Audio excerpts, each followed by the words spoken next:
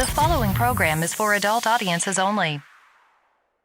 Call your friends and make a plan. Let's have ourselves a date. No promises or consequence. We have no time to waste. We go from London to Paris, city to state. Drive 100 miles an hour, staying out too late. Living life as a nomad, take it day by day. Cause there's no one to tell us what to do.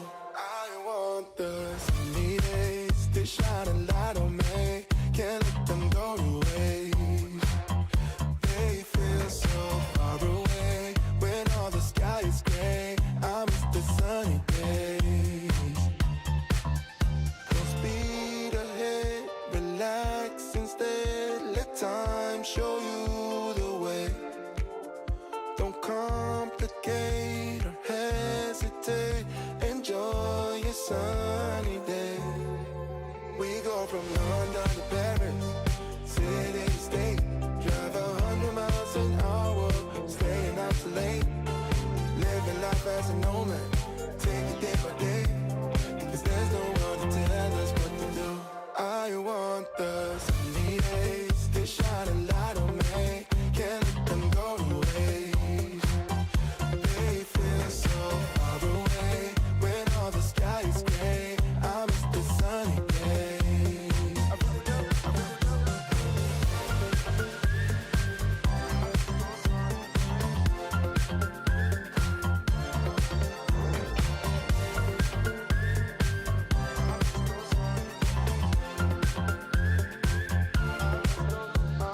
Sunny days, my sunny days. Where did you go? My sunny days, miss my sunny days. Where did you go? I want the sunny days to shine a light on me. Can't let them go to waste. They feel so far away when all the sky is gray. I miss the sunny days.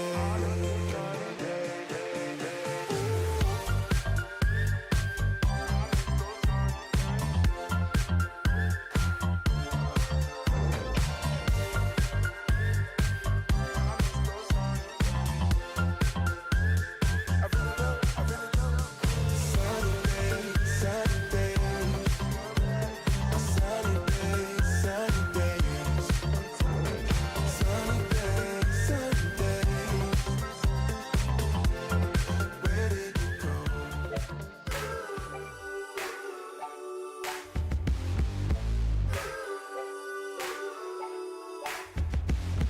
My mind is playing games with things I can't believe. Fake news coming off my screen. Gold dust over everything. Flip through and I see your face. Cover up with pixelates, but you're so lovely in reality.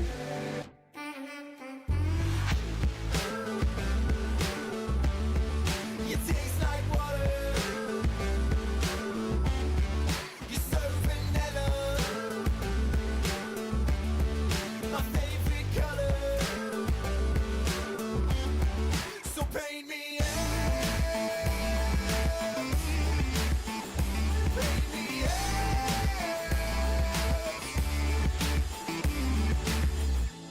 We fall back to the old ways.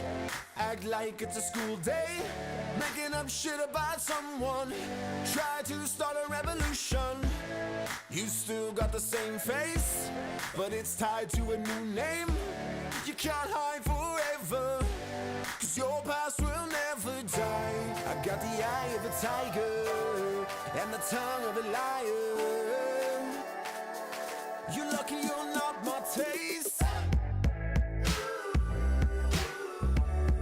You taste like water. You're so vanilla. My favorite color.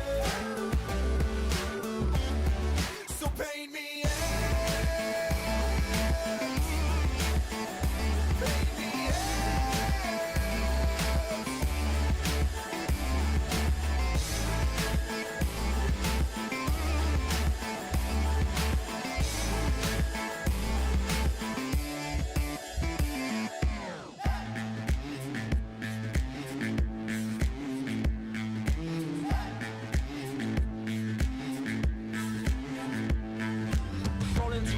desert looking for reception, getting so lost I'm over this. I'm the only one to turn wine into water. Bait me out.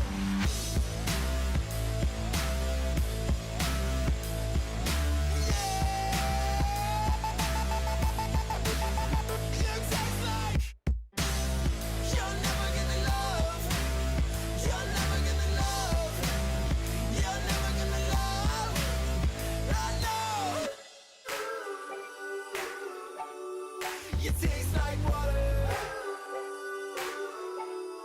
You're so vanilla. My favorite color. So paint me out.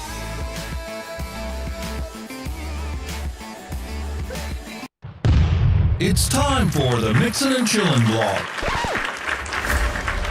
Even if they implemented some ridiculous laws, this is something that if somebody truly wants to do this,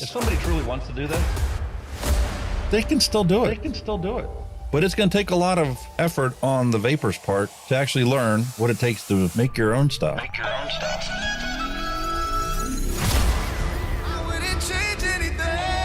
I don't know what the heck happened to the last hour of my life, but it certainly wasn't streamed on YouTube like I thought it was. Restrictive policies block progress towards smoke-free world. Many people incorrectly think that very little nicotine content cigarettes are less carcinogenic than current cigarettes. This risk misperception by people who smoke could reduce motivation to quit under a nicotine reduction policy. That's a bit of a problem. Someone who specialises in helping people kick the habit is Dr. Colin Mendelsohn. He joins me now. Look, vaping is a far less harmful alternative to smoking for adult smokers who just can't quit, and that's actually the majority of them. The road to quitting smoking is paved with candy. Double chocolate clear from TFA. Published in the Vaping Post, we have long-term study. Vaping increases odds of quitting heavy smoking.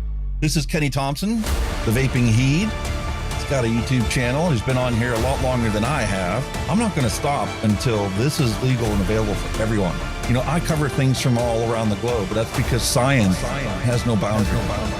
I mean, you know, the FDA and everything would know that vaping is safer than smoking, but they'll have the pressure off the tobacco companies or the states that are on the MnC and all that. It's just a financial thing, and unfortunately that takes precedence against everything. And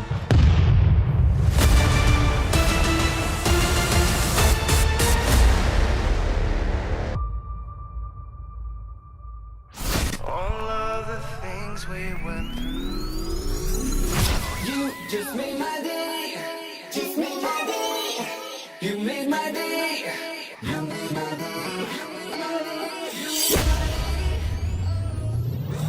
Grab your juice, grab your vape, it's time to get this party started. It's time for the Mixin and Chillin blog. Long-term study. vaping is safer than smoking. Smoke-free world. Hello and welcome, everyone. Time for another episode of Mixing and Chilling. I'm your host, DJ Alex, and Kenny the Vaping Heat is running late today. Haven't heard from my mate, so I'm sure, he's working and he's on his way home. So whenever he gets there, he'll be joining us later on. But we got a wonderful show set up for you guys today, because all I found this week when I searched for vape news was nothing but janky journalism. All these people want to talk about is how bad vaping is. Oh, the vape shops are getting broken into. Every single town across America found a story about some vape shop that just got broken into or broken into 6 months ago, and now they finally caught the criminal that smashed and grabbed and took off with the loot. And that's all they want to talk about. Meanwhile, we got 500,000 Americans dying every single year from the most preventable source of early premature death, and that's smoking.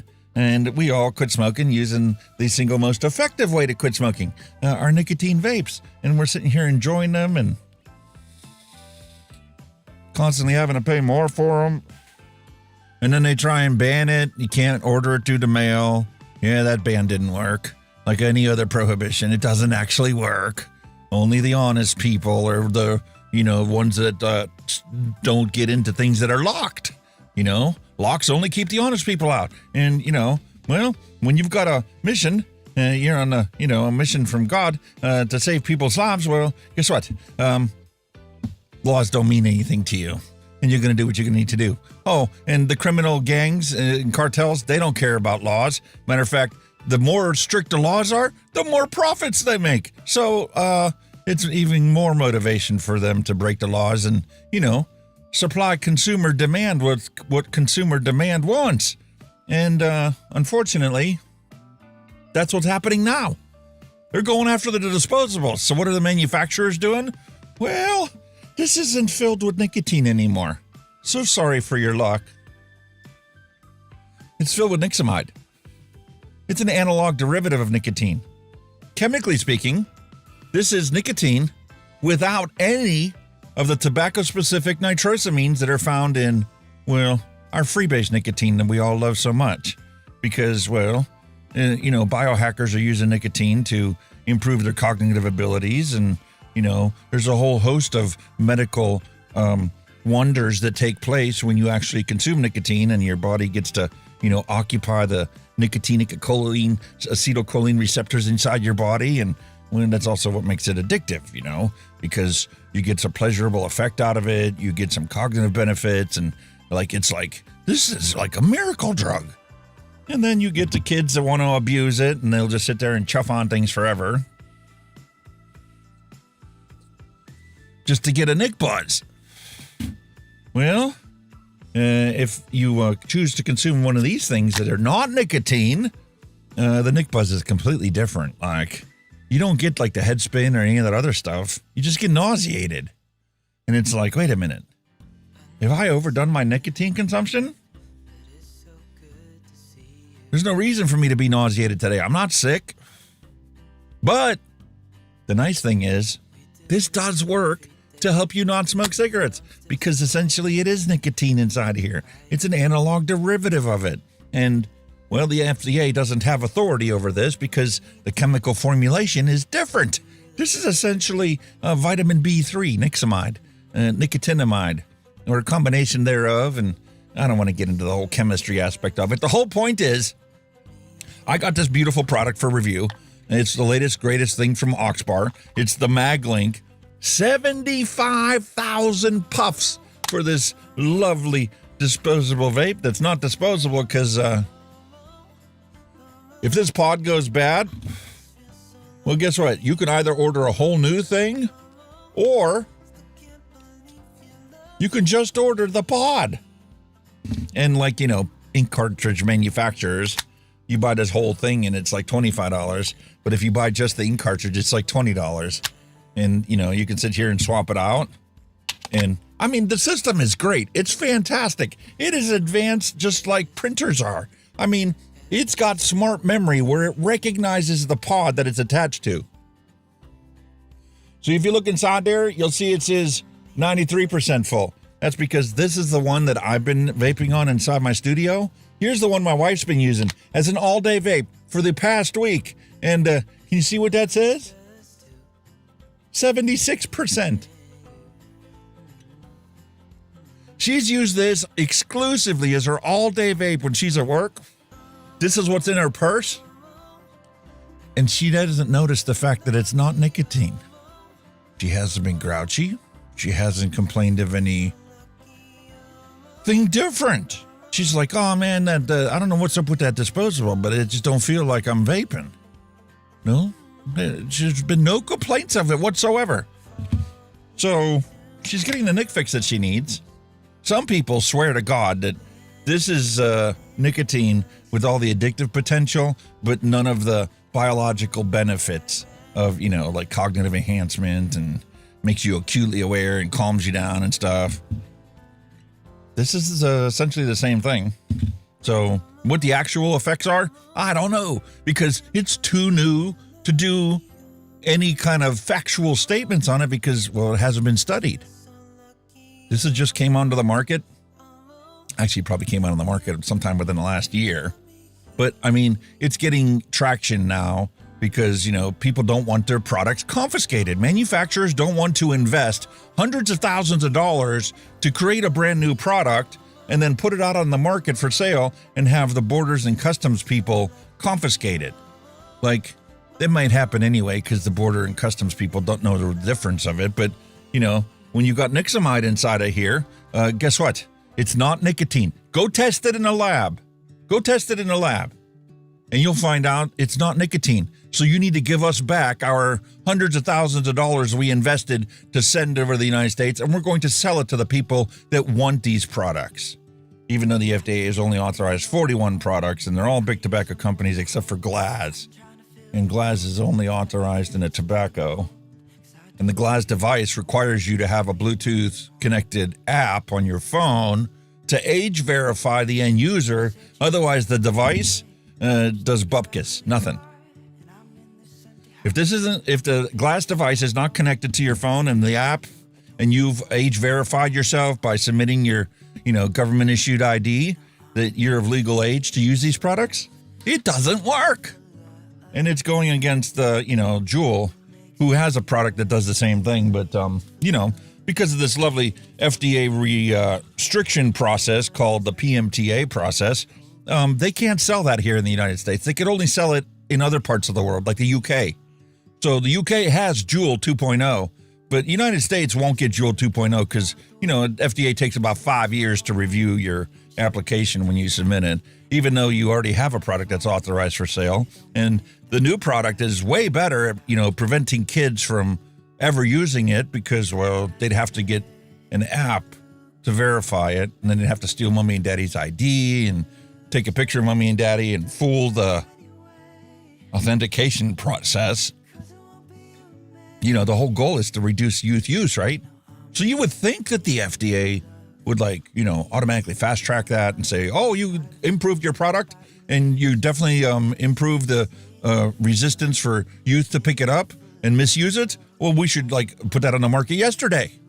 FDA is, in their own little world doing nothing productive, at least.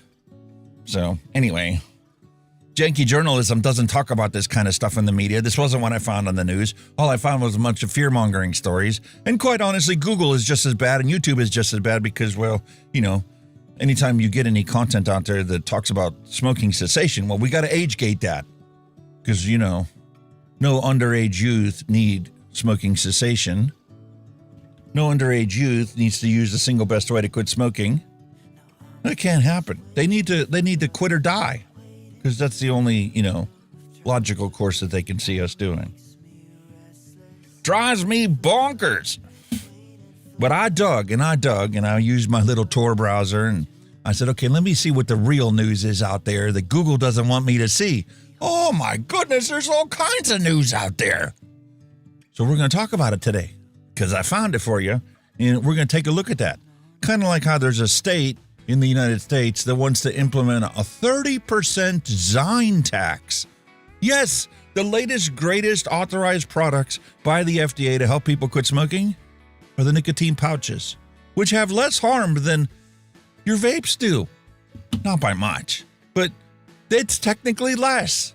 So you would think that this stuff should be everywhere in every flavor imaginable to help smokers quit. No. There's states out there that want to put a 30% tax on nicotine pouches. It's called the Zine tax, and it's in the state of New York. Because, they're only worried about their government-issued checks that they get from the Master Settlement Agreement. Because they're losing money hand over fist. As the number of people that smoke cigarettes dwindles away to nothing, which will happen in the next, 5 to 10 years, guaranteed, unless something drastically changes. Their money supply is drying up. And they got to make their J.G. Wentworth payments for the next 30 years, so they don't know what to do. Other than, tax the safer product, making it more expensive than the actual deadly product. But who wants to follow logic when you've got fear-mongering stories talking about how bad vape shops are? Get people to hate it even more. Even though people don't understand it, don't know anything about it. They just see what they see on the 6 o'clock news and call it a day. Anyway, we're going to cover all that wonderful stuff. And I completed a video review editing process for the Z Nano mouth to lung tank from Geekvape, and I did a comparison against the old Zeus tank that I've got bunches of down here. So that's what's the retro vape for today, is the old Geekvape Zeus tank, the original one, not the Z tank that they're calling it nowadays. I don't think there's any real difference between them other than they changed the name. Don't know really why. Maybe they switched the coils that you're allowed to put inside them. Regardless, I got a brand new one sitting in a box. We're going to open that up today, and we're going to fill it up with my latest, greatest favorite flavor, the Slurricane. I legit mixed up, and I was mixing up bottles for the ladies that I'm sending the care package to. So I mixed myself up a beautiful 120 mils of this, and that's what's going in everything right now that I'm testing, including the latest Oxva DNA pod mod. Imagine you have a pod mod. What's the thing that sucks about these? You got to make sure that the pod still has fluid in it. It doesn't get below the minimum threshold inside the pod. And some of these pods are TPD compliant for EU specifications. They're not the US 3 mil version. They're the 2 mil version. So if this is what you're using to not smoke cigarettes all day long and you don't fill it up before you go to work, you might toast this coil at like 2 o'clock in the afternoon when you go out for your last smoke break. So what if the technology was already out there that, you know, they could use this thing called temperature control. They could use stainless steel coils inside this thing. And then whenever that stainless steel coil is no longer fully covered in fluid, well, it has a different resistance that the chip inside can recognize and go, oh no, I can't push the same 10 watts to that thing. I got to cut the wattage back to keep that coil operating at the ideal temperature. You know, it's better for the consumer. It's better for public health. And it's also better for, you know, the manufacturer because, well, nobody can ever come back at them and say, your product caused me harm. DNA technology inside a pod mod system. Oxford's got it and added it to the X Slim. So I'm going to be doing the review on that one. And I know that product came out a while ago. When I did my studio cleaning out, I came across a bunch of stuff. I'm like, I never did the review on that? Better get cranking away. So I got that one that's going on. This one should be published tomorrow. The mag link is already recorded. It's in the process of being edited now. We're going to do the Oxford Evolve with the Evolve chip inside it. And that protects the coil from ever going bad prematurely because, well, if there's not enough fluid in it, it just cuts it back. And then eventually you'll take a breath and go, why isn't this working? Oh, the pod's empty. Let me fill the pod up. And then you fill the pod up and then it works. Amazing. Better life through chemistry, better life through technology. And we've got all that to talk about today. So, what else is going on? Oh, I did package up a bunch of the flavors for the ladies. I made cinnamon Danish swirl muffins for both of them and a bottle for myself. So that's sitting here ripening as we speak. So when I get done with this Slurricane, if I can resist the urge to make another 120 mils because it's that delicious, I'm going to swap over and enjoy some cinnamon Danish swirl muffins. So we got a wonderful show set up for you guys today. I even got some flavors in so that I can mix up a recipe from Neil Pitts that he submitted a while back. I got some French vanilla thick and a bunch of other lovely flavors that we're going to enjoy. So we got a random recipe. We got a not so random recipe. There's so much to cover today. So without further ado, I suppose we ought to roll the bumper and get the rage sweat over with.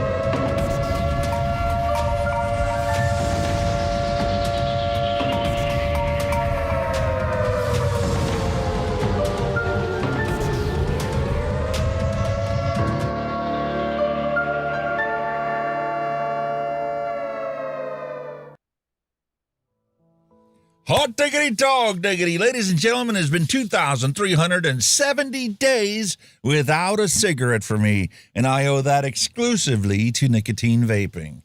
6 years and 178 days without a smoker, without being a smoker. I never thought in my wildest dreams that this day would ever be here, let alone all the wonderful days I have ahead of me.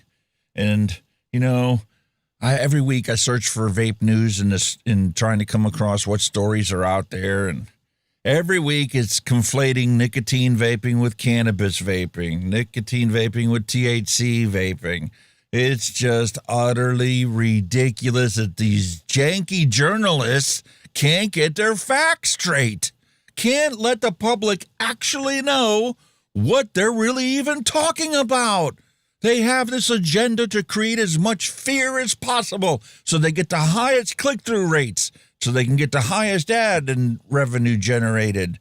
And they don't care about what the consequences are of their journalism. The days of having actual journalists that care about the public and got into journalism to improve the public and to improve society are, I'm afraid to say, a thing of a bygone era. They don't really care. And neither does Google or YouTube in their search results. They're custom tailored for you. What is your search history? Where can we impact you and shape your ideology of what society actually is and what you need to hate and what you need to love? That's what the whole situation has come to. The idea of the internet being, you know, a free speech platform and a free knowledge sharing platform is all a big farce on the surface of the skin. Because this week, when I searched for the vape news, the one story that should have been at the top of every single list, regardless of what it was talking about, should have been a recall in the state of Minnesota, a vape recall. You would think that, you know, as much as they hate vaping, well, you know, this would be an awesome thing to blast out there. Except the fact that, you know, the story tells you because it's a recall that it's actually THC vapes that were recalled in the state of Minnesota. They can't confuse you and conflate nicotine vaping with cannabis vaping. They can't conflate tobacco harm reduction with cannabis recreational consumption.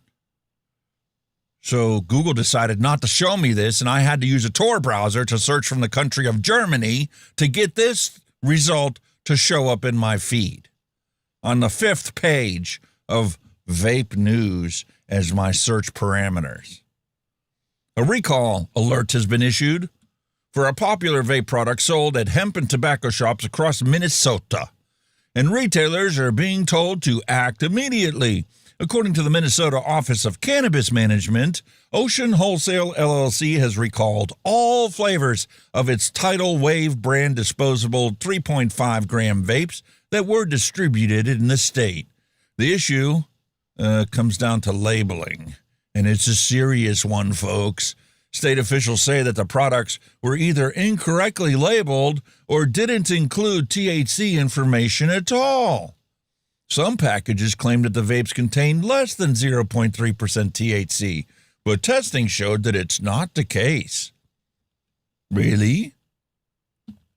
So now you're doing a vape recall? And YouTube said, we don't need to show that. Google said, you don't need to know about that. Not until you get about 5 pages into Vape News. Heaven forbid that you be just a casual searcher for Vape News Weekly, and if it doesn't show up on the main page, it must not be that important, so you don't ever get to this. Heaven forbid that you're actually a cannabis consumer in the state of Minnesota, and you purchase some of this stuff, and, well, you can't figure out why, you know, you're on the verge of a psychotic break. Because, well, the content inside of it is 10 times what it's supposed to be. And you don't know that. You talk to your friends and you're like, you know, is there any problem with this? Nah, man, my stuff works great.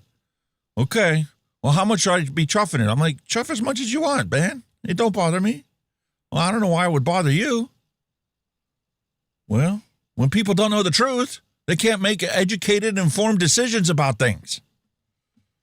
And that's why this stuff needs to be out there, and the facts need to be presented to everyone. Al Ben, hello and welcome.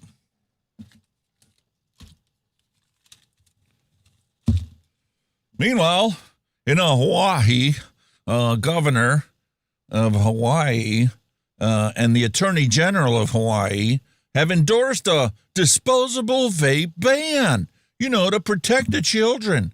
Forget about all the people that smoke cigarettes in Hawaii. We've written them off. You don't need to worry about them. They're dead. Might as well not even talk to them anymore because they're dead. As far as we're concerned, we don't care about protecting the public health. That's a misperception. When we talk about protecting the public health, all we talk about is your grandkids. You're dead. You're a liability to the state. When you get old enough to retire, well, you're on a fixed income. You can't go on vacations or holidays or spend extra money on, Easter sales, unless it's, buying for your grandkids. And you're just a burden on society because, you're collecting your Social Security. And Social Security's broke, haven't you heard? They spent all that money years ago. That's why they're jacking the age up now. You can't retire at 62. You can't retire at 65. You got to retire at 70 to get full benefits. If you're my age, shh. They didn't tell us that back when we started paying into it, did they? When we were graduating high school and we didn't even know any better, it was already too late. We weren't going to be able to retire at 62 or 60 or 65. We were going to have to go to work our butts off until we were 70 years old if we wanted to have, full payment of our Social Security benefits. So if you get to be that age and you're a smoker, well, the state wants you to die so they don't have to pay you your Social Security benefits. And, they can save it for somebody else. But two bills, House Bill 2121 and Senate Bill 2175, would outright prohibit the sale of disposable vapes in the state of Hawaii, while another House Bill 1573 would require vape manufacturers to certify every single year that their products are in compliance with federal regulations. So it's essentially a PMTA registry bill, except Hawaii's smart enough to know, well, the FDA said there's only 41 authorized products. So when you come to us with your Geek Bar, we know that's not on the list. So you're not authorized. Only the big tobacco products and the Glasgow vape is authorized in the state of Hawaii. So what else can we assume out of that besides the fact that they've written us off? Anybody that's chose to smoke cigarettes has been written off. They're as good as dead to the state. Because it's more about, financial benefits. You can go into the whole article and they talk about the different things and they cite both sides of the case on, protecting the kids and, you can't, commit adults to an early grave. And they don't care. They really don't. If they did, they wouldn't even be talking about this right now. They would be talking about how this is the single most effective way to quit smoking. And it should be sold everywhere that a pack of cigarettes are. And maybe we should take the pack of cigarettes and lock them in the pharmacy. And you have to get a doctor's script if you want to continue to smoke cigarettes. If they truly cared about public health, that's what they would do. No. Well, they can't say that, it's about freedom of choice. If it was about freedom of choice, then I would have the freedom of choice to order this from whoever I wanted and have it mailed to my house, and it'd be perfectly legal for them to do that. But that's not what the laws are. You have to reconcile all these things that we come across in our lives. And, well, when something doesn't add up, well, then you have to change your thinking about other things. Meanwhile, in Europe, they're on the verge of doing the same thing. And every second vape in Europe right now is technically illegal. They have 50,000 tobacco harm reduction products legally available for sale in Europe. Because in Europe, if you want to sell these things, all you got to do is register. Say that you are selling this, and what is it that you're selling? So that if somebody does have a problem with it and turns it in and needs to do a recall, like in the state of Minnesota, well, then we know who to get a hold of to do the recall. It's your product. You're the company that manufactured it. Let's find out, how did this recall come about? What did you do in your manufacturing process that failed and potentially endangered the public health? And how are you going to rectify the situation and get these products back that you sold that had the problem? Nah, they don't care about that. They're caring about trying to ban it. And why not, badmouth everything that's out there in order to get your agenda accomplished? The European e-cigarette market is now at a peak of growth, but almost half of the turnover is out of state control. So, thought, land of the free applied all around the world nowadays, right? We all live in a democratic society. We all choose what, who gets to go to government and make the laws to actually protect us and determine how much we get taxed. And, majority rules most of the time. Well, that's not the case. This is the conclusion reached by authors of the new international study on the structure of illegal vape market in Europe, presented at a press conference by experts. We talked about experts before. Are they really experts, or are they just simply a marketing firm with an agenda? They hired a couple scientists to do the press statement. Well, according to fresh figures, the size of the illegal e-cigarette market in the European Union has reached 6.6 billion euros, with 1 in 2 products failing to qualify for tax treatment. But that doesn't make it illegal. If there's a country that hasn't implemented ridiculous taxes on vapes, then what's the problem? They're legally selling a product that doesn't require the tax to be paid, so what? So what? Oh, no, you're not happy unless, people that want to quit smoking have to pay just as much for the rest of their lives on the product that's not going to kill them as they did when, they consumed the combustible tobacco that's going to kill half of them if they use it as directed.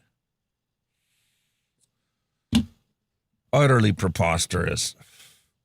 This is the kind of crap that you see in the news. This is the janky journalism we're subjected to.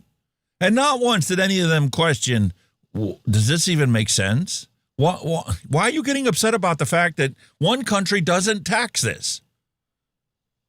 Why is that a problem? These are not analog combustible cigarettes that you're talking about. These are not products that kill people. These are products that save people's lives. These are products that extend people's lives. No. You're not happy because not all the countries in Europe are taxing it. And now you're going to make hay about it.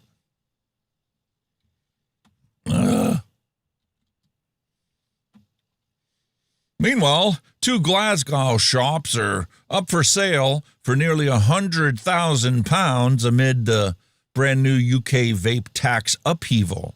You guys heard about that. We've been talking about that for well over 6 months now, about the £2.20 per 10 mil tax they're going to be putting on your vape liquids in the UK.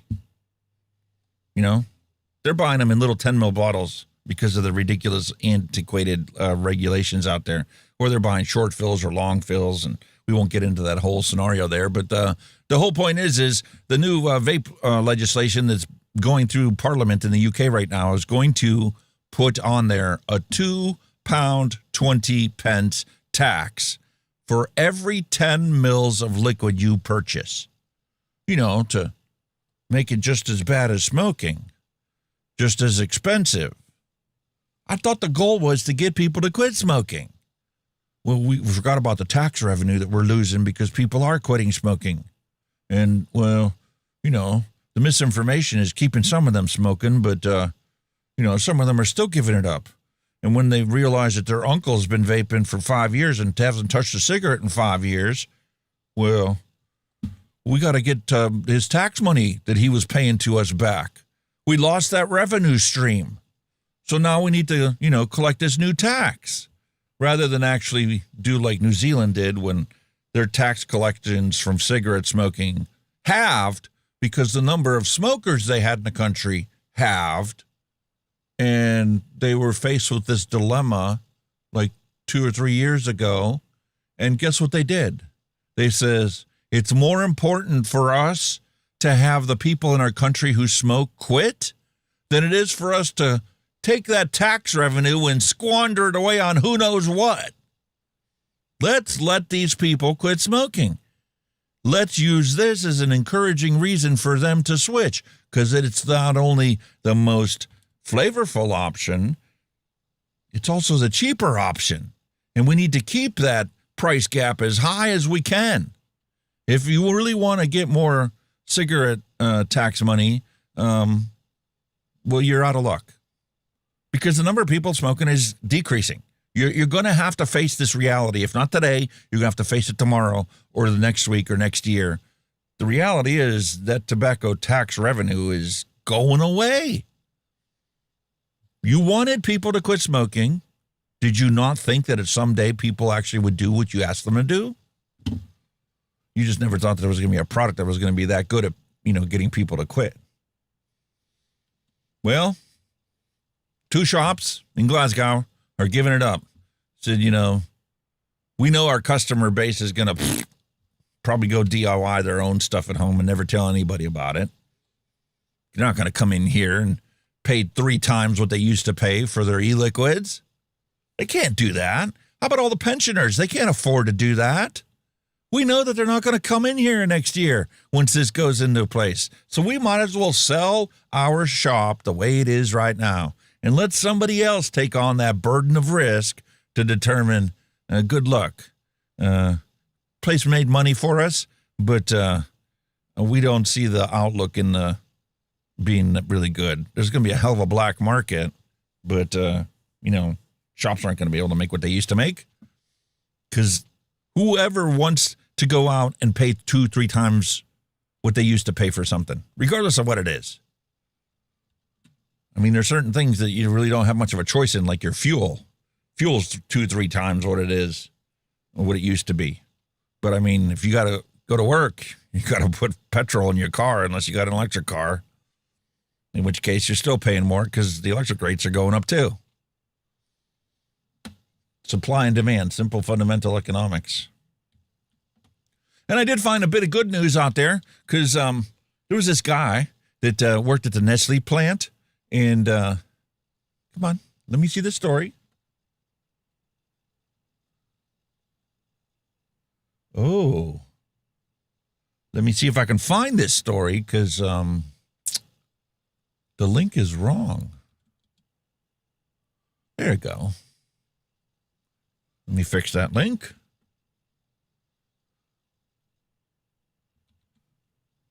Save. Sorry about that. Well, we have a worker that was accused of vaping in the toilet and was fired. First time. First off, he never admitted to vaping in the toilet. Second off, there's no reason why vaping in the toilet should alarm anybody. The stuff dissipates in 5 to 10 seconds.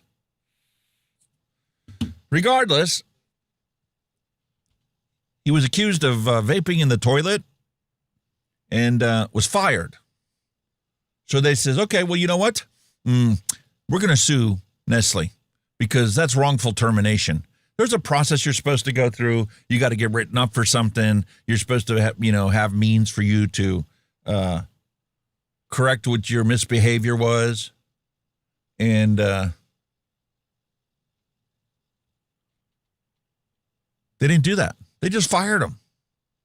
So now, after going to the UK Employment Tribunal and, presenting their case, Nestle now has to pay this guy £22,000 in back wages for wrongful termination. Because you just can't do that. You can't disparage somebody like that, especially if you're choosing not to smoke cigarettes. And you never actually proved that that's what he did. You don't have any video footage of it. You have no proof of that he actually did this.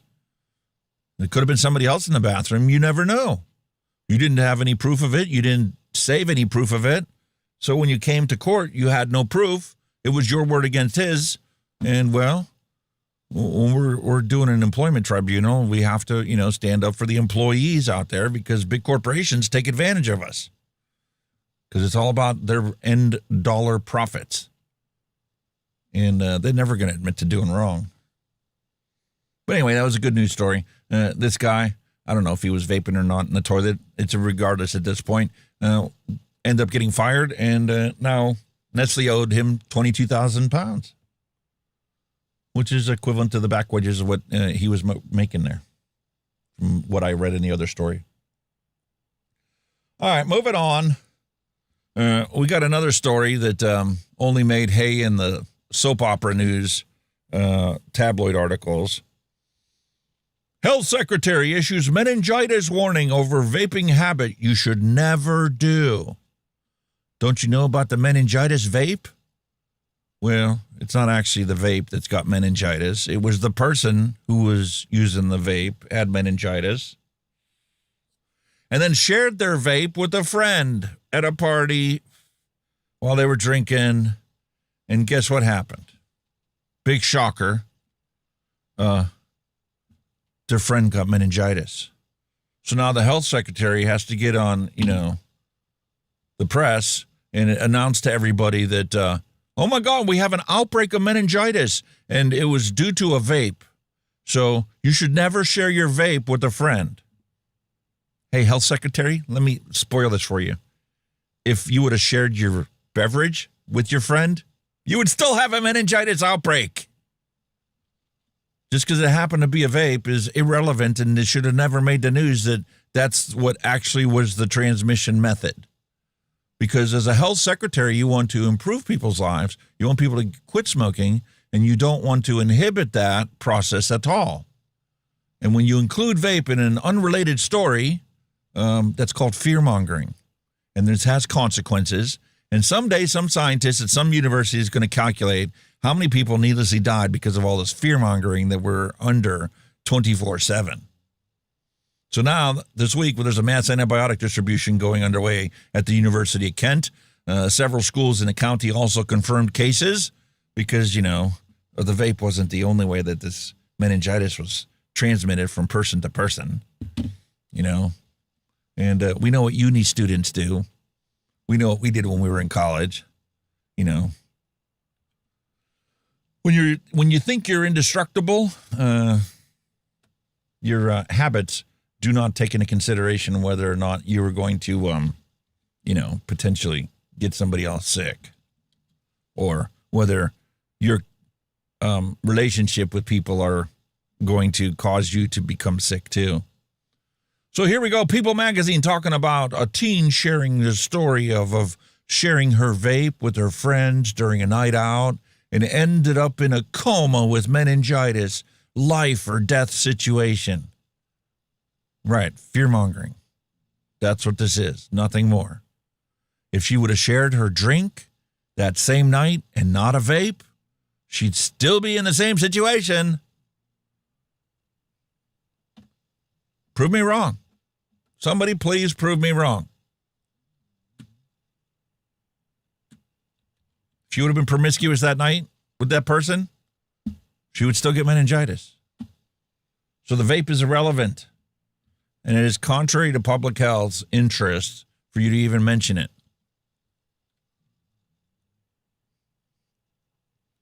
Meanwhile, Jersey sets a date for a new vape liquid excise duty. What is it? Would BBC all of a sudden shut me off? No, you cannot see that. You could not see that story. Well, on the 11th of May, the government of Jersey has announced that you're going to have to pay an extra tax if you want to not smoke cigarettes. Lovely.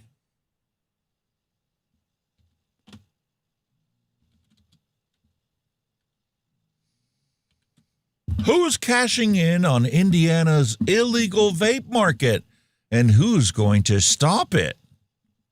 Well, that's not a story you should even be writing about. You should be writing about why is it that in the United States, the FDA has limited the legal authorized vape products to only 41, when in Europe or the UK, you have between 40 and 50,000 legal authorized products for sale. How can somebody in their right mind say that makes any sense whatsoever? The FDA is so protective, you're only allowed to buy 41 products. Oh, by the way, Every single one of them, except for the last one that was authorized, is made by Big Tobacco. No small tobacco company, no small vape company has been able to somehow pass this PMTA hurdle that the FDA has in place to get their products legally available for sale in the United States. Nobody's asking this question. That's all we get is janky journalism. Where's the journalistic integrity? They have none. None of them do. They're only worried about their corporate benefactors and, whether they're going to get a paycheck next week. Pushing this fear-mongering propaganda. Ridiculous. Indiana Senate House just passed, and the governor just signed Senate Bill 185, banning the sale of foreign vapes here in our state. So who's going to crack down on this illicit market? It doesn't matter who cracks down on it. You're never going to tackle it. The economics of the situation will never let you eliminate this black market. The only way to eliminate it is to get the FDA to authorize at least 40,000 products. Clive Bates would say that 4,000 would be enough to, make a dent in the situation. That's unrealistic. Unless they set the goal at creating 40,000 authorized products in the United States, they will never eliminate the black market in the United States. They cannot say that they're regulators because, nobody follows the regulations. So how can you say that you're an effective regulator when nobody follows your rules? Because your rules are so arduous and so restrictive that only your big tobacco buddies can get authorized. And nobody talks about it. No journalist talks about this. This should be on the top of the Washington Times, the New York Times, every single Main Street big publication across the country. But then they'd lose all their, big tobacco advertising that they're not supposed to do and not supposed to have. But, big tobacco doesn't just sell cigarettes. They are diversified and have vested interest across other products that they advertise in these publications. Anyway, not going to beat a dead horse there. I think I've beaten enough times already. Aurora City Council passes ordinance targeting underage tobacco and vape sales. Wait a minute, you've never had any underage tobacco or vape ordinances before? You have to pass another one? It's kind of like when they prohibit something and, nobody paid attention to their prohibition. The ban didn't work. So what do? We got to pass another ban and not mention the fact that it's already been banned and nobody paid attention to it. Because, we got to make ourselves look good for 5 seconds and not actually accomplish anything meaningful in our life. Well, late Monday night, the Aurora City Council voted unanimously on a city ordinance cracking down on retailers and smoke shops that sell tobacco and vaping products to people younger than 21. Well, there's a federal law. It's already in place. It's called Tobacco 21. FDA could enforce it. You could send your public health organizations out and you could enforce it. But you chose not to. You chose to make hay by putting another law on the books that nobody's going to pay attention to. Well, the honest sellers will pay attention to it. The black market don't care. And the more you crack down on it, the bigger the black market's going to be. So the less control you're actually going to have in the situation. So everything that you've been doing is totally counterproductive to what needs to be done. Anyway, the ordinance will create a new inspection and licensing program for retailers selling tobacco, kratom, and other THC products with the goal of reducing youth access and usage and protecting kids from tobacco products. More like you're just trying to jack up the price even more because now you got to have another license fee and, you're going to hire 2 people just to say that you hired somebody. And, those 2 people are never going to be able to inspect every single place in the whole town multiple times a year, which is what would need to happen for you to actually make a dent in what's a legal authorized shop. You're still not going to influence the black market. Not one bit. Attention everyone. According to Neil Pitts, the disposables that are assembled here in the States are legal. That is all. In some places, that's what the law is as long as it, is an American assembled product, then you can sell it there. All the guts came from China. They just didn't fill it in China. They shipped it in complete to the United States. That's how my tech business started to take a nosedive, is back when they passed the new taxes and the new tariffs before Trump. This was the last schmuck that was in office. Passed tariffs that incomplete items had taxes, but fully retail packaged stuff only pays a final retail price tax on it. But individual components have to pay a assembly thing. So, like, if I bought a graphics card, I had to pay tax on it because it was a fully finished product. When I bought a motherboard, it was a fully finished product, so I had to pay tax on it. When I bought the memory and the CPU and the hard drive, I bought all those individual components, used them, buy them, and put them together and make people a computer. I had to pay tax on every single thing that was going into my custom-built computer. So it was getting very, very hard for me to compete and build a custom computer for cheaper than the schmuck could go out to Walmart and pick one up that's built by HP. So, you know, when HP imported those things into the United States as parts that they assembled in the United States, they didn't have to pay the prices that I had to pay as a, you know, small business. The big corporations got the bucket, and they basically had a computer that was shipped over here, and all they basically did was, like, you know, make a final connection in it, add a hard drive, or, you know, put it into a box and throw the user manual in there. And that was their assembly line that they did here in the United States. And they didn't have to pay in these taxes. That's why it was cheaper to buy at a Walmart than it was for somebody to build you one custom, even though it had the exact same components inside of it. Mine not only would have charged you an extra $75 for me to actually build it for you, but everything that went in it cost more than what they did. And HP was still making a buku buttload of cash on their profits. So this is essentially the same thing that they're now applying to, you know, tobacco control, because we need to protect the youth, even though this will not impact the youth at all.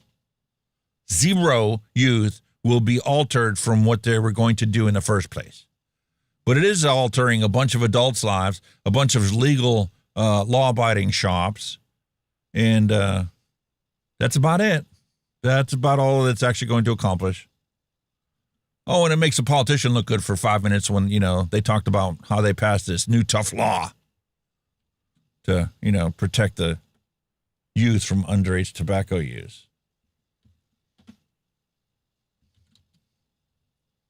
Nicotine pouches are everywhere, don't you know? From tech companies to wellness industry. This is the latest, greatest biohacking tool ever invented. People agree that smoking is bad for you, but nicotine has far from gone up in smoke. Levels of American adult smoking cigarettes hit a record low in 2024. Really?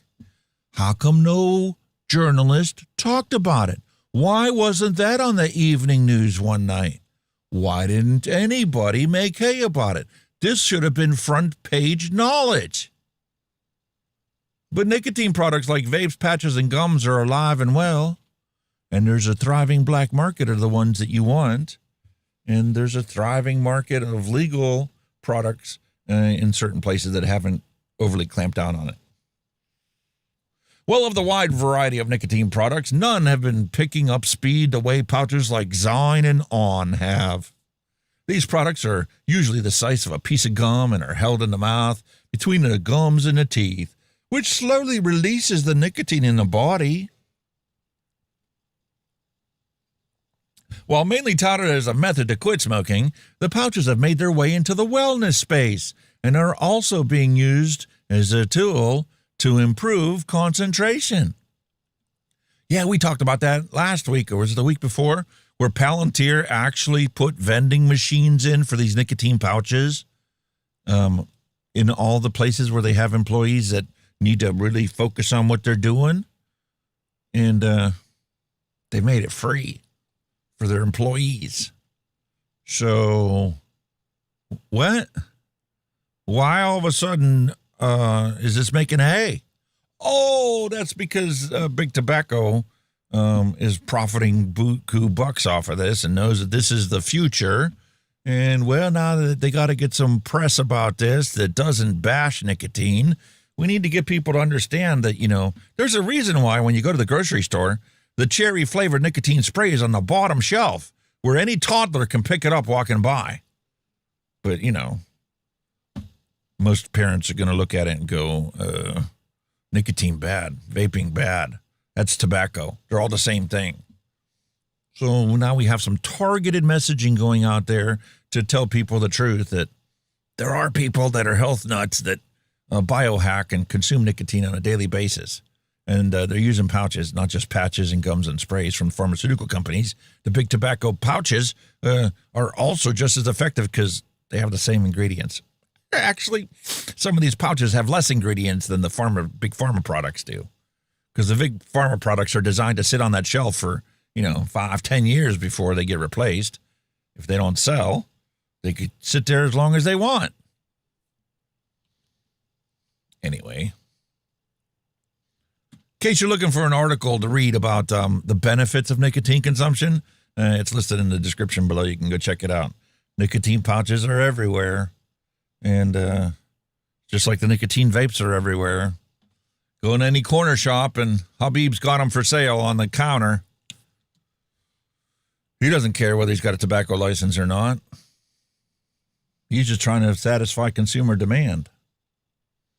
And in Oklahoma prisons, guess what? They're making money off of the nicotine products too. Because, you get somebody that's a diehard smoker and you throw them in a slammer and you have a law that says that no jails are allowed to be smoking places. So your inmate automatically goes into nicotine withdrawal, and we all remember what that was like when we tried to quit smoking all those times and we didn't get our fix of Nick. Get irritable. You have disagreements with people that you normally otherwise wouldn't have had disagreements with. When you were quitting smoking, you were even getting in disagreements with the people you truly loved, and then you felt like a total asshole the next day, just simply because of what you said or how you looked or, some of the comments that you made in your arguments that should have never been arguments. It was just a simple discussion. You flew off the handle because you were in a nicotine withdrawal state. So guess what? The Oklahoma prison system decided to learn from previous mistakes and go, well, why don't we just sell them nicotine pouches in the commissary? They're FDA approved. They're supposed to help people quit smoking. And, they're not allowed to smoke in the jail. So let's give them a different source of nicotine. And guess what? All of a sudden, the behavior problems that they were starting to experience on the brand new inmates weren't a problem anymore because they got their Nick fix. So what's the press talking about? Public health concerns? You're concerned about the fact that the prisoners are consuming nicotine and it's not in the most deadly form possible. That's what you're making hay about? If this isn't janky journalism, I don't know what the hell is. This should be celebrated. This should be a shining example for all the prisons in the country. You should be able to go to any commissary in any prison across this country, and you should be able to buy nicotine pouches and vapes. Matter of fact, when they were having the Small Business Administration meeting, FDA meeting with the small vape manufacturers out there, one of the manufacturers that put in for PMTA and is in the process of trying to get their products authorized was a completely sealed vape that was exclusively going to be sold in prisons.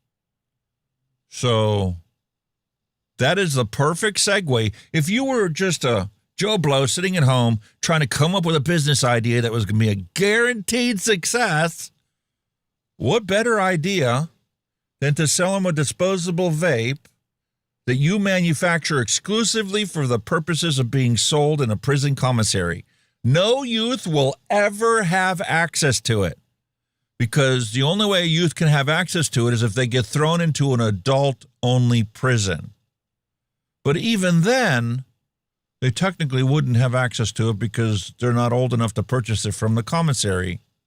Wait a minute, youth aren't put into prisons with adults? So there's no way a youth could misuse it? So why isn't that product FDA authorized for sale in the United States inside of all the prisons in the country? These are the questions that you should be asking. Why is the FDA only authorized 41 products? This has been 6 years now that they've had the opportunity to do this.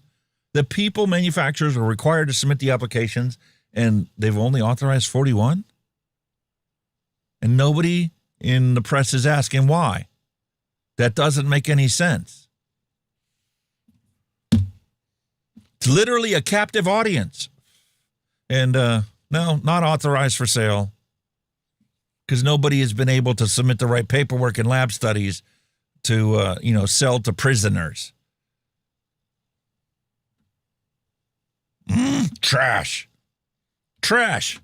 That's what this news is. Trash.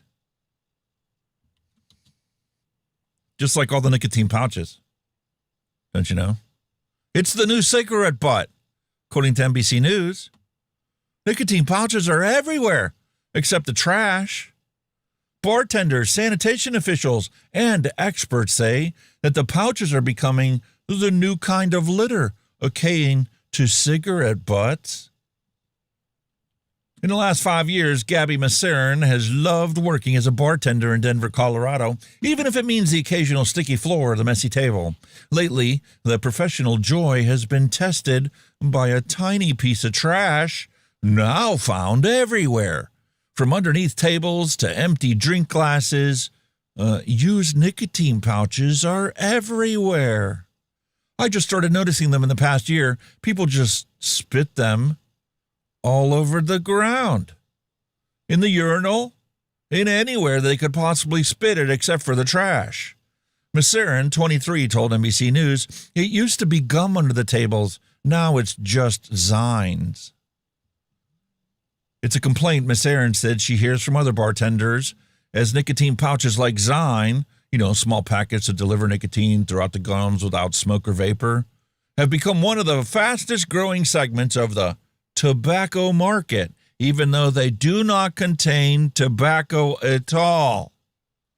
The only thing related to tobacco that's in it is the nicotine, and the only thing in the molecular formulation of it is the tobacco-specific nitrosamines. So what if people started selling Nixamide pouches? There's no tobacco in it at all, so it's technically not a tobacco product.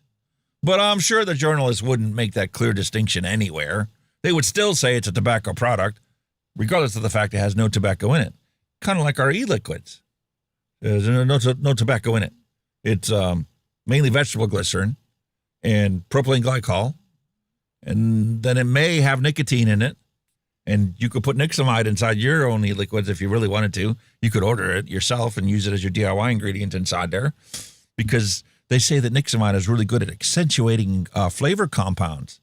So, if you've got that e-liquid recipe that you think would be a hit seller all across the world, but it's still missing a little tiny je ne sais quoi, instead of using freebase Nick in it, go try Nixamide.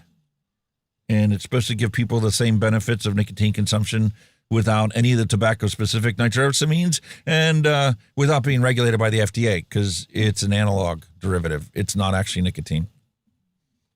And it's actually proven by the few scientific studies that have been done for the people that only consume Nixamide. Like, there's people that were on Reddit that all of a sudden realized one day that they've been using this for the past year and didn't even know it. They read the fine print on the bottle and go, what? What is Nixamide? And they look the stuff up and they're like, I've been using this as my all-day vape for the past year? What? Well, it's true. And when that person went to work and had to get blood tested, there was no conteens to be found in their blood because Nixamide doesn't break down in your blood like, freebase nicotine does. So the test was negative. Kenny says OBS isn't working for him. It's totally screwed up. Well, then don't use OBS. Just use your camera. Connect just your camera to Ninja.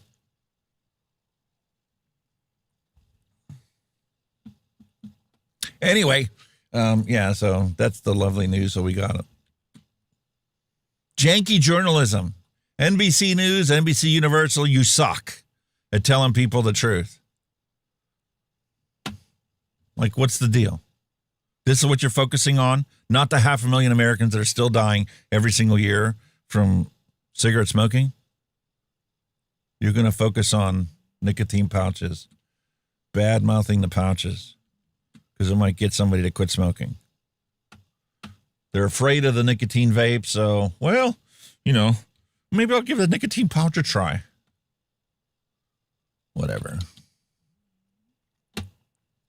I'm a disenfranchised idealist, so I always can find problems in everything that's out there.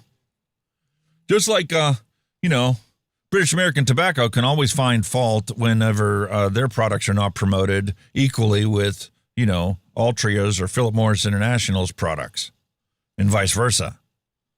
Nicotine pouch maker Zonic is unhappy that the Conservative MP is promoting a foreign Zine competitor.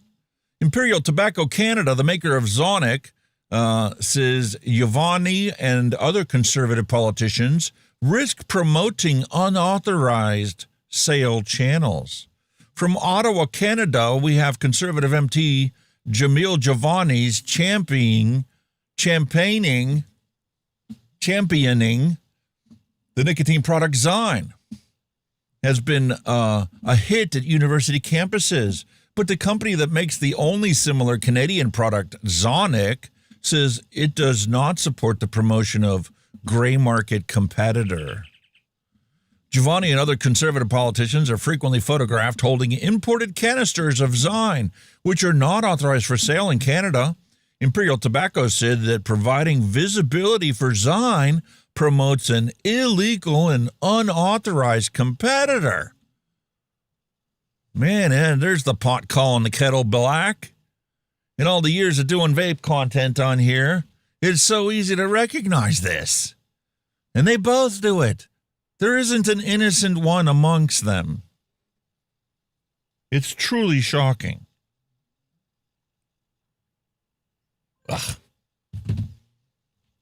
However, adult Canadian consumers are not prohibited from importing low doses of nicotine products from other countries for personal use, as those don't exceed 4 milligrams of nicotine are regulated as a natural health product.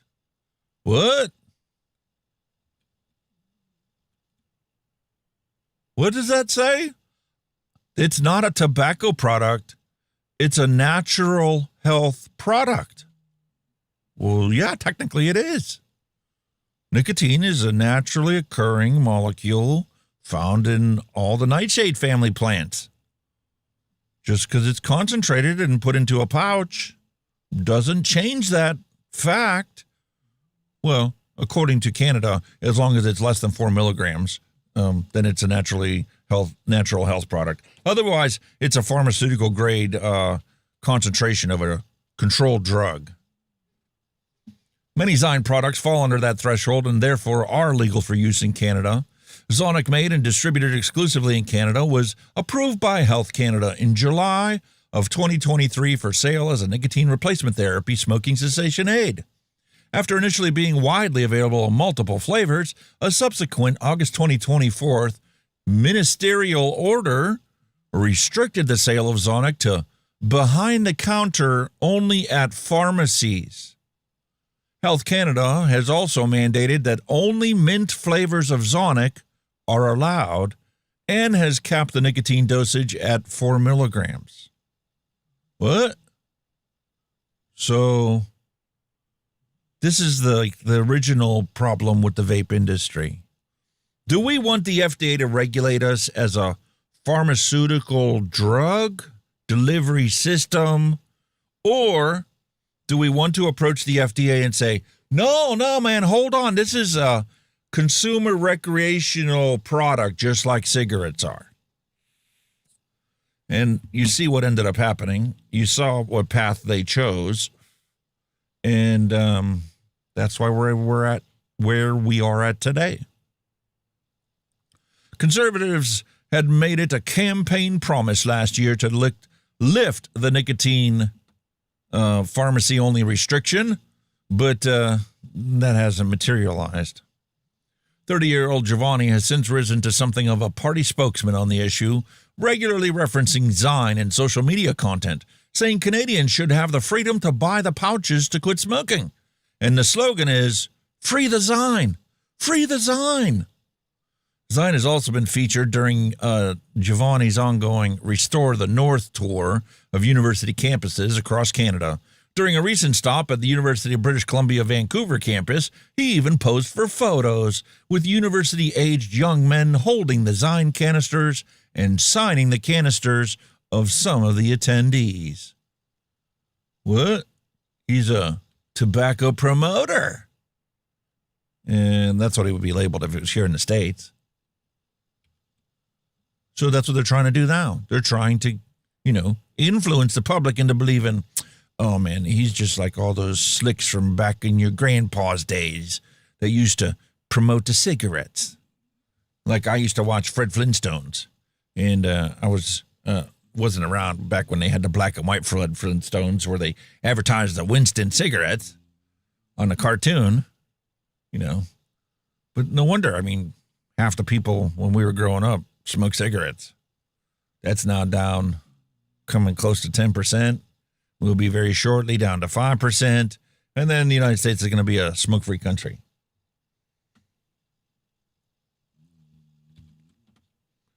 So let's jump across the pond. And instead of looking at the UK, we're going to dive even a little bit further over because right now, Poland is the one that's under attack. Polish crackdown on new nicotine products is praised by the medical experts. What? If everybody quits smoking and switches to nicotine pouches, what are we going to do? We're lung cancer specialists. Nobody's going to have lung cancer anymore. We can't do that. Well, that's what I see whenever I hear this ridiculous statement that medical experts are bashing one of the ways to quit smoking. What other reason is there? You're certainly not trying to protect the public health, are you? You aren't trying to actually lie to the public and get them to believe that. Poland's decision to tighten its tobacco control laws, even though the pouches don't contain tobacco. Banning disposable e-cigarettes, which don't contain tobacco. And restricting nicotine pouches has been strongly backed by the leading medical societies, who are all going to be without a job if everybody quits smoking. Think about it. Millions and millions of people are smoking cigarettes. If all of them quit, how many doctors do we really need to have in this society? When waiting times go to zero, you can walk into any doctor's office and get seen right then and there because there's no sick people. Well, what's wrong with that picture? These people have a problem with it. The Polish Society of Oncology and the Polish Society of Cardiology slammed both e-cigarettes and nicotine pouches for failing to meet harm reduction criteria. What criteria are you using? Is it the same as the FDA? To prevent 50,000 products from Americans being able to legally access and buy everywhere? Trying to justify only authorizing 41 products? When even in Europe, you can get up to 50,000 products? Right. Sure, this almost makes sense. Well, people are almost going to believe you. You guys realize that the longer this goes on, the more credibility you will continue to lose with the public. Because the truth will eventually come out. And all of you will be outed for being a self-promoting shill. That's all you care about.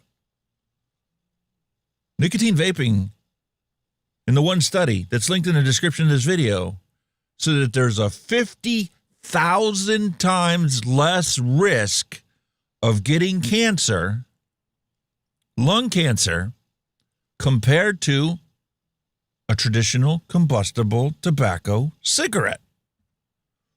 So why would you bash something that has 50,000 times less chance of causing somebody to become your patient?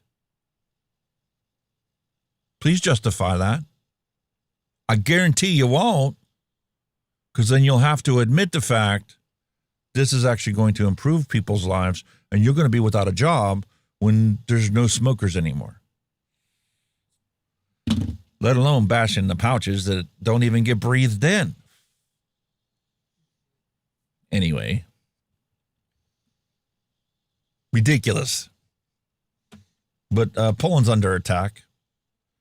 Just like, the state with the biggest MSA payment to lose, besides California, is New York. And we know how the governors of New York like to bash vaping and bash nicotine pouches, bash any alternative to combustible cigarettes that we need everybody to keep buying. Well, Governor Hochul is bragging about confiscating 28,500 pounds of illicit vape products seized in Nassau and Hudson Valley. A release from the governor said that the criminal charges would be pursued in Nassau and Orange County District Attorney's offices. What? Why are you celebrating products that are legally available for sale everywhere in the world except the United States?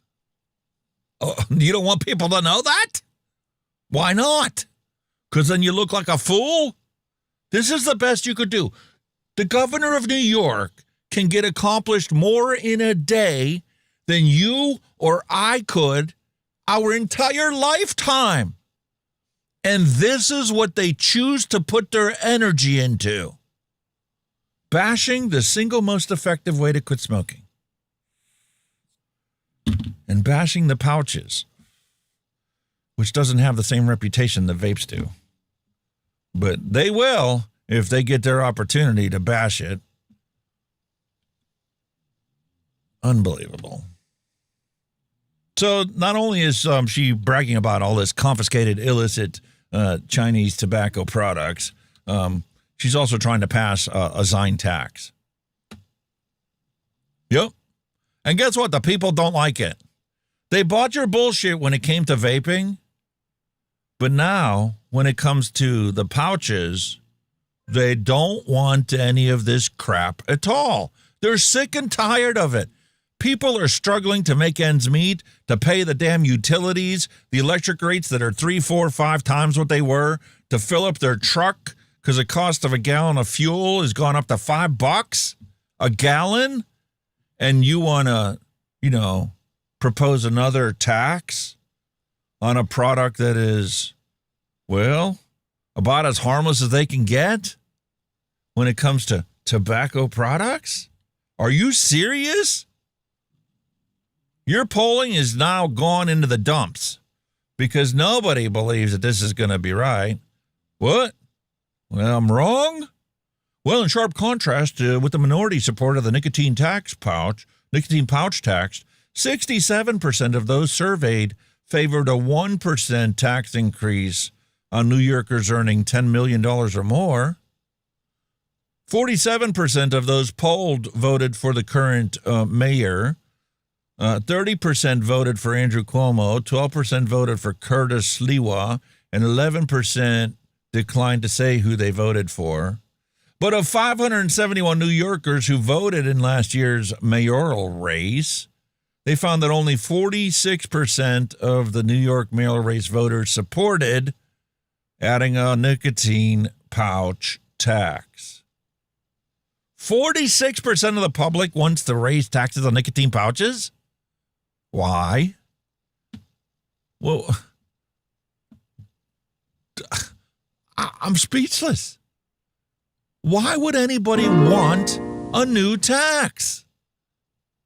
Attention everyone. According to Mallory Gates, we are coming on Vapril. Time to write letters and on social media the people in all levels of government that represent you and let them know how vaping and flavors saved your life. That is all. Yep.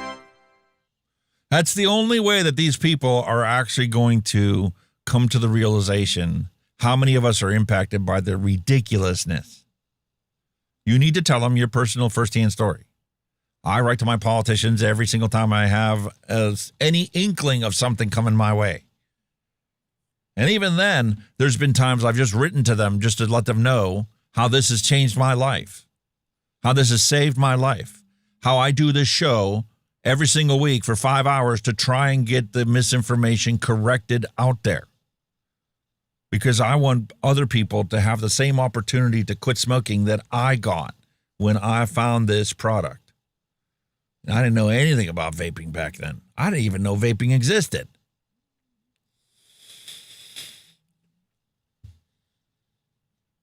Anyway, nobody's in support of this. According to the poll, 46% of the people supported it. I don't understand that. Do you support raising taxes on cannabis? No. Why not? Because you don't need to. It's been illegal our whole lives. It just finally got to be legal. And you're trying to eliminate a black market, aren't you? Yeah. So you want the legal available products to be as cheap as possible, don't you? Nah, man. We got to protect the kids. What? No, quit changing the topic. Do you want that to be the cheapest possible to eliminate the black market that already exists? What do you mean black market? Well, people are growing their own in their backyard. They don't pay anything. It sits in their backyard. They grow it. They harvest it once a year, and they make an extra couple $100. You want that to go away, right? Well, yeah, we don't want that. That's illegal. You got to go to the pharmacy. You got to go to, the dispensary to buy this stuff where we tax it. And you want to raise the taxes on it? You don't see how that's going to make the black market supply even bigger? It's going to have an economic benefit to the people that are doing things illegally? You don't follow fundamental logic? What? I don't get it. What don't you understand? Please explain this to me like I'm a toddler. Because what you're doing doesn't make any sense whatsoever. Do you use cannabis? No. Then why don't you support a tax on it? I just explained it to you. It's logic. You want people to be law-abiding citizens in a nice, happy society? Or do you want a black market to never go away? It's that simple. Drives me up a wall. Next. Where are we at? Man arrested after attacking vape shop employee in South Haven, according to police. South Haven, Mississippi, a man wanted for attacking a vape shop employee in South Haven has been arrested. Larry Mayer, 54, was arrested Sunday night during a traffic stop in State Line and Assembly, according to the South Haven Police Department. Police said that he was charged with armed robbery. SPD had previously reported Mayer walked into Vapor Smart on Goodman Avenue, Goodman Road, on Sunday morning and assaulted the employee with a screwdriver. He tried to get the cash register, but didn't take anything. What?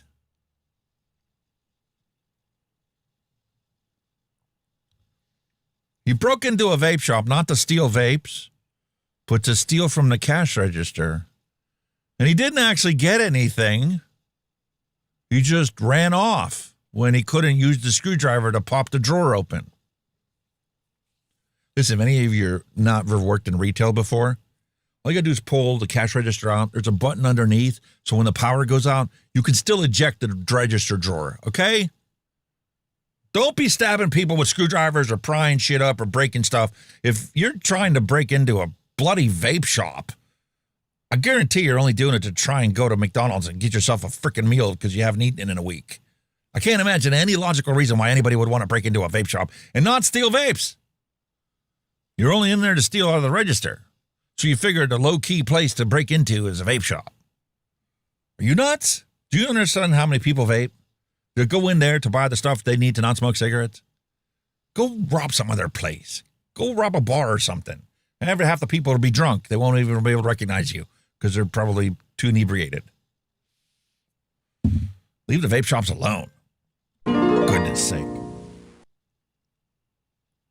Attention everyone. According to Neil Pitts, I think a bunch of these politicians are in with the black markets making money. That is all. That would be a nice thing for a reporter to track down and find out.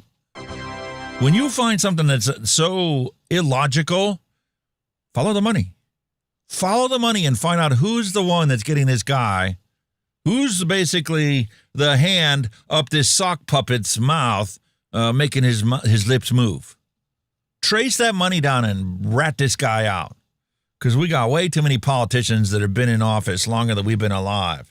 They need to be cycled out and changed like diapers. And for the exact same reason. Because they all smell like shit. And nobody's voting them out of office, and I don't understand why. Most likely because people are too worried about TikTok and don't even know what's happening right before their very eyes. Perfect example. I'm going to take a second to break for the news because you guys need to know this. While we've been so distracted by all the stuff going on around the world, right? There's Trump going over there and this thing in Iran and the Russians and, you know, the whole war in Ukraine and all this other stuff out there. Our politicians have still been enacting stuff and, you know, getting in front of C-SPAN to, you know, have their hearings to make themselves look good for 5 minutes. Meanwhile, the shit that they're actually passing that's actually going to affect your life and my life and all of our lives is actually been passed already, done for this year. They're done. They're basically like actors on a soap opera for the rest of the year. They've already accomplished what they want to accomplish for this president. Whatever happens in the first 100 days is what that president actually accomplishes. The rest of it, you know, is pretty much, you know, don't worry about it. Because nothing's actually substantial is going to change between now and then. What they did already pass is, because of this whole ideology where we have to, as Americans, look out for ourselves and only focus on ourselves, they made the laws already in place on the books and in the works so that no national security related item can be manufactured in any country except for the United States. Which means for you and I, like our wireless routers that we have in our house, so that, you know, we don't have to pay Comcast an extra $15 a month to use their Wi-Fi equipment, right? We purchase our own cable modems so we can have our own internet and not have to pay an extra $10 surcharge to Comcast to rent theirs, right? That's all made in China, right? Or Taiwan or any of these other countries. They're all technically going to become illegal. Like, the old stuff you already have is yours, and it'll be supported until whatever the date is that this thing's going into effect. 2028 or something. I don't even know what the date was. Didn't pay attention to that. The breadth of what is actually covered by this law is what is shocking. Because if you think electronics are expensive now, you just wait. You just wait. Cell phones, anything that's electronic that's made in China will not be authorized for use in the United States if it has any national security implications. Your internet is a national security implication. So any of the routers and hubs and switches and stuff like that was all made over there now has to be made here in the United States. If you plan on building a facility to make that router here in the United States, to make that switch or that access point or that modem in the United States, and it's going to take you time, the FCC will grant a temporary amnesty period where you can continue to import your stuff under your name. So like Netgear, you know, Cisco, these are American companies. But the stuff that they sell with their name on it is not made in America. The law requires for them to make that product in America, right? So the stuff they're importing from China, well, can't do that anymore after this certain date, 2028 or whatever the heck it is. Don't tell me it's not going to cost more. The wireless access points that we have now are only so cheap because TP-Link in China sells them at what it costs them to make it. Are they doing it for national security reasons? I don't know. But as long as you can open source that router's firmware, what's the big deal?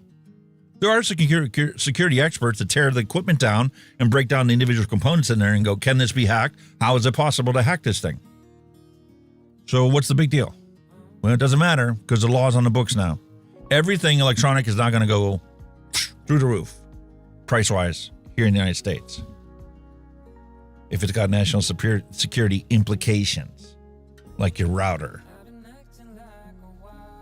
They've already passed this, and God knows what else that they passed that I haven't been paying attention to because I'm too worried about, focusing on just the harm reduction stuff in the vape news. But I want to let you know about this. This is a reality that is going to befall all of us in the next 5 years. Your $1,800 cell phone, right, Neil Pitts, is not going to be $3,000. You're not going to be replacing them every, 3 years. It's going to be 6 years. Because it costs twice as much. Because it was made in the United States. I mean, this is literally going right down to the silicone that's used in the into the circuits that are comprised on the board. Those chips have to be made here. Graphics cards are going to need to be made here. There's a reason why Trump partnered with TSMC. They're the ones that make the substrate for all these integrated circuits. And the silicone wafers for all of our computing needs and memory and storage. This is all going to cost more. It's no longer a global marketplace as far as Trump's concerned and as far as his lackeys are concerned. You're going to have to pay because it's made in USA. Fact. Anyway, getting back to the news.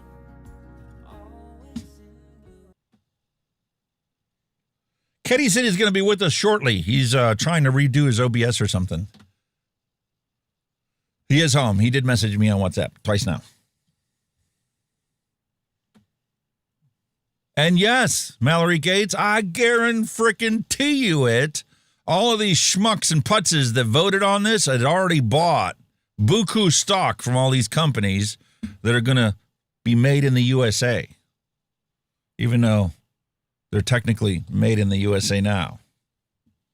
When you buy Netgear, you think it's made in the USA. Except when you read the little print on the bottom of the box, it says made in China. Even though Netgear is an American company.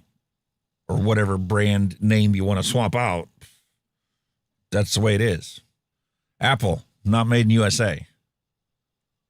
Apple, made in USA company, but product not made in USA. Product imported and they'd slap our name on it. Call it a day. Insider trading at its purest form. 100% right. Well, man wanted after attacking a South Haven vape shop employee, police say. Yeah. Allegedly assaulted him. This is the same guy. 54-year-old Larry Sean Mayer. Assaulted him with a screwdriver. This is what we're talking about. Not the fact that there's 500,000 Americans dying every single year from smoking. We don't talk about that anymore. 2 men sentenced for robbing Richmond vape shop employees and assaulting employees.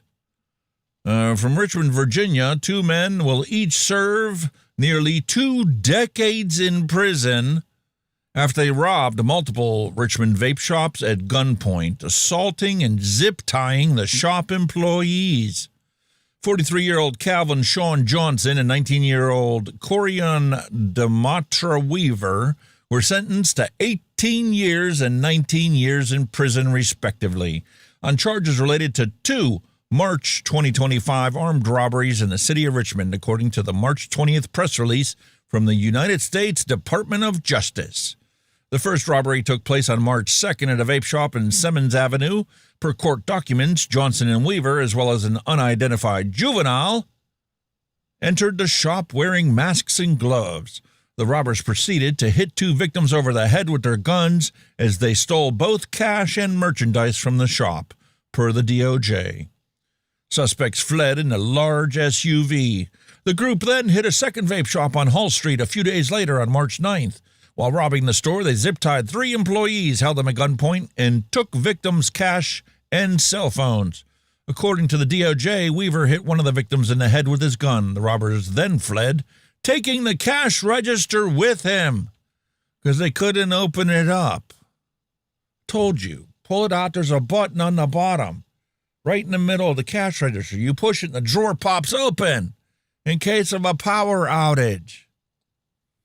Oh. Johnson was charged with Hobbs Act robbery and using a firearm during the commission of a crime, while Weaver was charged with 2 counts of using a firearm during Attention a crime everyone. of violence. According to Neil Pitts, the next thing is they are working on a bioorganic computer system. That is all.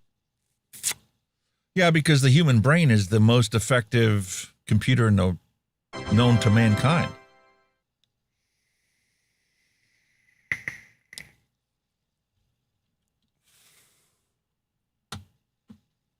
Vape shops breaking in. Man, the number of stories I came across this week, this is all I found. Borough Vape Shop under active investigation. The BBC won't let me see it. No. $8.99 a month? Are you kidding? No.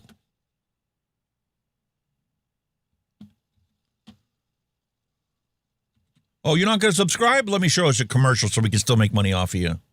No. Midland Vape Supplier set for administration.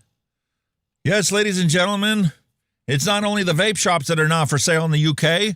Vape distributors are also going into administration. That's bankruptcy proceedings for you and I in the United States. In the UK, it's called administration, where the government takes over your operations to figure out how they can, screw the least amount of people over and maybe get you solvent again.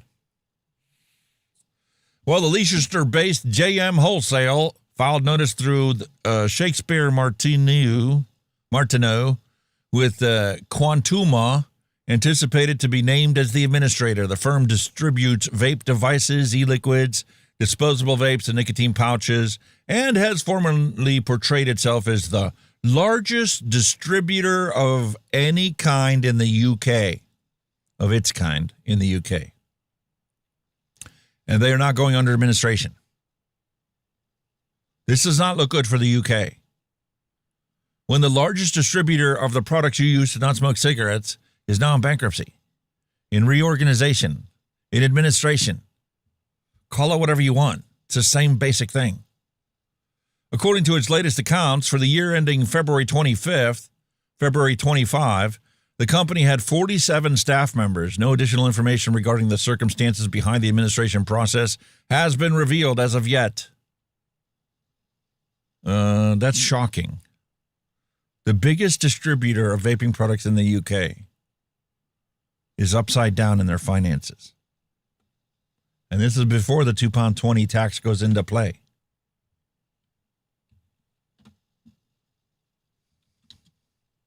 Meanwhile, in Australia, we banned vaping. It didn't work. Let's ban it again. You have to get a doctor's prescription. You can get it, but you have to have a doctor's prescription. 97% of the people that vape in Australia says, you ain't getting a prescription from me. I ain't going to the doctor to continue to not smoke cigarettes. Until you make the people that smoke cigarettes go to the doctor to get a prescription to smoke, you ain't getting me to do it.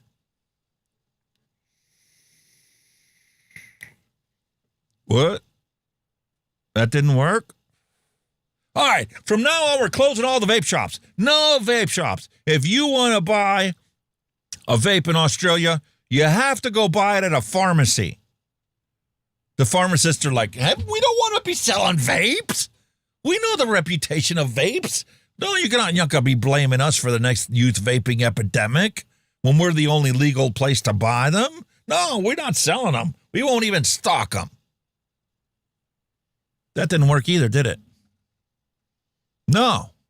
All it did was continue to grow the black market to the point now where you have, like the Sinaloa cartel is now selling vaping products in Australia because it's more profitable for them to do that, and there's more customers than they have customers for their cocaine.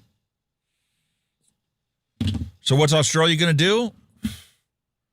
We're going to get tougher on tobacco. Tobacco crime laws, that is. As cigarettes and vape black markets continue to surge and will, for the foreseeable future, only get bigger. Because, the dumb politicians in Australia think that some bloke is willing to pay $60 for a pack of smokes. which in the state of New York will cost you $15, that you can go in the state of Pennsylvania and pay $10 for.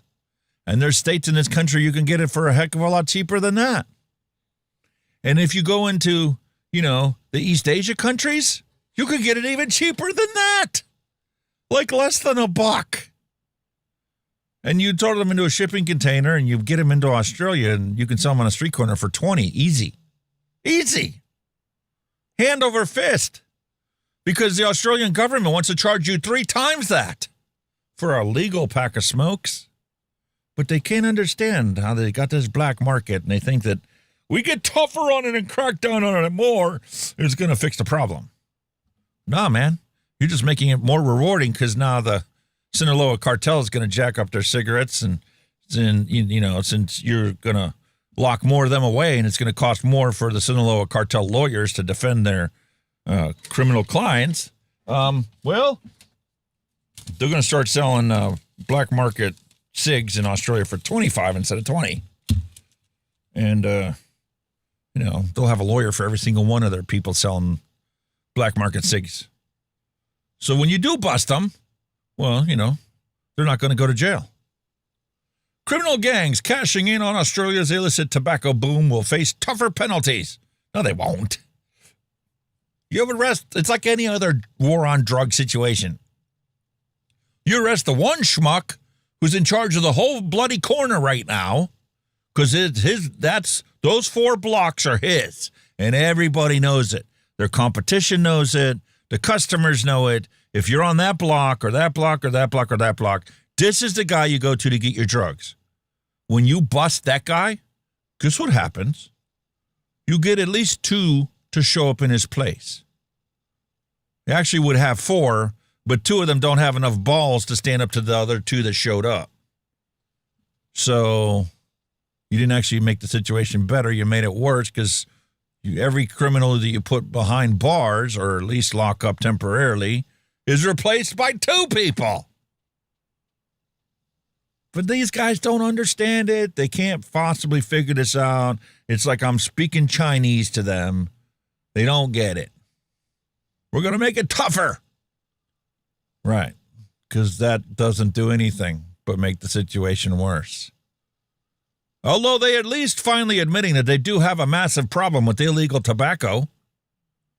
Mr. Hill will sign the federal government's plans in the address at the National Illicit Tobacco and E-Cigarette Symposium in Canberra. According to the advanced copy of the speech seen by ABC, Mr. Hill warned Australia has a massive problem with illicit tobacco, and anyone who denied that is either deluded or lying. Well, I've been telling you that since I quit smoking. It didn't take me but 6 months to realize how bad it was down in Australia, and every year since then, it's only gotten worse. To where a friend of mine down there can no longer talk about vaping on his channel. The bloke had 100 mates, on his having time with coffee with Legion vapes, and now he can't even talk about a vape without fear of retribution and reprisal from the Australian government. But I guarantee you, if you go into his town, you'll find some cartel gang selling illicit products that wasn't there 5 years ago. But it is now in every town across the entire country. And they're finally trying to face reality over there. More than half of all tobacco products now sold in Australia are illegal. Bullshit. It wasn't half of your tobacco products 5 years ago. And you think it's just now half of your $60 a pack. Do the economics, do the calculations. The illegal cartels are supplying Australia with $20 a pack smokes. You're trying to charge $60 for that exact same pack. You think you only have half of the black market? Half of the products sold in your country are the black market products? You are delusional to believe that figure. I would be willing to bet it's probably closer to 90%. And it has been. And it's only going to continue to get worse the more you crack down on it. Organized crime groups earned between $4.1 and $6.9 billion in profit from this trade for that financial year. The commissioner also found that 95.7% of all e-cigarette products sold in the United States were illegal. Well, so it's the same in the United States, man. When the FDA only authorized 14 products, and you can go get 40,000 products in the UK and 50,000 between the UK and EU, yeah, like 99% of the products in the United States are illegal. Except for like this one here that's got nixamide in it. Then it's not covered under any regulations anywhere in the United States, in all 50 states, to my knowledge. Unless the laws on the books actually say analog derivatives of, then, you know, maybe. Oh, super chat, Brian Ferguson, thank you. I love it. $5 super chat for the benefit of the show and everyone who watches. Very, very much appreciated. Everyone. According to Mallory Gates, really Gates, make my day. They might catch in Australia maybe 10% of the illegal trade. That is all. Mallory, I think it's like the United States. They can brag about catching 10%. They can brag about 20%. I don't think they're catching 1% of the illegal trade. Just do the simple math. Clive Bates at the e-cigarette summit a couple years ago did an evaluation of just one port in the United States. And that single port in the United States has well over 12,000 containers that come into that port and are unloaded every week. 12,000 containers. And that's a small port that he was looking at. Of those ones there, customs maybe opens one a day. Out of 1,200 containers that show up, 7 of them are opened. You think that they're catching 10% or 1%? What's up there, matey? Hello. God almighty, man. Updates again and trying to ruin me life. What happened? What's wrong? OBS decided to update while it was open and it just crashed it. Period. Just everything went white. Just a picture of me. Update. I've done that that 32 blah blah blah that you've probably done. I haven't done it yet. 32.1 on mine. Yeah, and I tried to do it while it was booting up and everything, and everything just fucking blinded. As per usual. While it booted up? That's weird, man. Normally it tells you that there's an update and you have to click, okay, go ahead and update, and it shuts down and runs a separate installer. Nope, wouldn't do it. And also, like, what's it called again? The Wavelink didn't start on boot either. I had to manually start Wavelink. Because there's a new Wavelink version out. There's a new update for that too. Yeah. I just saw it on Reddit today. 3.102 or something in it. I think so. But yes. That didn't start up. So I went, for fuck's sake. But we're here. We're going. We're back to normal by the sound of it. Everything seems to be working. Everything seemed to be working for me today, but there was something wrong with my mouse. I could tell that there was something wrong with it. It's like there was something trying to run in the background or something. The pooling rate was too slow. Like it would jitter across the screen. It was barely visible, but it was enough to irritate me to restart the computer before the show. And attention, knock everyone. on wood. According to Neil Pitts, OBS is like gotcha now, Kenny. That is all. OBS is like, hey, you were told 2 weeks ago that update's available. You should do it manually at your convenience instead of waiting until it forced it on you. And he was like, oh, fuck that update. Like that. And OBS says, nah, the last laugh's on you, mate. I'm a strong believer if it's not broke, don't fix it. So fucking leave me alone. All you updates, leave it alone. And me. Don't need it. It works. Leave it. Listen, I'm literally saying that the latest NVIDIA driver is the golden goose that's laying golden eggs. Because, yes, I did have an error with it last week not starting properly, but I think that was an OBS problem. I don't think that was an NVIDIA problem. Knock on wood, the video driver has worked exactly like it's supposed to. It's been a long time since NVIDIA put a driver out that worked flawlessly. Well, I updated mine, and I had to uninstall it and roll it back because DaVinci Resolve just crashed like hell on it. As soon as I uninstalled it, fine. You tell me. Well, I know that DaVinci, once you get the latest driver, you have to let it recognize that it's a new driver because it's got like AI stuff built into it, like everything else in society nowadays. And it's got to optimize the AI to the chip that you have. And if your chip doesn't have any AI compute blocks, it's got to recognize that. It's never been an issue before, but there you go. But it's sorted now. I've installed it and it rolled it back. I'll have a look at it another day. It's sorted. It was when I was doing fantastic. That thing for you. It was when I was doing that thing for you. It was the tracking. You know, when I was trying to do the tracking, it was just and crash. Get the driver off. Run it like a dream. What else we got in the news? I got 4 stories left. Flavor and disposable vape ban across Europe. Oh, yeah, we got to talk about that. Oh, yeah. So I'm done ranting about Australia. We could go take a look. I think there's been another firebombing over there. Actually, from the last time we looked at it, there's probably been 15 more firebombings in Australia. Yeah. And now the problem is not just limited to Australia. It's happening, and they're recognizing it everywhere except for the United States. The United States is perfectly fine. FDA's got it under control. 41 products are enough for Americans. That's all the legal products you need. There is no illicit Chinese tobacco problem in the United States. Right.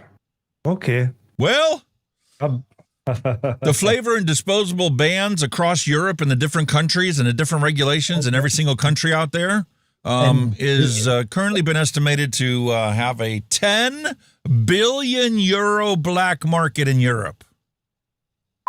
There you go. That's prohibition for you. Well, because when you have 50,000 legal authorized products for sale and some state decides in their infinite wisdom to try and create a registry of this that mimics, you know, a higher level government's registry, and they're not smart enough to just, you know, call the federal government and say, can you download that database for me so I can, like, have it locally? No, we're going to create our own. Well, we decided to tax it and stuff. And, well, you know, if you live in Denmark and you get on a German website and you find out that your products that you are purchasing and using on a regular basis are half the price in Germany as they are in your state because your state decided to tax, you know, the rebuildable stuff, where are you going to buy it from? You're going to buy it from Germany. Yeah. Well, that's technically a black market product in your country because you didn't pay any tax on it. Mm-hmm.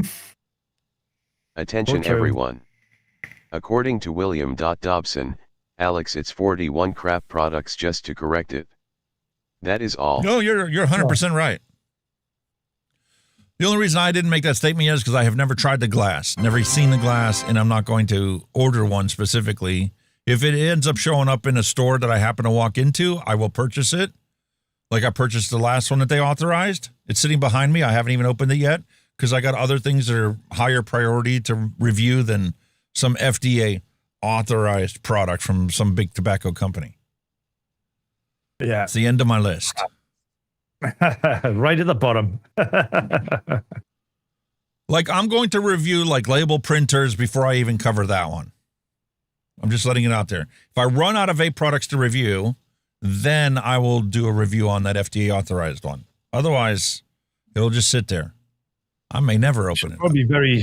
They'll be probably very sharp and sweet because you'll just go, right in the bin. There you go, man. This is exactly what's happening. The FDA cracked down on it, and the FDA is in charge of regulating nicotine in the United States. So now we have a product, a fully disposable 75,000 puff disposable vape. Beautiful mag link from Oxbar.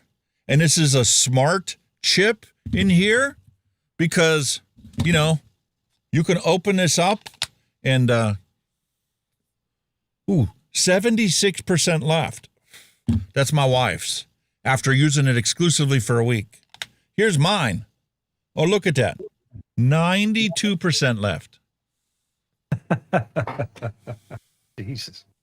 75,000 puffs. 1,500 milliamp hour battery. Lasts my wife at least 3 days between charging. Okay, now. 75,000 puffs.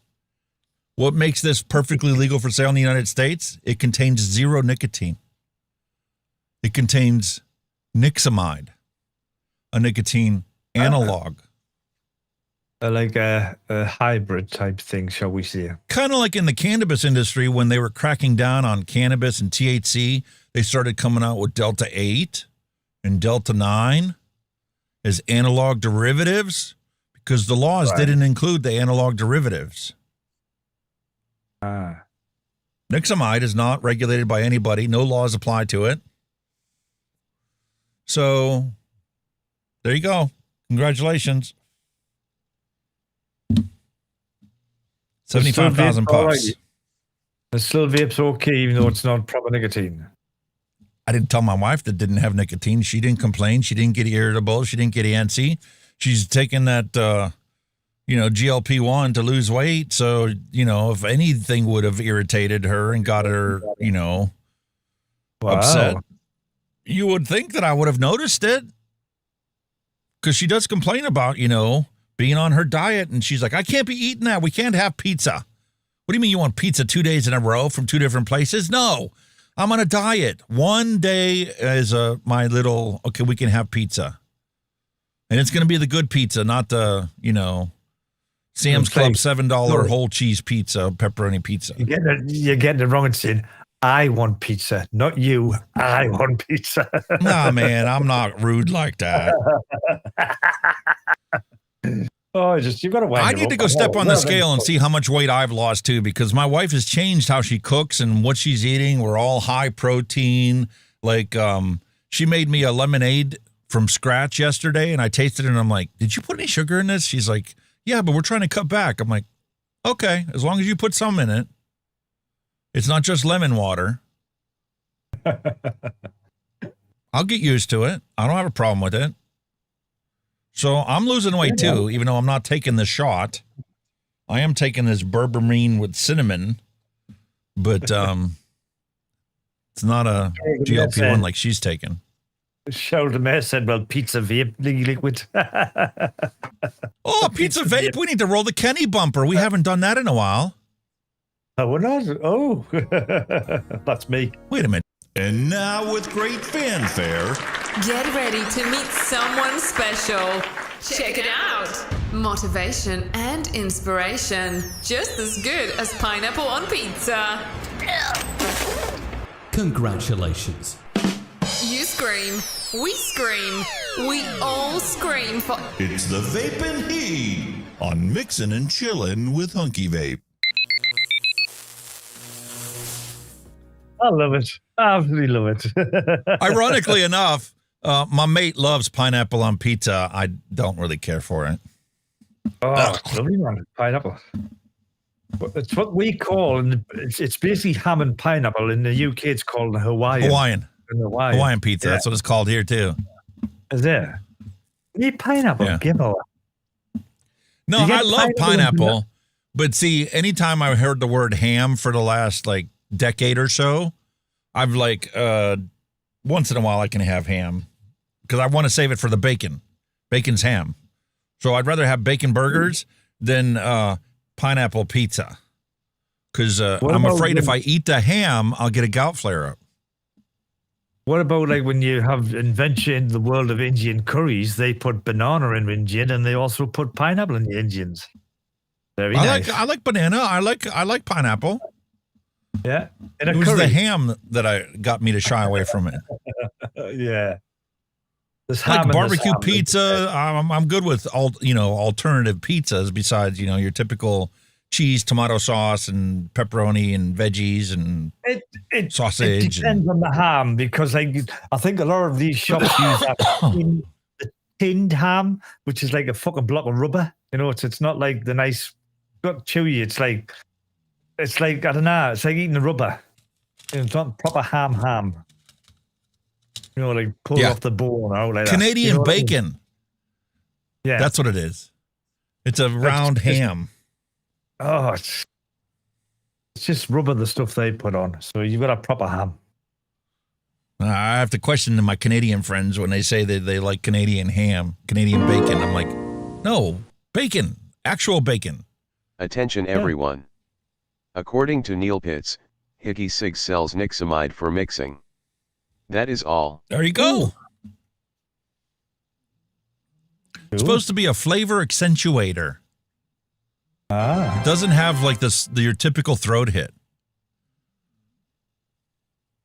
And there's different formulations of like the nixamide, and it's called different brand names or whatever. And it basically varies how much of the vitamin B3 is in it, and how much of it is just lab-made nicotine analog without the tobacco-derived nitrosamines. Very good. Look at that. All I know is she's been using this one for a week. I got the video recorded of it. I need to finish editing it, and I may need to do a couple little retakes. And then she's going to take and steal it from me. I'll never see it again. Of course you will. Because she doesn't know it doesn't have nicotine in it.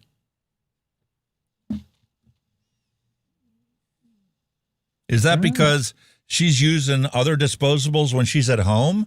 Like she's got one that she keeps in the kitchen counter. She's got 3 of these that are in our bedroom that she sleeps with and just randomly, picks different ones. And these ones were exclusively in her work purse. So she only used it when she was at work. She's got plenty to get with, anyway.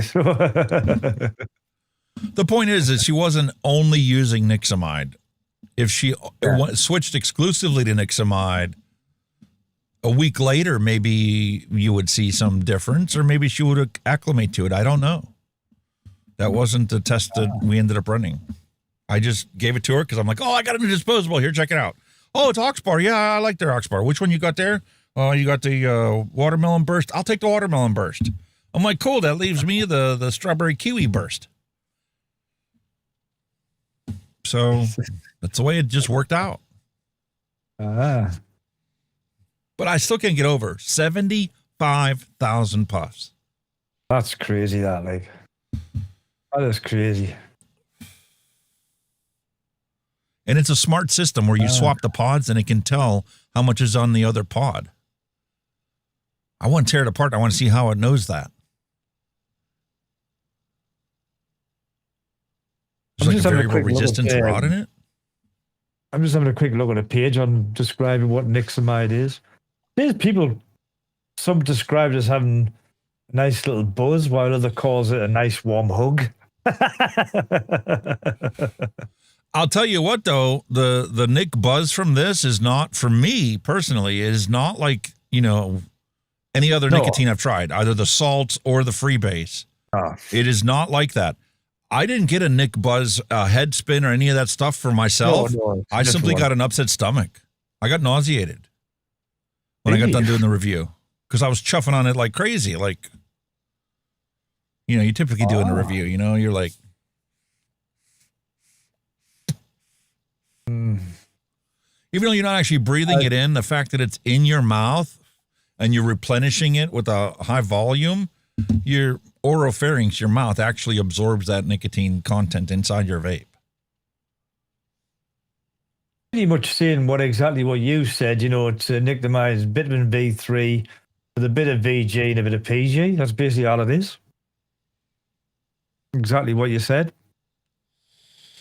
No nicotine in any form, including S- plus minus nicotine and R- plus minus nicotine, whatever the S and the R values are. You got to get into real advanced chemistry to totally understand it. Yeah. And it's not currently classed as a tobacco product. And reported to produce effects similar to nicotine. Research is still ongoing. So, I'm all for it. You know what I mean? It binds with your nicotine acetylcholine receptors in your body, just like nicotine does. As long as that's occupied, you're getting the essential effects of nicotine. So technically, it is something that could be addictive. And some people really frown down upon it, and they say, oh, great. All of the addictive potential of nicotine without any of the biohacking benefits of analog nicotine. Of your standard freebase nic. Yeah, but your then standard again, freebase nic calms you down at certain dosages, and it amps you up in certain dosages, and it gives you like brain clarity and like focus, mental focus, and none of that is going to come from nicosamide because it's missing the tobacco-specific nitrosamines that give you that benefit. Oh yeah, definitely. But I mean, yeah, if it's a way around to get around all the blinking FDA bullshit, it's gonna, you know what I mean? Well, the more they crack down on it, the less that they actually control. And this is why. As long as you crack down on it, you make it impossible for manufacturers to get legally authorized for sale in the country, somebody's going to come out with a workaround. Forever. As long as people want to buy it, somebody's going to make it. And they'll find a way to be legal and compliant. And if that means you're no longer consuming actual nicotine, then that's what it means. I don't think YouTube's going to care when I do the upload review for it. They're still going to age gate it. They're still going to treat it like nicotine, even though I specifically said in the recording, this is not nicotine. This is not THC. This is legal and available for sale because it is not nicotine. It is an analog derivative. It is not covered under any rules, regulations, or legislation. It's not a tobacco product, simple as. So they cabbaged on that one, but give them time. They'll think, hang on, another loophole? We'll have to shut that one down, won't we? They'll give them time. They'll start scaremongering and all that. And that's another thing that they could do, just like they do with salts. When salts first came out and they put the benzoic acid in there to get rid of that throat hit, people were like, I want a throat hit. So they used to give you a 50-50 blend of the salt nic with the freebase to give you that extra throat hit. There's nothing stopping people from doing the same thing with nicosamide. I use hybrid. I use the hybrids 50-50. And base. And it's just spot on. You still get the little throat hit, but not as harsh as you would with base. You know, there's still a little bit there, but it's still smooth. The hybrid's brilliant. You can do the same thing with nicosamide. You can take nicosamide and do a 50-50 or a 75-25 combination with freebase nic. And guess what? You can get the benefits of whatever you want. But then at that point, you fall under regulatory compliance because when they test for nicotine, they will find nicotine. Yeah. But if you're buying, a 6 milligram, 2 milligram of it is going to be freebase, and 4 milligrams of it is going to be nicosamide. Yeah. Basically, it's just diluted down, isn't it, when you think about it? You're opening yourself up as a manufacturer for, confiscation and penalization. Whereas if you're selling a product with 100% nicosamide, go ahead and test it. There's no nicotine in it. Go ahead, send it to a lab. Yeah. And then when you do, and it comes back that there's no nicotine in it, we're suing you for confiscating our products and preventing us from making the profit that we could have made had it have gone straight to distribution. Yeah, lack of sales and all that bullshit. Got to be done. You're right. It's the only way to keep the government in check. Just but, they're never happy because the ants keep funding these idiot politicians to put more and more ridiculous regulations in place. We've got a 10 billion euro black market of these products already. Not because you buy the product and think it's illegal, but because they think it's illegal. You bought it from Germany and didn't pay any Polish taxes on it. So guess what? You're now buying a black market product. Well, no, it's not. It's a legal market in Germany. Yeah, but you're in Poland. So what? That's an imaginary line on a map. According to their trade laws, they are part of the EU. So you've got freedom of movement, you've got free trade. So you can buy anything from any country, apparently, and not have to pay any import taxes, blah, blah, blah, blah, blah. But when it comes to this thing, ooh, no, it's black market. Oh no. Tobacco's different. Tobacco's different. You have to pay your local tobacco taxes to be a legal authorized product. Otherwise, it's illegal. Yeah. Exactly. So that's what a lot of these articles have boiled it all down to, regardless of what side that they were coming from, is the fact that it does nobody any favors to have a million different laws apply to the consumers of these products because simply of where they live. You could live 100 yards that way, and you would have a different set of laws because the city line is my backyard border. That's kind of cause implications. Obviously, when the Germans have the big, is it the Vape Fest or something they have? When they're walking around with big fuck-off fucking tanks and all that shit, and you go to visit Germany, I'll have some of that, but it's illegal. Who cares? The German consumers don't care. Those big honking monster tanks that totally are flagrant to the TPD compliance is the big middle finger to the EU. Yeah. It's tight there. I'll walk around with Titans and big mods and God knows what. They don't give a flying hoot. Even though Germany is technically the center of the EU now. You know, that's where everything's done. Pretty much. Exactly. It's great, man. Love it. Absolutely love it. Did you happen to catch that the biggest vape distributor in UK is going into administration? Yeah. I was earwigging you on that one, yeah. It's a weird one, that one. But, you know, have they seen... Because I've noticed when before all these changes have come in the past with vaping regulations, a lot of things disappeared. And I'm just wondering if they've seen the writing on the wall with all this taxation coming in, thinking, time to get out. You know what I mean? There was a vape shop that has 2 locations that is selling their shops right now for £100,000 because they don't think that they can be financially viable once the £2.20 tax goes into Attention, everyone. effect. According to Neil Pitts, Kenny, because of the laws, Germany no longer has vape expose. That is all. Well, they used to, but I'm just saying when they used to. Okay, if I stand corrected, but you know when the tobacco controls have gotten so bad in Germany that they have to pay tax on VG that is purchased for e-liquid manufacturing. Mm-hmm.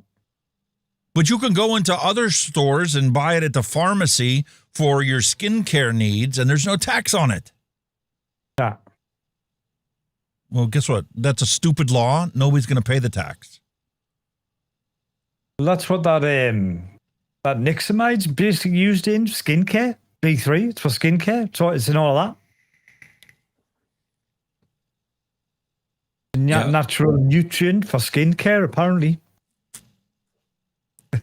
Yep, so it won't be long because when they crack down on that one, there'll be another derivative of it, another analog. And like with THC and the Delta 8 and the Delta 9, they're going to have completely different psychotic effects on people. And eventually they're going to get to a point where most of the people that consume it will know that it's not actual nicotine because it's no longer providing any of the benefit of it other than occupying you from having a nicotine withdrawal episode. I mean, some of the stuff that's allegedly going in the UK, I still don't think it'll deter vapors. I don't think it'll ever happen. Just like I don't think smoking's ever going to go away either. It never will. Smoking is yeah, but eventually it's going to get to the point where it's like record collectors. Oh yeah, but it's a novelty. It'll become a novelty. I think the ones that are going to give it up the least are the cigar smokers. Yeah. You ask a cigar smoker if they see themselves as a tobacco user, they're going to say, no, I smoke cigars. Yeah, but what's your cigar made of? I don't care. It's a cigar. It is not cigarettes. And with tobacco, pipe tobacco as well. Pipe smokers are very stubborn. They're not fair to give up. Yeah. Pipe smokers and cigar smokers do not see themselves as tobacco users. No. Even though they love the tobacco and they will talk about the characteristics of their tobacco, but they don't think that any of these regulations against cigarettes should apply to them. I know. It's weird, man. Well, I don't think it'll disappear in our lifetime anyway. Might eventually, but I think in the next 10 years, it's going to be hard pressed to find smokers, other than places like Asia, which is completely clamped down on it. But even there, they can't stop the growth of these vapes and these pouches. It's like you said, at the end of the day, all they can do is make the penalty stiffer, because at the end of the day, if people want it, somebody will supply it. Simple as that. Well, that's what they're doing in Australia. They're making the penalty stiffer for the people that are caught selling the illegal stuff. And the cartels love that, because it just means that a pack of smokes is going to go up from 20 quid on the street corner to 25 quid. And it's still going to be loads cheaper than the $60 you're going to pay for it in a legal shop. Exactly. It's just, I don't know. It's a never-ending battle. The same thing battle. with cocaine, man. It's been illegal our entire lives, but both you and I could probably call one of our mates, and he could get us some if we really wanted it. Oh, easy. No problem. That's simple. And making the laws more complicated only makes the situation worse. They need to start stripping laws away for us to get to a point where you actually have some control over the situation. Only authorizing 41 products versus 50,000 or 40,000, depending on whether you're looking just UK versus US. There's going to be a black market. Thing, right? Here's the thing. Like, the UK government is pushing for smoke-free Britain, right? Is the US government pushing for the same? Saying most of their funding's by big tobacco? No. 100%. FDA, the Center for Tobacco Products at the FDA is 100% funded by cigarette sales, by tobacco sales. Yep. Not just cigarettes. Cigars also pay a tax. They also fund it. Pipe tobacco also funds it. Loose leaf tobacco. What doesn't fund it? Your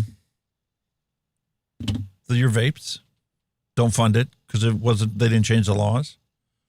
Nicotine pouches don't apply. They're not funding it. But that law will change, I guarantee you it. If Big Tobacco's got any brains whatsoever, their lawyers are probably already egging on the politicians to create something that is going to get rid of it forever. That's the thing, right? Because Big Tobacco are now, dived into the vape scene, that they're producing their own products now, which are all FDA approved, apparently. But if they keep diving into it, surely it's going to come to the point in time where the FDA is going to maybe not going to relax a little bit. I don't know, because if it's only going to end up Big Tobacco who are doing vapes, going to be penalizing them. Surely to God, won't work. Listen, now that Glass has gotten authorization, and I'm assuming that Glass isn't going to sell out to Big Tobacco. Maybe they will. We don't know. I mean, it's like anything else in economics. You always end up with the top three. For the longest time, it was the top three automakers in the United States. That's it. Ford, you had Chevy, and you had Dodge, and that's it. Yeah. And then when they changed the laws to force foreign manufacturers of these vehicles to create manufacturing plants in the United States, I mean, is Toyota now a Toyota brand from Japan, or is Toyota an American brand because it was actually made in America? No, I think the lines get grayed out. I think it's to keep that brand, because we've had Nissan in the UK now for a long, long time. They're still classed as a Japanese car. Something to do with. But are they made in the UK in an assembly plant, or are they made in Japan and come in on cargo ship? Oh no, they're made here, but they're still classed as a Japanese car under the Nissan name. So I see where you're getting. I see where you're coming from. Toyota will still be Toyota Japanese car, but it will be made in America.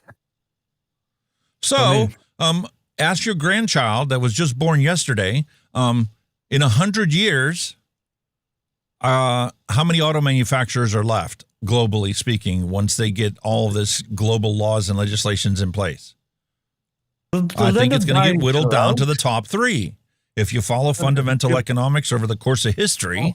Because they're already doing it. I mean, BMW bought Mini. You know what I mean? The English brand, it's BMW Mini now. So you've got, I think was it Range Rover, Land Rover? We're going to be doing a deal with a car company, but I don't think that went through. I think it fell out. Land Rover used to be a part of Ford at one point. Yeah, because I think they wanted to change the branding or something, but they wanted the original. They all Land partnered Rover. with it. And then when the automakers went to Congress to ask for a bailout, Ford said, you know what? We don't want your bailout. We'll just sell off the things that we just recently acquired. And we'll go back to just using that funding to keep us afloat, and we'll get through this without the government support. But I think that's what will happen. They'll end up just buying, the companies just end up buying, just like an umbrella company. Really, they'll just buy everybody under the umbrella, just like what do you call them, with the vape and stuff, or in China, when they put on the stock market. They bought everything, just put it under an umbrella. Same thing will happen with the cars. It's probably already is happening. But if you think about it, I mean, it isn't just, automakers that we're talking about here. This is a fundamental law of economics, like textile manufacturers and clothing manufacturers back in the 1900s, when the loom no longer became a thing, when they created their assembly lines that automatically took and wove all the fabric. Those all little individual manufacturers all got bought out by the big corporations, and you ended up with 3.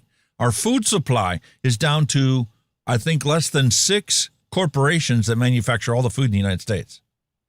Other than your local farmer selling on a, town square. Corporate interests whittle it down, and you end up with like 2 or 3. Yeah, they're buying out their competitors, aren't they, at the end of the day? Yep. Simple as that. Yeah, VW owns Seat, Peugeot, and 2 others, just so they can use the same chassis. But yeah, it's pretty much it, use the same chassis. Well, that was the nice thing about Ford buying out these other companies, like Mazda and Ford were the same cars. Pretty much. And the nice thing about it is like when I was working on my mom's vehicle, I couldn't get the pulley from Ford to save my life. I looked on a forum post and found the Mazda part number and ordered the part from a Mazda dealer. And guess what showed up? A Mazda part that had the Ford logo stamped on the frickin' pulley. Typical. But you went to a Ford dealer and they said, we can't get you that pulley anymore. It's no longer produced. What? Wow. Exactly. And a forum post says, oh, yeah, the Mazda Tribute and the Ford Escape or whatever was the exact same vehicle. They just had different body parts on it. Yeah. One was labeled Mazda, one was labeled Ford. It was the exact same car. Different badge, yeah. Different badges on it. I love it. I love it, love it, love it. Anyway. All right, 2 stories left. This is more along the lines of cities are cracking down and putting moratoriums on brand new vape shops and cracking down on the vape shops that already exist. Dalton cracks down on vape shops, bans from new stores from becoming citywide. This is Dalton, Georgia. And in my home stomping grounds here in Pittsburgh, Ross Township did the same thing. Passes new ordinance limiting expansion of vape shops. Ross Township leaders said that they're now hearing from other municipalities looking to take similar action after passing an ordinance to crack down on new vape shops. Channel 11 spent the day along McKnight Road, where vape shops are hard to miss. In such a short stretch, we counted 9 stores, some within walking distance of each other. So what? You're ignoring the obvious. Look at how many people are no longer smoking cigarettes that are going to the vape shop to get their nicotine consumption needs. Why don't you do this as a good news story? The same could apply for cigarettes. Every cigarette shop's within walking distance of each other as well. So, it's the same thing. Yeah, nobody talks about that. Every single gas station, corner store, convenience store, drugstore, food store, all sell cigarettes. Yeah. Next door to each other. Nothing said though. Hush, hush, hush. That's nothing. Attention everyone. According to Mallory Gates, if they have a sign outside that says smoke shop, they are a smoke shop that happens to sell some vape gear. That is all. Yeah. That's so true. And just because it says vape shop doesn't mean it's a vape shop. It could also mean it's actually a head shop that sells a couple of vapes. Because in order for you to buy your cannabis consumption needs in Pennsylvania, you need to go to a dispensary. But a lot of the vape shops are starting to get busted by the district attorneys for actually selling illegal cannabis. Some of them all sell the bongs and all that as well. You can get all them in vape shop. The raw. You can get all the paraphernalia you want. You just can't get the actual product legally. Doesn't mean you can't get it if you walk into the store and know the owner. Yeah. There's a reason why that owner drives to Ohio or Virginia every single month. It's not like me where my mother's in Ohio, so I drive to Ohio frequently. This guy knows nobody in that state, but makes a trip there every month. Well, he does know somebody, a dealer. No, he probably knows half a dozen shops that he stops at because they're limited on how much they can sell you. But you can go to this shop and max out, and then you can go to a shop, 5 miles down the road and max out. Then you can go to a shop in the neighboring town and max out there. Yeah, and true. while you're there, you can pick up seeds at every single one of these stores and come back. And guess what happens to be grown in your backyard? Lovely herbs. Lovely herb garden. Yeah, right. And then it becomes, fundamental economics. Once again, you have something that grew in your backyard as a weed, because they flourish actually pretty well if you have the right climate. As long as you water it and it gets sunlight, it don't give a shit about dandelions or any of that other stuff. It grows 6 feet tall. Yeah. And every year, you can walk in there and you can get yourself an ounce of cannabis, buds, and whatever you want. And it's going to be 1/10 of the price that the local distributor, the local dispensary, could possibly sell it to you for. Because that dispensary has to pay $1 million a year license to operate the dispensary. Definitely. Oh, yeah. Black market, here we come. Hoo-hoo. Well, the same thing's happening with the vape stuff in Europe. It always will. Well, always will. While it's, like I say, while they're coming with these ridiculous laws and all that bullshit, not gonna work. That's like you could technically have a distillery here in the United States. You can make your own moonshine. It's $100 to get a license. $100 a year to have an ethanol license to manufacture ethanol, because you're putting it in your fuel, in your vehicle. Yeah, ethanol car. Have the odd taste of it while you're at it. Make sure it's,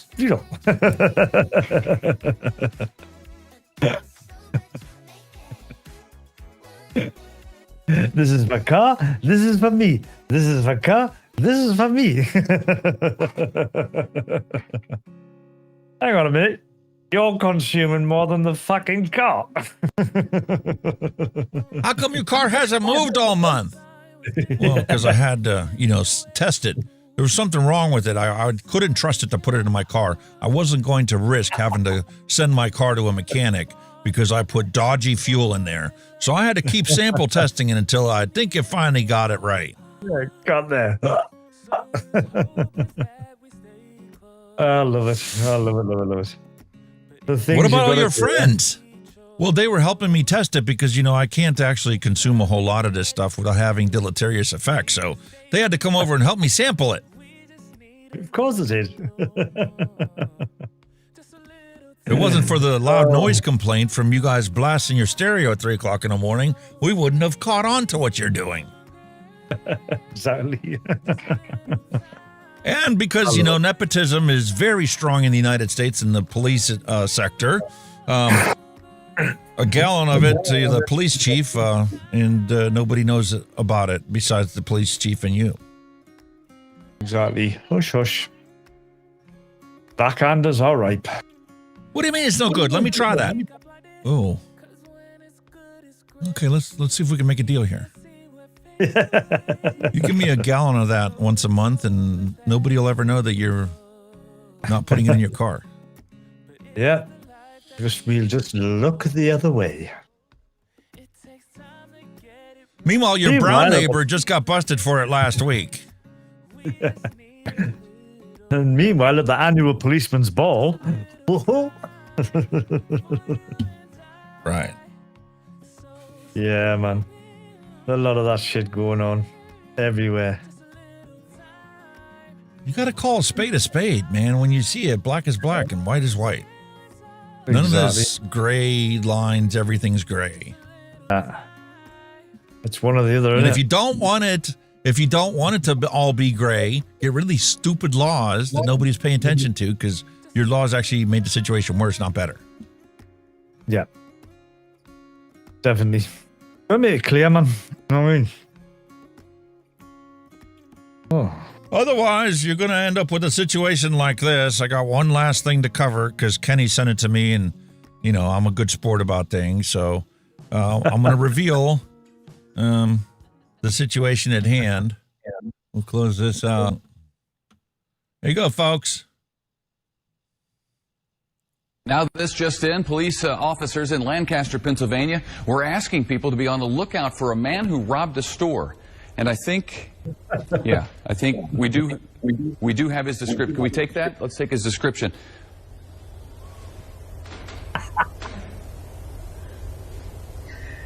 I think you should have put the sketch up there. Okay.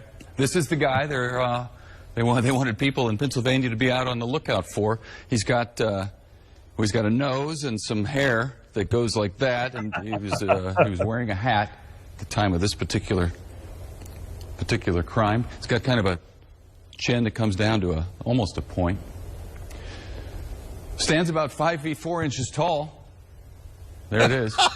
Get a good look for yourself. Oh, and now I'm getting word that police actually caught this guy, thanks to the sketch, no doubt.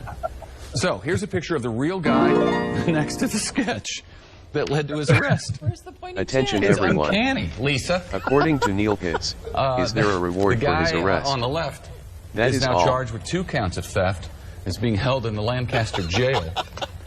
And I say give that sketch artist a raise. This wouldn't be so funny, except it's a real sketch. That was actually the sketch that the police sent out to the good folks in Lancaster. And, hey, to their credit, They got him. they came through. Minus the hat. Sorry, mate, I couldn't resist. You know, it was just a quick. I love it. I could have put a bit more time in it, but it was just a quick whoosh to see how we can. I have to laugh because my ex-wife's sister lives in Lancaster, and I've been to Lancaster numerous times. But that was the selling point. He said, because he said Pittsburgh. Went, oh, Pittsburgh as well as when he's done. So that's why I said I'll have to have some look at that. Like so, but I mean, loved it. But like I said, Da Vinci, for some reason in Fusion it mirrored it, and I was like, why did you do that? You know what I mean? It's weird, but I'll get to the bottom of it one day. But it was just a little. Yeah, that's the only thing I could suggest on how to improve it is if you would have put the sketch up first. Yeah. And then, you could have had the side-by-side sketches there too, and it would have been like, okay, what? They caught the guy from the sketch? It was just a quick, there you go. I loved it. Listen, if that's what it takes to get your creative juices flowing to get you uploading videos again, be it, man. It's hilarious. I love it. That's just a taste of things to come, my friend. Bloody fantastic. Although it does make me want to drink some alcohol now, though. Feels like we're better.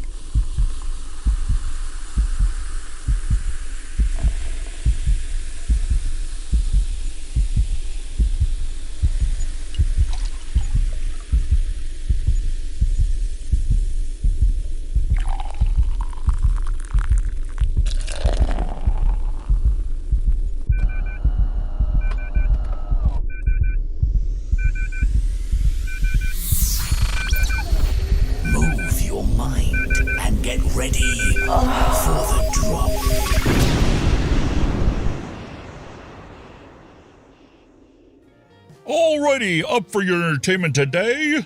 I went back to the Cutwater White Russian. I still got about 5 of these cans sitting inside of my refrigerator, so.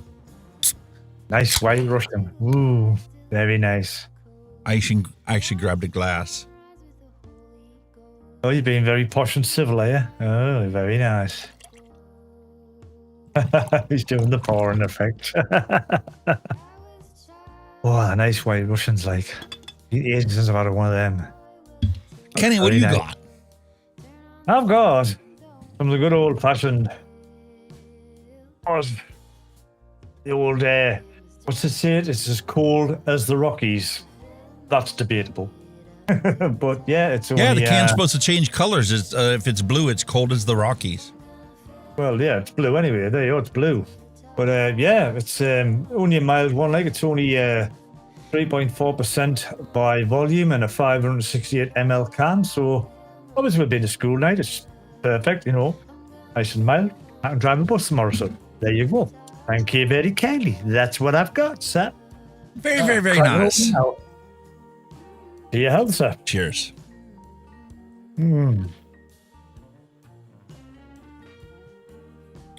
Oh, that's nice. It is nice. It is cold, actually. Is that nice?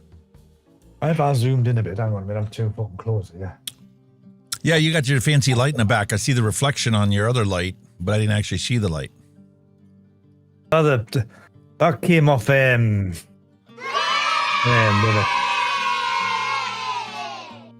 Oh, where'd it come from again? Temu or something? It was like a freebie, so I thought, well, fuck it. I'll get it. You too! You got bit by the Temu bug. Yeah, freebie. I was putting it off for the longest time, and then I was coming across a Facebook feed, and I saw a deal on this dog bed. It was supposed to be a nice plush dog bed, and the dog chewed it up when we were on our holiday. So I'm like... Attention everyone. According to Neil Pitts, Kenny, you know the mountain stream water they use in cores is mostly trout piss. That is all.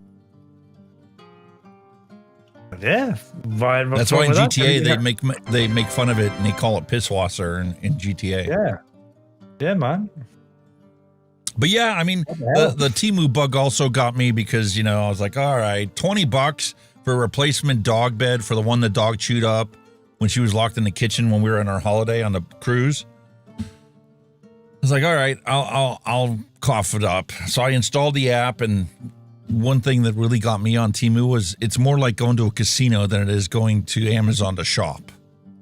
Because they have all kinds of special deals and contests and little things that spin 100% back and 90% off. And yeah, they bombard the shit out of you with everything, like offers and all that crap. And I the very first one that I'm still working on is you pick 8 things. And I scroll through the thing and I'm like, yeah, I'll get that. I wasn't even looking at the value of anything. I just picked 8 things. Yeah, those are 8 things you get for free if you visit the app every single day. Yeah. And you've got to spend a certain amount as well to get them. Yes. Yes. Which can mount up. It can mount up. Fortunately, because I wasn't trying to like gain the system, I legit clicked on things that I actually wanted to buy, needed to buy, was cheaper than it was on Amazon when I saw the price that they were selling it for. So I'm like, oh, but that would be fantastic for free. Like my arms that I have for the webcams, the friction arms for cameras. I paid, last time I ordered one on Amazon was $34 for a friction arm, and it had the accessories on the ends. Like, you know, the universal head that you can put the webcam on. So the arm brings it away from the wall, and then the universal head puts it in the right direction for you to mount your webcam on. And like Stanton Glance, his webcam is held up by one of those friction arms. Well, they were selling it for like $6. So I put it in my cart as one of the freebies I wanted. Well, guess what? When you go and you advance to the next day to get your thing, there's so many days that are free, and there are so many days where like you have a minimum $20 purchase or something. And that's basically to split the cost of what your free item is tomorrow with what something is selling for today versus what it actually cost China to make it. Yeah. Yes, there is a minimum spend before you can check out. So you get to a point where you go, this is on my list of purchase from Amazon, but it's not a priority item yet. I know how much it costs on Amazon. Temu wants me to spend $8 on it today, and then tomorrow I'm going to get that friction arm that cost me $34, and it's only going to cost me $2.99 for shipping. The product that will actually be free. So I'm actually getting both of those things for $8 plus $3 plus $3. So simple math is like, for 15 quid, I'm getting two things that would have normally cost me $40 on Amazon. Oh, yeah. Yeah, send it my way. And then the next day goes, you've got that one free item. You need to get this, then spend more money. There's your next free item. Then you go, spend more money. So by the time you've got all your free items, you're probably done in about $50 on something that you just... Well, it was about 4 days into it.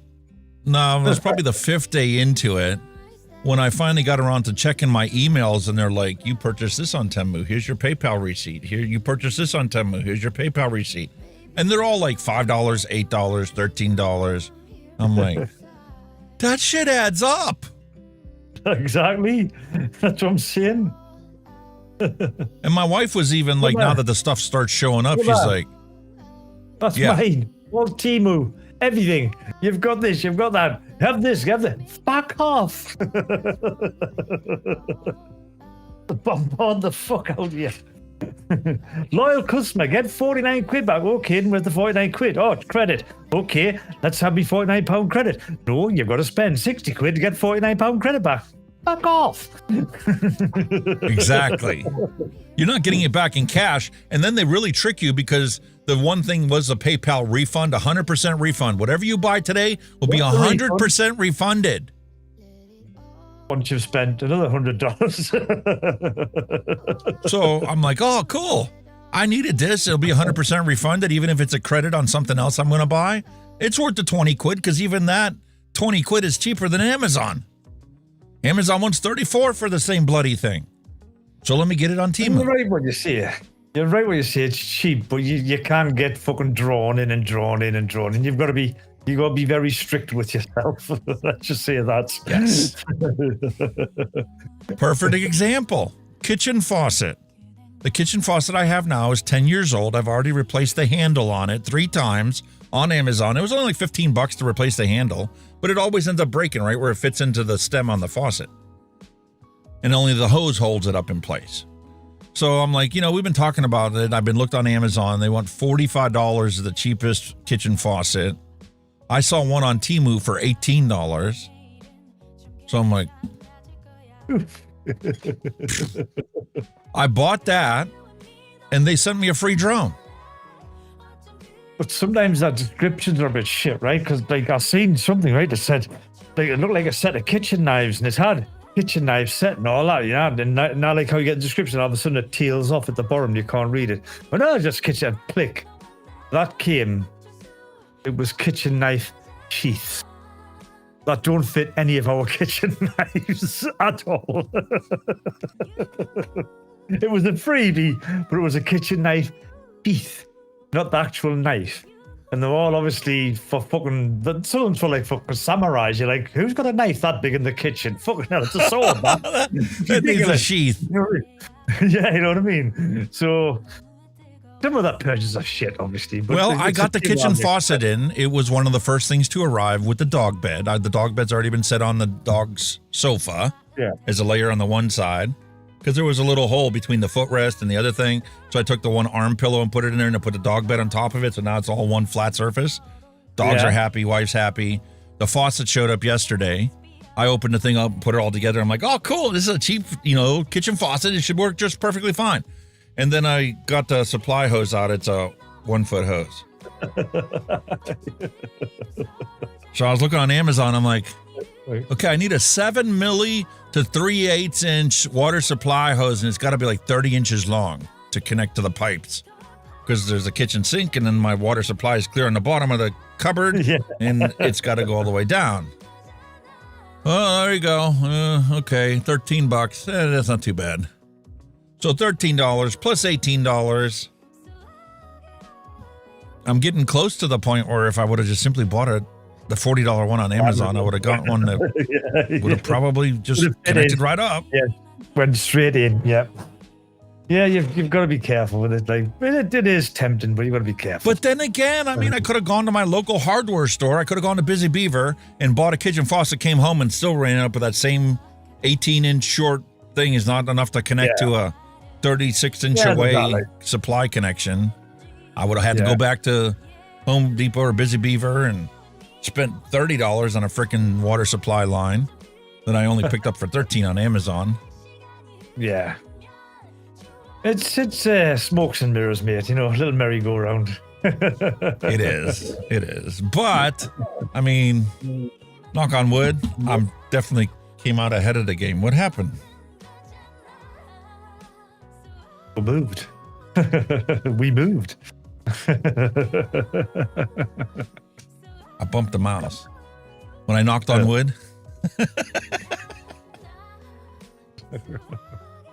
You gotta knock on wood. Robert Lawyer sent us a beautiful picture of his flowers. He uploaded that to the daily thing in the Discord server today. I was so jealous when I finally saw this before the show today. Check this out, dude. I'm like, how are those fully bloomed already? Mine are just little nubs sticking out of the ground. Oh, daffodils. Whoa. My wife hates daffodils. I used to have a row like next to the sidewalk for front entrance to the entrance of the garage. I had 18-inch wide swath of it, 3 feet across. A bit of a symbolic flower over here because there's a kind of mix in with Easter period where the daffodils, Easter period in spring and a bit of a national flower over here, because there's people obviously doing different. There's this guy, man. He try and simplify interbreeding and produces hybrids. And he's done these. They're like the middle's like a fucking deep purple and the petals are a bright pink. You want to see them? They look stunning, and honestly, they're really good. Some of the stuff he's got. Instead of the usual yellow, they look brilliant, different colors. That's gorgeous. Awesome. Plus, people that paint them as well. You can paint them as well if you want to paint. If you want to go down. Hey, mate, I figured out what you didn't do. Remember, we had our conversation after the stream last week. You got everything all sorted out. I told you I was going to send you the addition to add to the URL. Didn't quite do that yet. That's okay. We'll do it after the show today. We'll do it after the show because this thing hasn't been on all week because we are having we are experiencing big trouble with our electricity company at the moment. So I'll let you know about that later. I told you, man. I know what that's like. Freaking $400 electric bill. This is crazy. When I first moved into this house, it was like $70 a month. We're on meters now, right? We're on like the pay meters, you top them up. And we've worked out since 25th of February till now, we put nearly £800 on our gas and electric meters. Something wrong there. Big style. And nothing's been on. There's nobody in during the day. Everybody's out at work or out and about. So how are we using all this electricity? I don't understand it. Just so we're gonna have to get. I don't understand it either. I mean, legit got to the point now where I'm legit going to be shutting my computer down when I'm not actually using it. When you think about it, they're saying our average house uses £1,300 per year. We're putting nearly that on a month. It's something wrong somewhere, isn't there? Seriously wrong. So we're being like... I asked the same question. Google's like, the average electric bill across the whole of the United States is only $120 a month. I'm like, why is my $400? Yeah. Exactly. Why has my usage gone down 28% since I moved into this home, but my bill is now more than 4 times what it was when I moved into this home? Oh, yeah. Like I said, this computer is hardly on now. Very rarely. At least you leave it on all the time, once upon a time. Not now. I feel you there. Come on once a week. So I've been Ridiculous. bragging. I got this aux bar with MagLink with the Nixamod. Yeah. Very good. That's what I've been vaping on, and I had to pull out the Caliburn that was sent to me by Neil Pitts. Oh. The old Caliburn. Is that Back the to Caliburn enjoying thing, that yeah? with the key lime pie inside there. Got the old views from Hell Vape. And the Views 1 from Hell Vape. Mike Vape's Blaze Solo Max Pro. Mm-hmm. That right there is filled up with a 120 ml bottle of Slurricane that I'm putting in everything. I still got this. I ended up swapping the coil out in this one. I ended up ordering coils for this from SourceMore because I want to see if their actual orders get here as quick as their promotional order got here. Yeah. Well, I've just bought some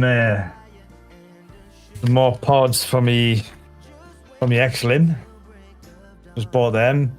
They were only £6 for a pack of 3. You know, £6 for a pack of 3. Oh, daffodils again. Very nice. Your buttons are all the hell. £6 for a pack of 3. These are the 0.6 cartridges. I do like the 0.6 better because you get a slightly warmer vape. And in there, guess who's been mixing juice, boys and girls? I've made some strawberry cream 50-50 for the pods. Oh, and I've just dropped it. Very nice. I made that last Sunday. Yeah, I need to practice a bit more. It's okay, but it's not mind-blown.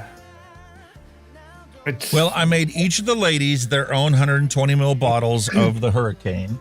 I also made all 3 of us a bottle of the Cinnamon Danish Swirl Muffins, since I was able to find a 30 ml bottle of frosting. So we each have 120 mils of that. I started banging up their flavors.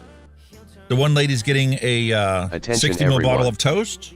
According to Neil Pitts, Alex, are they charging you more for peak usage time on the electric?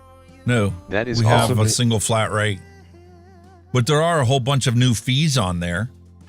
Like when they first deregulated electricity, you had to pay a separate price for your actual electricity usage from the supplier. And then you had to pay a distribution charge that was based upon however much your electricity you use. So basically they took your one bill and split it halfway. So half of it went to the supplier for the electricity generation, and the $35 went to West Penn for actually connecting it to your house.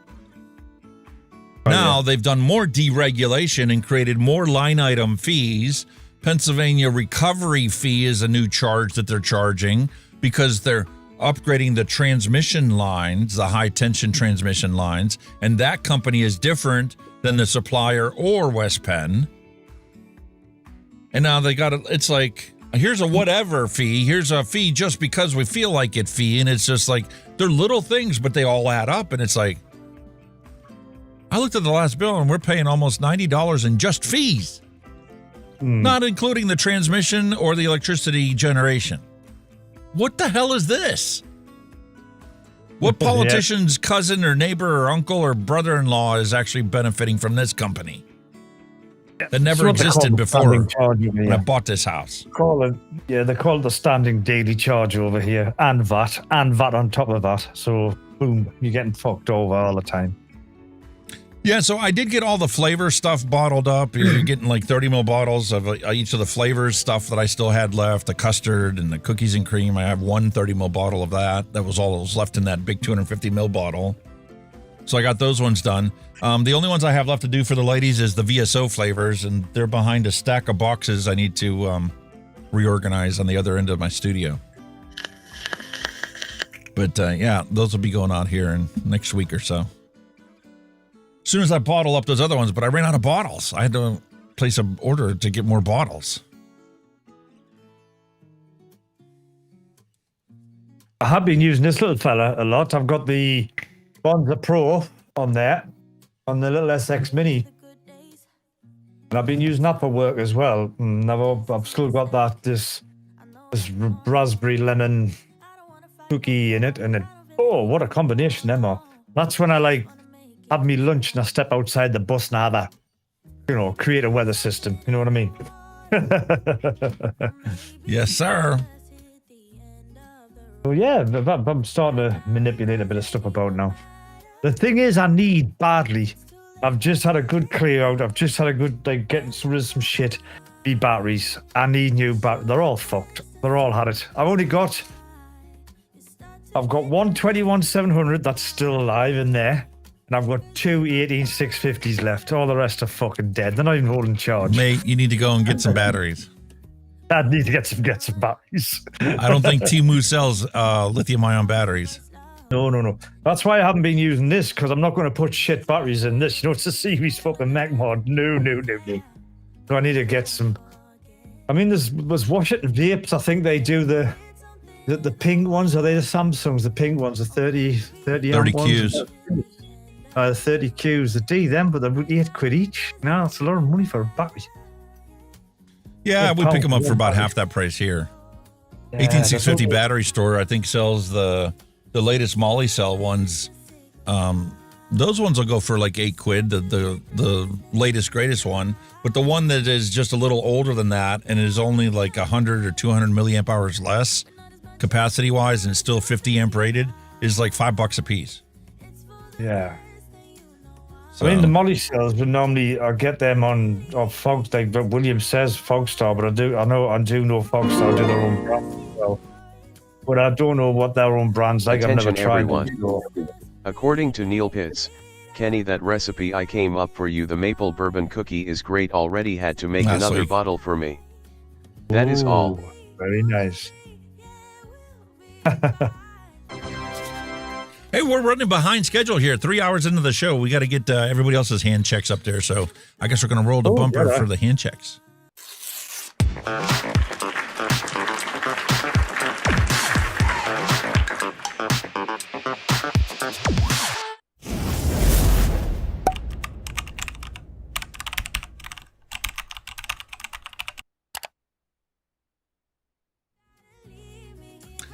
Here's an oldie but goodie hand check.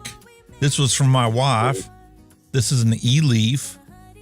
And I don't remember the mod that's on there that it's on. It's a 3-battery mod. Ancient pictures. Oh. There's the e-liquid I originally had purchased from the vape shop when we tried to quit smoking. When I found out that the almond milk was shit, I didn't like it. We went back and got peanut butter cream and Razpaz. Right.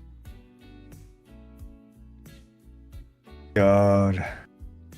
And there's the peanut butter cream, and then this one was a higher Nick strength. Obviously a lot older. Look at the color difference. Exact same thing. Oops. Nick the 420 kid dropped in some stuff, and I can't remember. Some of this stuff came from the vape mail stuff. Some of it came from the hand check section. An RBA from Coil Turd. An RBA. Okay. Yeah. An RBA. An RBA. Well, that's narrowed it down a bit, I suppose. Yeah. Then we have the Early Bird Emperor, Compass, Burrow Tank, and the Early Bird Turnstone. Very nice. Utility cotton. Oils. Got some bridges here. Anunnaki RDA. Oils. Ooh. Very nice bit of vape mail there. Whoa. And some Cloud9 cotton and JJ handmade coils. Yeah. Rowdy Boys. From Nick the 420 kid. Lovely. There's the coils. Oh, aliens. Very nice. They're nice, aren't they? Really cool. Yeah, they look really good. Yeah. William Holy Dobson's shit. doing a proper clean out. I thought that was your desk for a minute. No, sir, that's William Dobson's clean out. Oh, William. Getting My stuff God. organized. Ether RTA, and QP designs, and battery boxes, and tanks, stock coil tanks that are still laying apart in pieces. Oh, wow. Boxes and boxes. Spring yeah. cleaning, mate. Everybody's in the mood to do some spring cleaning. We do need to get rid of all Topside old shit. dual. BP mods cotton. That's probably the stuff he's going to keep.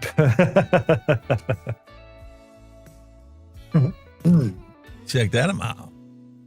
Wow. Oh, look, the flip top dripper from BP Mods. I love the Yeah, Bushido. man. I wish I could get Bushido, more of those gosh. suckers. A brilliant idea. Why hasn't anybody twigged onto them? Done another, like a Why hasn't Bruce put out more of them? Mm-hmm. Bruce should put out another run of them. Even if you don't change anything, there's nothing wrong with it. That checkmark airflow system was fantastic. It's beautiful. Flip top dripper was lovely. The only thing I would ask for that you would do different is maybe give you another drip tip in it. A little longer drip tip. Old school style drip tip. Even if it's contoured or whatever. I don't care. Make it plastic. It doesn't have to be expensive. Yeah. Oh, the Joker.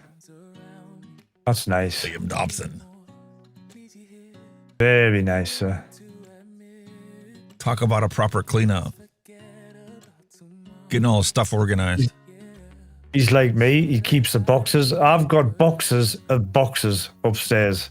I've kept the box for I every have mod. big, huge plastic totes full of boxes of these things. Boxes. Yeah, I've kept every box. Why do you keep the boxes? You just never know. You got to put them away eventually. Yeah.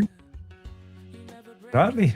I got 3 of those totes full in my closet, stacked on top of each other, of just the boxes of these products.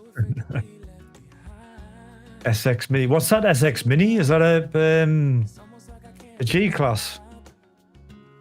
The SX Mini box. Is it a G class? Can't see.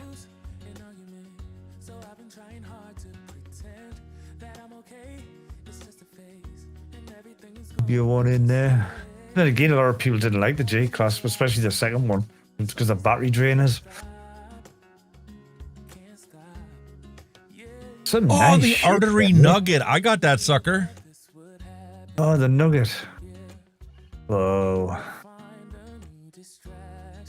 Dead Rabbit RDA 3. We'll have to pull that out. I'll do that as a retro vape one of these days.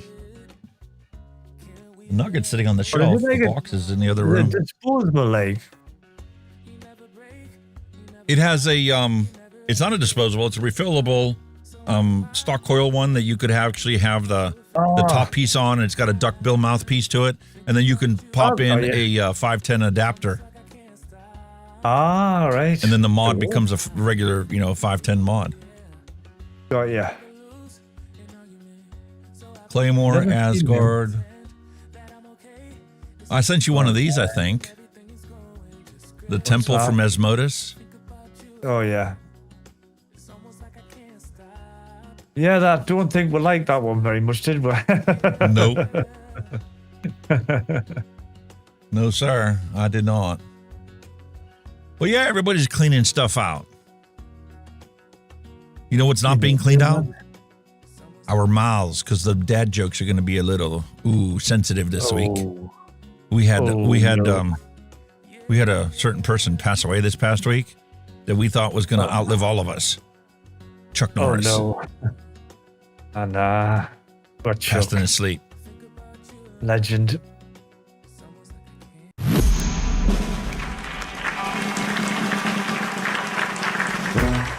No more despair. I have paid more than I owe. Now what you see is what I give you.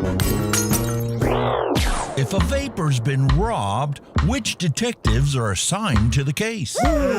Sherlock Holmes and Dr. Watson. Yo, what is a vapor's favorite fantasy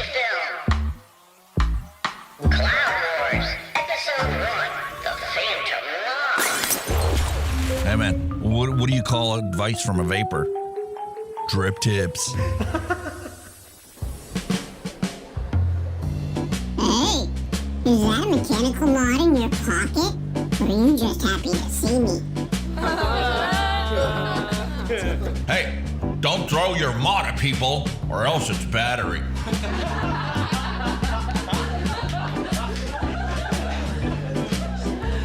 Hey, why did a vapor cross the road? To chase them clouds. And they told me vaping was cheaper than smoking. Nope, I don't care. What are you talking about? Did you hear about the guy who doesn't pay more than 1 cent per mil for juice? Shut that baby up! Yeah, we get it. You DIY or die. Gotcha. What are you waiting for? Let's do this. It's go time! Chuck Norris once took a lie detector test and the machine confessed to everything. I love it, yeah. Did you know Chuck Norris had a role in Star Wars? He was the Force. Oh, yeah. Chuck Norris, facts and jokes. Chuck Norris once used a roundhouse kick to Hulk in the face, and he now hides in the forest and changed his name to Shrek.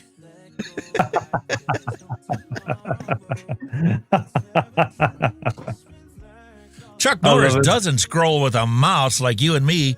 He uses a lion. Yeah. Chuck Norris doesn't need to swallow when eating food. Nope. Jesus. God offered Chuck Norris the gift to fly, which he swiftly declined for superior strength roundhouse ability. Mm-hmm. I was famous for that. Arnold. We all love Arnold. And then there's Chuck Norris. Yeah. Oh, yeah. Damn. Chuck doesn't use the Force uses Chuck. Chuck is the Force. He is the Force. May the Chuck be with you. Chuck Norris taught some Boy Scouts how to tie a knot using a tree.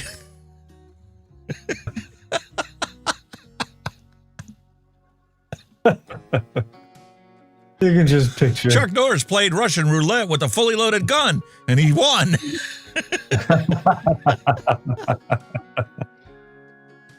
What? Top 10 Chuck Norris facts. Are you ready for them? Number 1, Chuck Norris threw a grenade and killed 50 people. Then it exploded.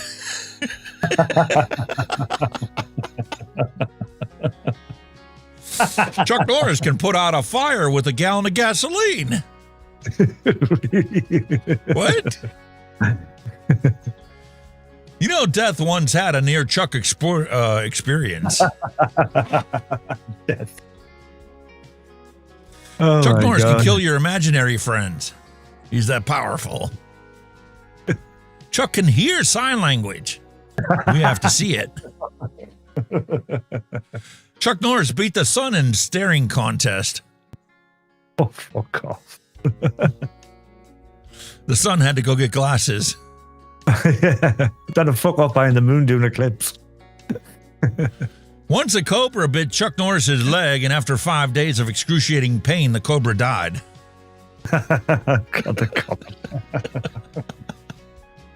You know, Bigfoot claims that he's seen Chuck Norris before, but, you know, it's kind of hard to verify that.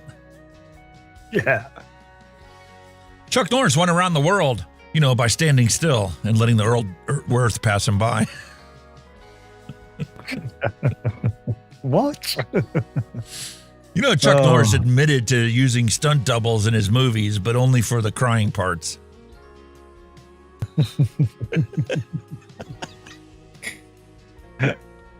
Oh my God. Chuck Norris dad jokes. Chuck Norris facts. Chuck Norris knows Victoria's Secret. Plays with it regularly. Chuck Norris counted to infinity. Not once, but twice. Right. Chuck Norris can kill 2 stones with 1 bird. You know, when Chuck Norris slices onions, the onions cry. Oh, God. Chuck Norris sleeps with a pillow under his gun. He can also strangle you with a cordless phone. Okay. You know, Freddy Krueger has nightmares about Chuck Norris. I bet he does. Chuck Norris didn't cheat death. He won fair and square. While he slept. Chuck Norris likes his meat so rare, he only eats unicorns. Oh, my God. When Chuck Norris does a push-up, he doesn't lift himself up. He pushes the earth down. Get out, motherfucker. You know there's no chin behind Chuck Norris's beard. There's only another fist. Oh, dear. I want to know why Chuck Norris wasn't in the Men in Black movie. Oh, God, that would have been a hoot. MC Hammer learned the hard way that Chuck Norris can touch this. You can't touch this. Chuck Norris once ate a Rubik's Cube and pooped it out solved.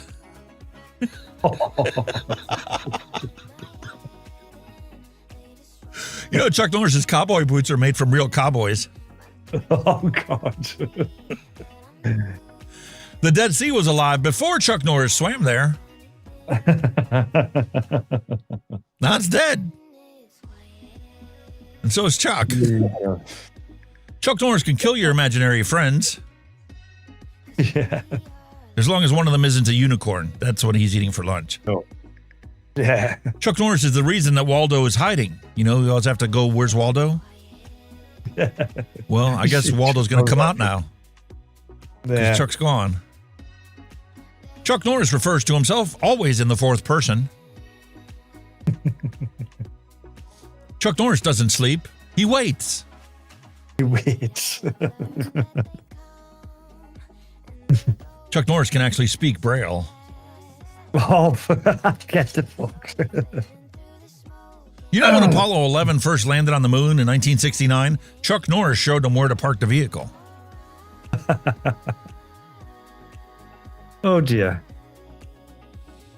Chuck Norris doesn't flush the toilet. He scares the shit out of it. Oh, gee. When Chuck Norris swims at the beach, the lifeguards blow the whistle for the shark to get out of the water.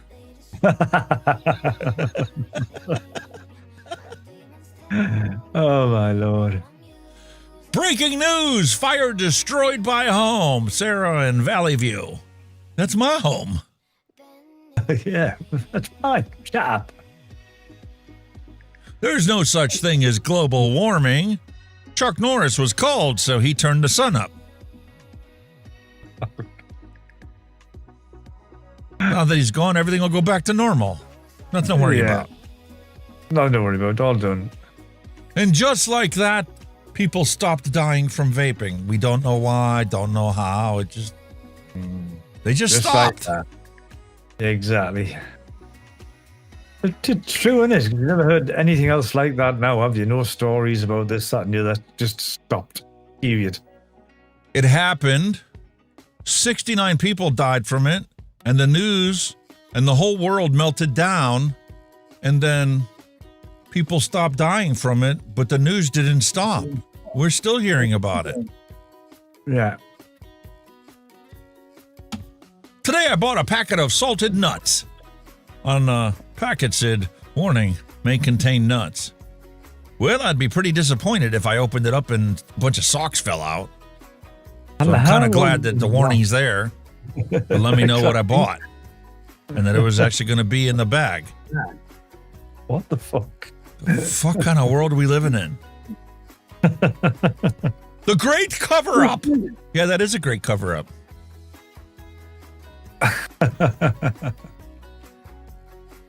Oh my God. How many of you out there are misreading the newspaper? Having it in your hand, smelling the ink on the paper. How many you delivered a newspaper all them years ago? Oh, many. I did, yeah. I was a paper boy, yeah. I remember doing that. What a travesty losing the newspaper was. And thinking up the past, you know, like any good old woman could do. If you remember this, your childhood was pretty awesome. You know, back when you could actually break an arm or a leg when you went to McDonald's. Yeah. Them were the days.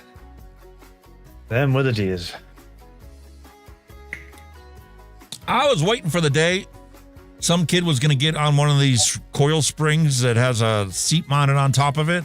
I was waiting for the day that spring was going to break and some kid was going to fall and bash their head in. I was waiting for the day that one of them was going to get catapulted off and just went, wee. Meanwhile, in Liverpool, things have gotten so tight that poor skateboarders lost their wheels. Everyone. According to Neil Pitts, Kenny, do you miss the fish and chips wrapped in newspaper? Oh, that is yes. All. Yes, definitely. I never had the privilege of enjoying fish and chips wrapped in paper. Oh. It was great because you could eat your fish and chips and have something to read while you're eating them. Mate, while you were at work, I drove past Asda and took a picture of the sign out front. Unleaded is now 2 pints of blood per liter, and if you want diesel, it's a kidney per liter. It's getting that way. Jesus. Have you ever seen a redneck dream catcher? Redneck. Oh dear. The southern treat. Mm-hmm. You know, back when Grandma decided to unfriend someone, her grandkids had to explain to her that's not how it's done. Thanks on the phone. Love it. Absolutely love it. Oh dear. Meanwhile, I was doing a cable install and had to connect somebody's Ethernet connection and had to take a picture of the wire because I couldn't believe this. Cut here to activate the firewall. What? Oh, it'll be a firewall, Larry. It'll be fuck all coming through if you cut it there. Yeah, you'll never get any kind of connection. Ever. Nope. I just found out that I have an iron deficiency. That explains it. Explains what? Why your clothes are always so wrinkled. Oh, get out of it. Come on now. We gotta have old school Gen X jokes for you guys out there. I know not all yins are new yuppies and young pups. Some of you get this and go, oh man, I haven't seen an iron in like 25 years. Well, what's one of them? And here's guys making dad jokes at irons. I had no choice. He took my squeaky toy. And, I wanted to pay homage for Chuck Norris. Oh, dear. Yep. That's cool. My dog would do that, too. The alligator took his squeaky toy. When you have only been at work for 3 minutes, you've already been asked 12 stupid questions. So it begins again. Oh, yeah. I know that. How many of y'all did this as a kid? Oh, I put on every finger, me, and I went, yeah. I was pretend I was Freddy Krueger. How about the super glue? How many of y'all would put super glue on your finger, let it dry, and then try and peel off your fingerprint? It'll do every time I use super glue because it gets all over my hands. Still do with this day. Oops. See? Now that wasn't so bad. Now let's get you that tank of petrol I promised. Oh, God. Is that what we're down to? Shit. Sure are, mate. Only a few people will understand the pain of stepping on one of these. Oh. Do you come from the land down under? Oh. They look fucking nasty like that. Jesus. Anybody here from Australia today? Ooh. Any of our Aussie mates here? They look nasty, whatever they are. We'll talk about chiggers later.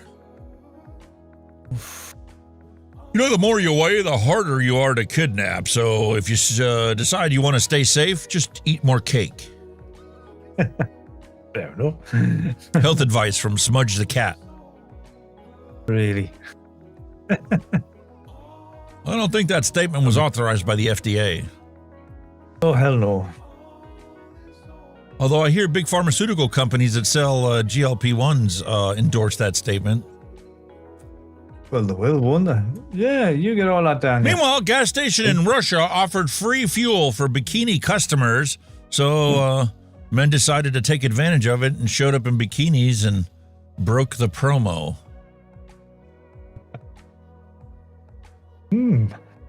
Things you gotta do. You need the petrol, you need the petrol. What are you going to do? Exactly. Can't let the ladies have all the fun. Nope. Meanwhile, Trump's new $250 million ballroom paid for by NVIDIA, Microsoft, Bill Gates, and all the other colonialism geekheads out there is coming to fruition. Kind of looks like something I've seen before, but I can't quite identify what it is. Death Star.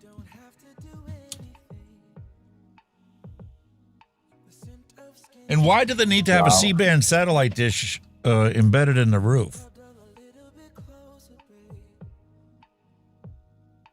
God only knows.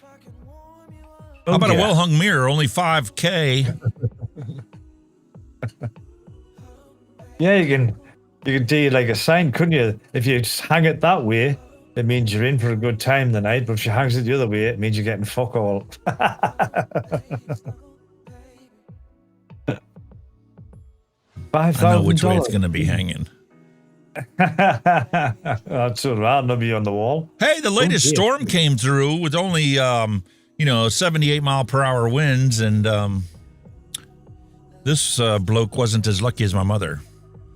My mother, the pine tree in front of her house by the garage, blew over and is leaning against her house, still partially rooted.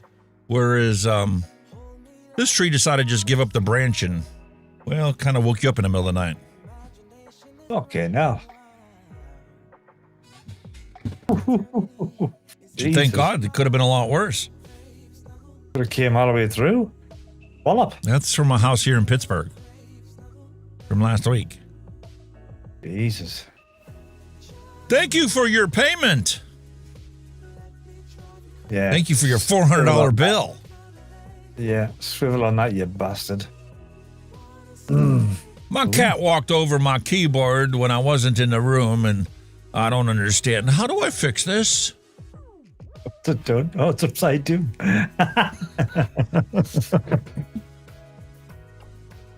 How the fuck is that even possible? It is possible, actually, but not all laptops Really? do it. Yeah. My God. I'll be mortified. Here's an old photo of me and my mother, having a nice little jog. Yeah, if you want to whoop your ass with that belt. Come here, you little bugger. Where does your mom come from? Alaska. Don't bother, I'll ask her myself.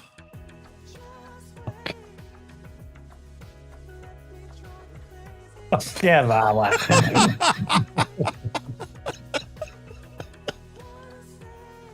Oh, dear me.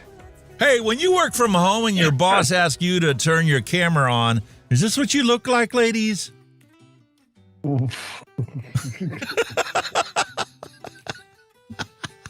Shit. The old folks' home had a garage sale. They were trying to raise some money for, I don't know, somebody had passed away or something. So I got this cool gravy boat, and it was only 25 cents. Think I got a good deal? Oh.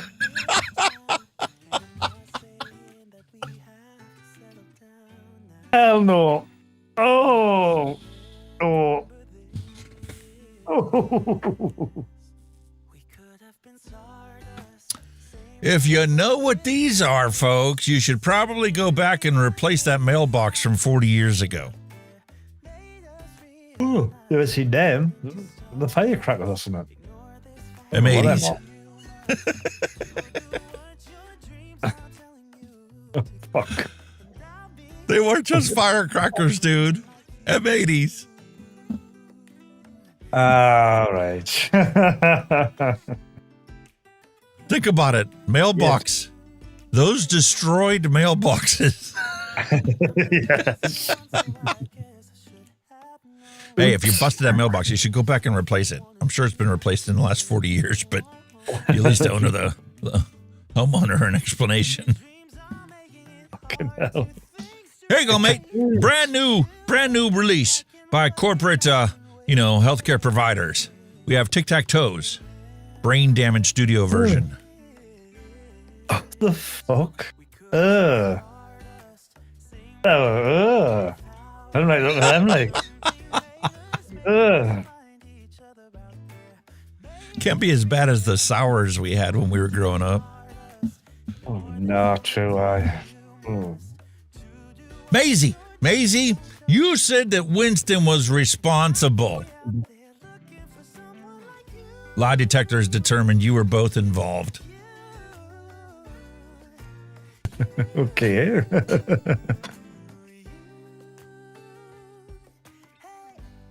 145,000 plus fans have nothing else that's a high priority item for them in the world.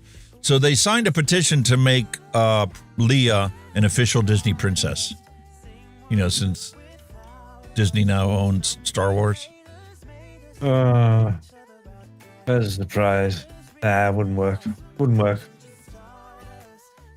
Nah, wouldn't work.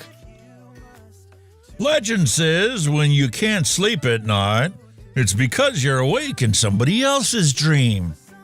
When I find out who you are, I'm going to punch you right in the face. Yeah. Stop dreaming about you bastard. Leroy, you like that new toilet brush I got you for your birthday? Not really, Ma. I'm going to go back to using toilet paper. Oh. Ouch. Mm-hmm. Every fucking time I walk outside, it's a different fucking season. Can we finally get past this? Surely is at the minute. Jesus Christ.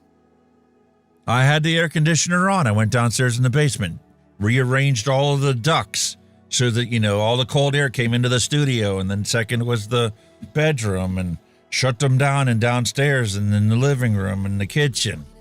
And then the next bloody day, it's snowing outside. So I had to go downstairs and reconfigure all the vents and switch the thermostat to the furnace on. I did that 3 times this week. Yes, weather's all the hell out. Help! I'm turning invisible! Take him to the ICU. I see you. I know, it's scraping the bottom of the barrel. We are. So he actually fucked the first off-planet woman he met, and she was a queen, a senator, and older? Damn, he's good.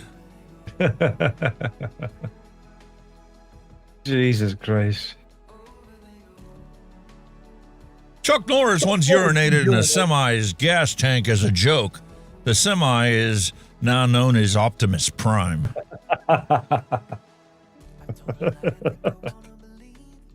Yeah. One more happy birthday from Chuck Norris means one more year that Chuck Norris has decided to let you keep breathing. Badass. Chuck Norris's tears can cure cancer, don't you know? Unfortunately, he has never cried. Oh, dear me. Chuck Norris actually died 10 years ago, and the Grim Reaper was just too afraid to come and get him.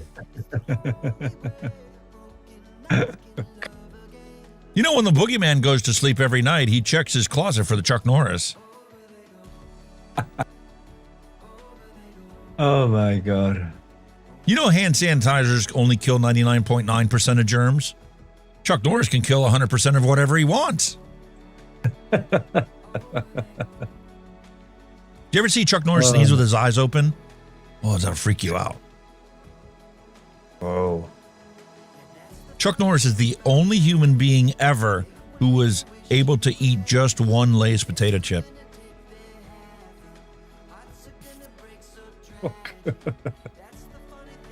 You know, when Chuck Norris touches water, he doesn't actually get wet. The water gets Chuck Norris. Yeah, Chuck Norris is also the only person in existence who can divide by 0. Fuck. What? Dear me. Chuck Norris went to the Virgin Islands. Now it's just called the Islands.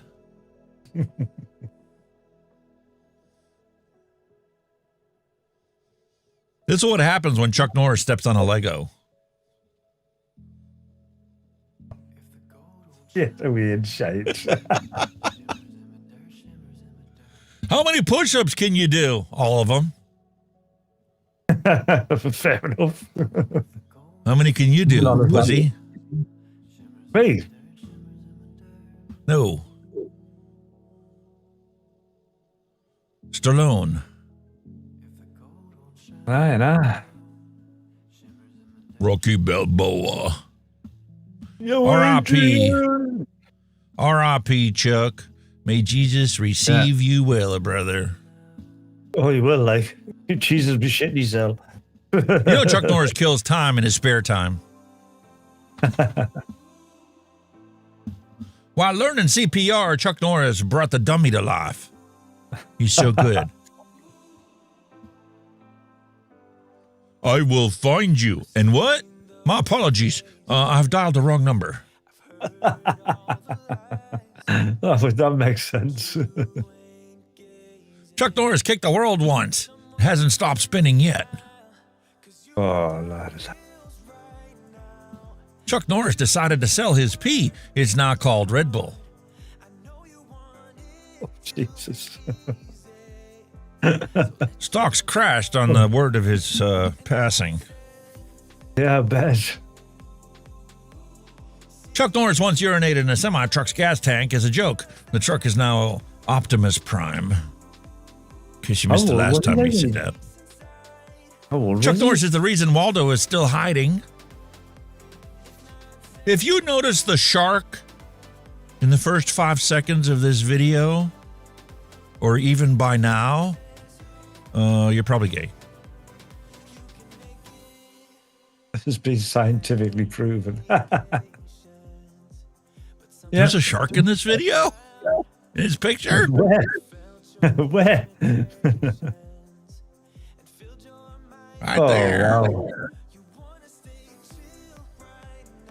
This girl is going around 27th Avenue saying she needs a ride to Ranch Market and then steals from the people who helps her. You know, she's already robbed me 7 times. It's wild out there. You guys better be safe. Yeah, you mean. I deserve to be happy. Fuck all this bullshit. Aye, true.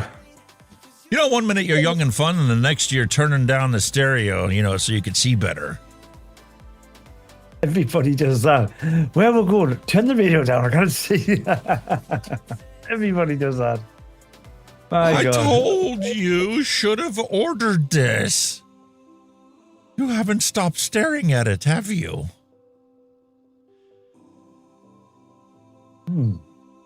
Nope. Waitress, how would you like your eggs, sir? Scrambled, over easy? Nah, big naturals, please.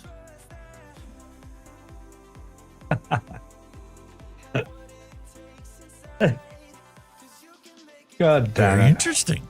I never heard of it called that before. Nope. I bet the last thing you noticed was the guy stealing from her purse.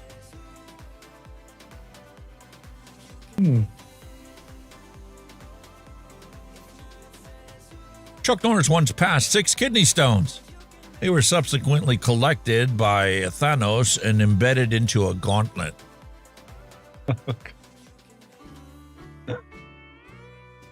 Who can guess what this is for?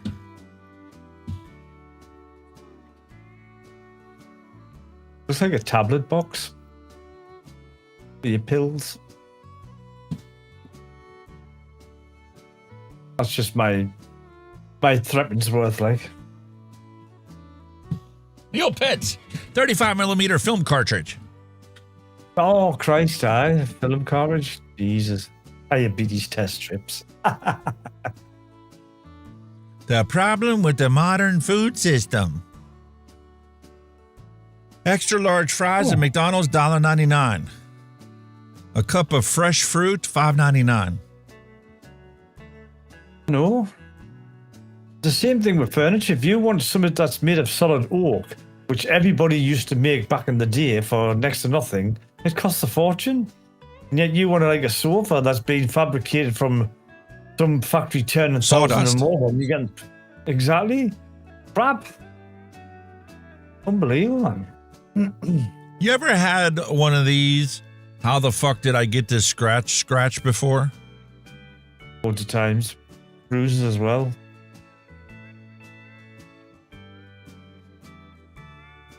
Loads of times. How many of y'all remember those? Scale extracts. Yeah.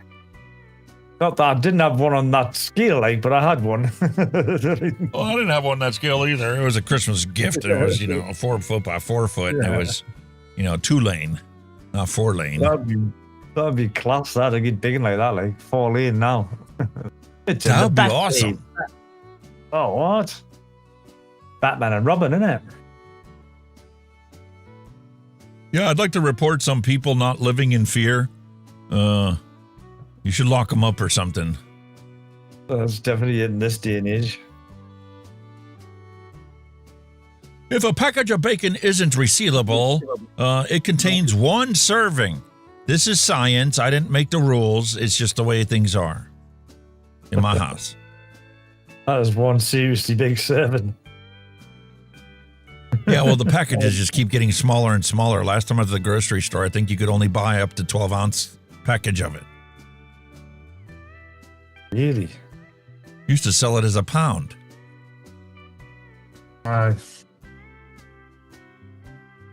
Reading the instruction manual for what the elephant bought when you were drunk. What the fuck? Listen, no drinking and priming. Now needs to be changed to no drinking in Timu. Aye, that's right, aye. That'd be even worse, that. Football team loses.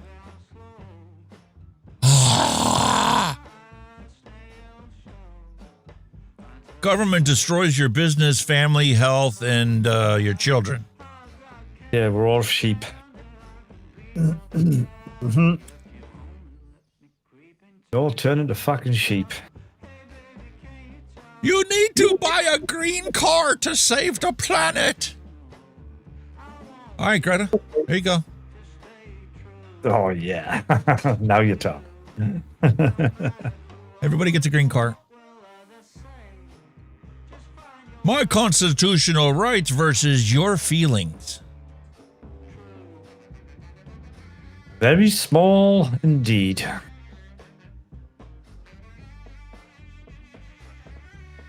Join the resistance. Oh.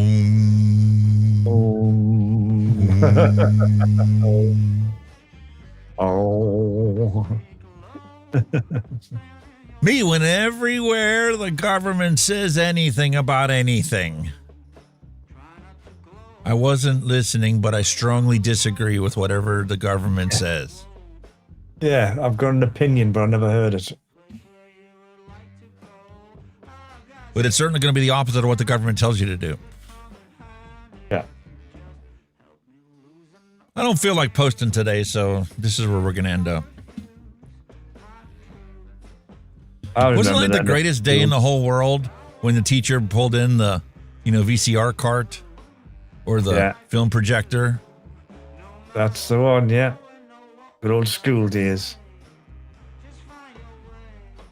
My kids will never know that awful feeling of realizing that there was no movie behind the box. No. Well, all empty Remember boxes. going to the VCR store? Yeah. And they had all the boxes laid out for the latest movie, and you're like, oh yeah, I'm going to rent that one tonight. And you go and you like search, and none of the boxes had a video behind it. That one. And they go pick something else. Wow. It was horrible. There I am installing my brand new RTX 8090 graphics card outside. It's getting to the point where they are getting ridiculously big as well, aren't they? Oh, yeah. You're going to need a new PC case, surely. Just put your fucking graphics card in. Why do you think I got a Founders Edition card? They're fucking getting massive. It was the only 5080 card that was only 2 slots wide. Jesus.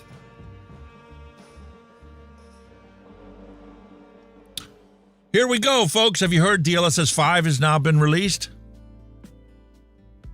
That's why memory prices went up, according to NVIDIA. Before DLSS 5, your memory was only $99. Now with DLSS 5, that same memory $699. Why? How are they going to sell it all? You know what I mean? Shit. Did you see the fake frames that it does? They showed a picture of a FIFA game, and they kicked a ball, and the ball would morph from his foot into a ball into the net of the goal. AI. How many of y'all remember the feeling of glass bottles and styrofoam labels? Good old-fashioned glass bottles, my little class. We recycled everything back in that day. All that glass got recycled. Yeah. Now everything's plastic. Nobody recycles anything. Goes in the bin.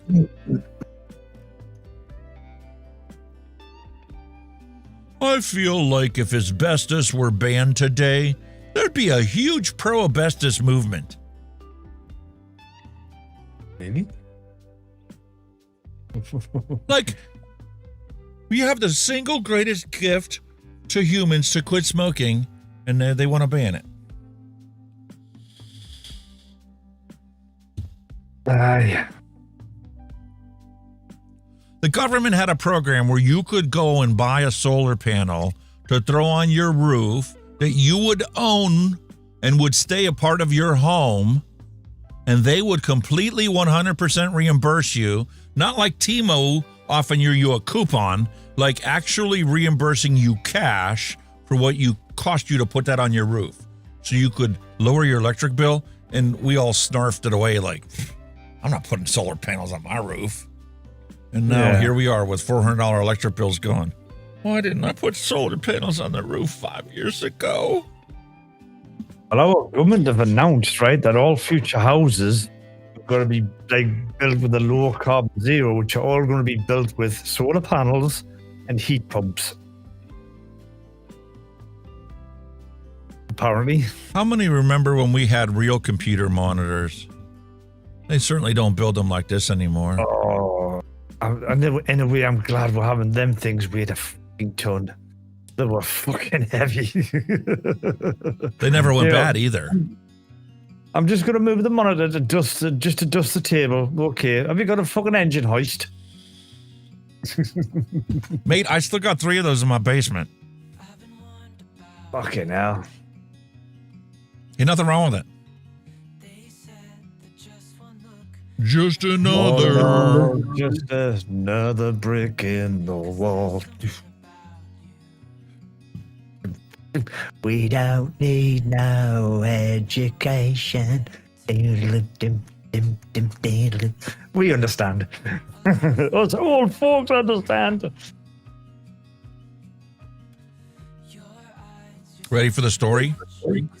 Oh, For the Dallas Morning News, a 15-year-old boy was at the center of the Dallas County courtroom drama yesterday when he challenged a court ruling over who should have custody of him. The boy has a history of being beaten by his parents, and the judge initially awarded custody to his aunt.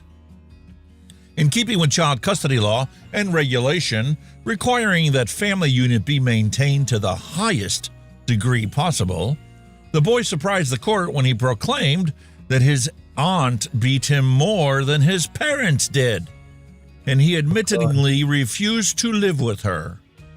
When the judge then suggested that he live with his grandparents, the boy cried and said that they also beat him. After considering the remainder of the immediate family and learning that domestic violence was apparently a way of life among them, the judge took the unprecedented step of allowing the boy to propose who should have custody of him. After 2 recesses to check legal references and to confer with child welfare officials, the judge granted temporary custody to the Dallas Cowboys, whom the boy firmly believes are not capable of beating anyone. And the moral of the story is... It's a good thing my wife is not watching the show right now. I'm get it on the replay. She'll go, you get. You know, Chuck Norris doesn't have an escape key on his keyboard. He doesn't need one.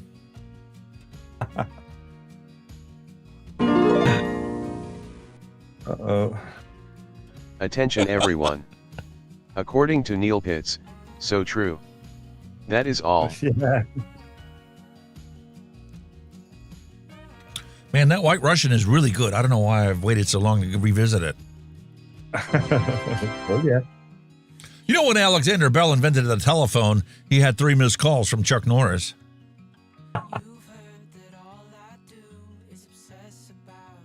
Oh, when Chuck Norris goes online, it's ChatGTP that comes to him and asks questions. Hello, Chuck. Can I ask you another question?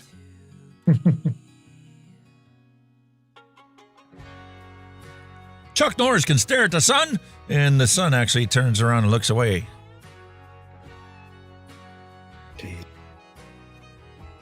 There's no theory of evolution, just a list of creatures Chuck Norris has allowed to live.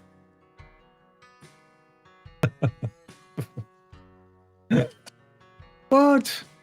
You know, every time you masturbate, Chuck Norris punches a Mexican baby in the face. Oh, God. And that right there wraps up the dad jokes for the week. Rest in peace, Chuck Norris. You will be missed. Right. Well, we got up and sees Mara Bruce Lee. I need to get one of his exercise boards. It was nothing but an incline board with straps and a pulley. Yeah, yeah. I don't think he was a big weights man. He was just like more like fitness, wasn't he? He wasn't really one for fucking pumping iron. He was fitness, wasn't it? And endurance. That was more of his regime. His thing was like move. Yeah. That's it. Move. There's no stop. It's always be moving. Always be doing stuff. You don't need anything extra to exercise. I keep getting feeds in my Facebook thing showing me how to do Tai Chi, where you just sit in a chair and, you know, you just bend and you keep moving and you keep doing stuff. I've seen stuff like that pop up me for YouTube as well. YouTube feed, learn Tai Chi, 50 exercise for over 50s. Okay. When you go to watch your latest episode, you know, of Star Wars or whatever that's been on there, more like Marshalls or something, instead of just sitting there watching TV, just keep moving the whole time you're watching the program. Yeah. All day long. From the time you get out of bed to the time you lay down to go to sleep. And before you lay down and go to sleep, do some leg lifts while you're there. Weird. If it works, though. Get some blood flowing. Well, on that note, we're coming on the 4-hour mark. Better crank up and get to the retro vape. Ooh.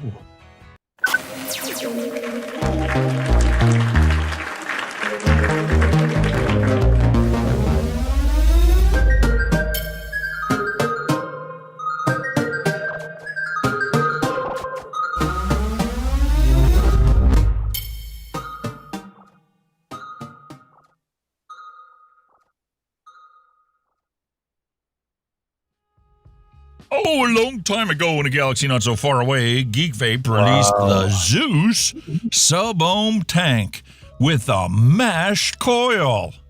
5 milliliters of capacity for the US version, 2 milliliter TPD compliant version available with a bung you can remove to achieve the same 5 mil capacity. And as my wife truly loved at the time, a beautiful rainbow. No. Lovely stock coil sub-ohm tank is beautifully visible here. Look at that beautiful mesh coil. Fantastic. It actually seems like yesterday when that came out. Jeez, I remember them very well. And the thing is, unlike the coil for the mouth to lung tank, which you can just, push in anyway, this particular one, you had to align the coil to get it to actually You had like fit in two the whole way. flats on the side. Yeah, that was right. I think it's 2 flats on it, I think. Wow. Hell. Fully adjustable airflow, top-down airflow, making the coil leak-proof. Quarter-turn top cap. Top airflow, man. Jesus. Just like that. It only seems like throw that on the Freemax Maxis mod. Holy shit, man. Zeus. Gonna fill that up with Slurricane. You're liking that shit, aren't you? That's Slurricane. You are really liking that. I really do love it. It smells delicious. It tastes delicious. It's sweet. It's sour without being really sour. The papaya and the peach and the guava make a beautiful, juicy flavor in your mouth that I just fell in love with. The Mango Sunrise does get a little harsh from time to time. This one does not. Cool. Atomizer short. Oh, no. I bollocksed up the coil. Love. Only went in one way, didn't they?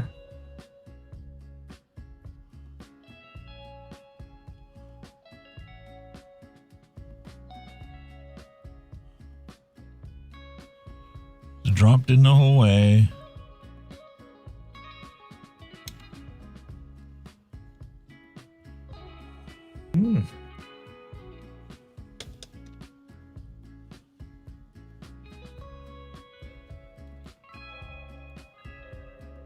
Beautiful.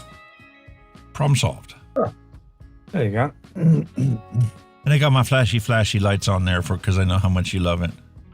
Yeah, right. You novelty loving person.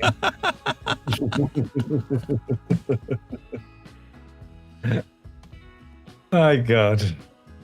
I remember if you got a spare coil in with them back in the day. Did you get a spare coil with them? I remember if you did or not. Of course you did. You did, didn't you? Yeah, man, that's it.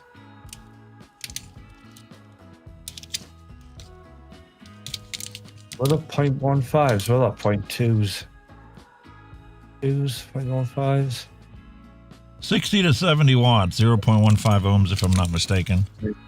0.15s, yeah. Cool. And just like the mouth to lung tank, there's this little coil removal tool in here, little spanner. If your coil gets stuck, you can use it to pop that coil out.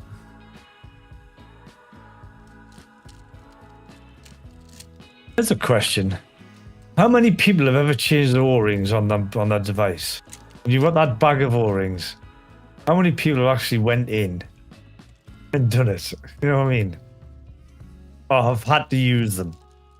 I am really glad that they included them in there because I have had tanks that leaked at the beginning that the O-ring was like pinched or ripped or, defective.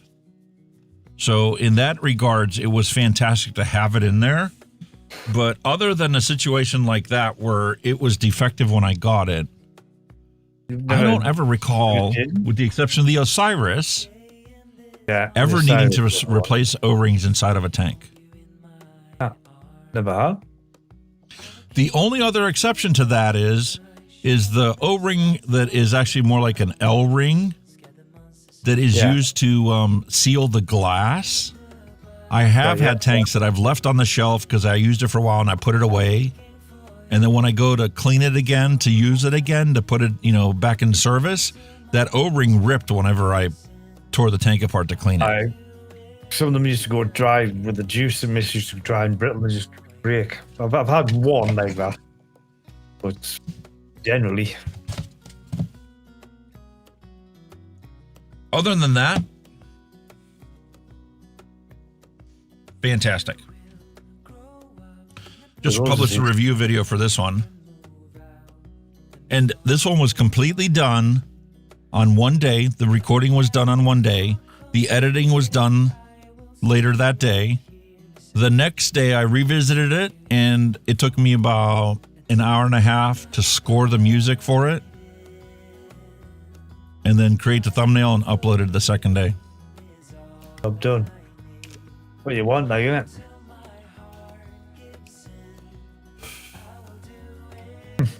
Frickin' delicious. 1.2 ohm coil can only be done mouth to lung. Attention everyone. According to Neil Pitts, I have had to change a couple of O-ring because they were stuck to the tank and I tore it pulling off the glass. That is all. Here. Yeah, you get the odd occasion where you've got to do that, but generally, when you clean your tank or you go to service it, do you ever really use them O-rings? If they're still good, you didn't really change them, do you? You just leave them. So from a cost standpoint, could have the manufacturers not included O-rings? Sure, but being that they're in China and you're anywhere else in the rest of the world, and the actual cost to the manufacturer for that entire bag, including the bag, was probably less than 5 cents. Why not include the spare?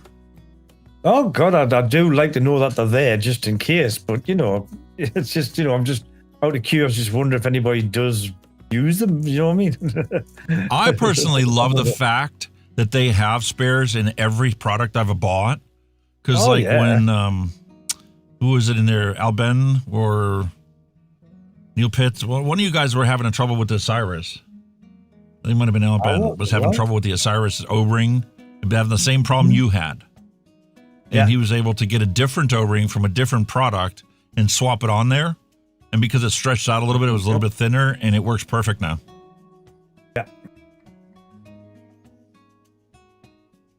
I bet I could fill up a little box with all the different O-rings I have from all these products. If I took them all out of the boxes and put them in a separate box. But then it's like, how do you know which O-ring goes with which tank? When I first got that, I had to change the O-rings on that because your airflow, when you're moving that airflow on and off, them little holes are cutting. They're like literally shredding. They were shredding the O-ring like a cheese grater. You know what I mean? I had to get O-rings for that. I didn't. I had a little bit of clearance. Gaming Vapor was here earlier before the stream started, then he lost power and just now got it back on. Oh, cool. Thank you. Well, thanks for coming back. Oh my God. Need to clean some Yeah, it's 45 degrees Fahrenheit outside over here right now. It's dropping down to 24. It's going to be below freezing this evening. I think we're due for a bit of a temperature drop, like. Been raining. My problem with the 1.2 ohm coil is this sweet apple sugar baby that I put in there. I think I sent you a bottle of this as well in your Christmas box. All the different beautiful Frusion blend flavors of these fruits, the apple watermelon, the blackberry and the raspberries and the strawberries. I can taste those when it's inside of a direct to lung tank. Or even if it's got the 0.8 ohm coil that's in this mouth to lung tank, if you use it as a restricted direct lung, I can taste those nuances. But in a 1.2 ohm coil, all I taste is apple. Ah. Maybe that it might need a bit of heat. You know what I mean? You're not going to get off an MTL. I don't think it's that. I think it's the fact that you're not producing enough vapor. The concentration is too low for a mouth-to-lung setup.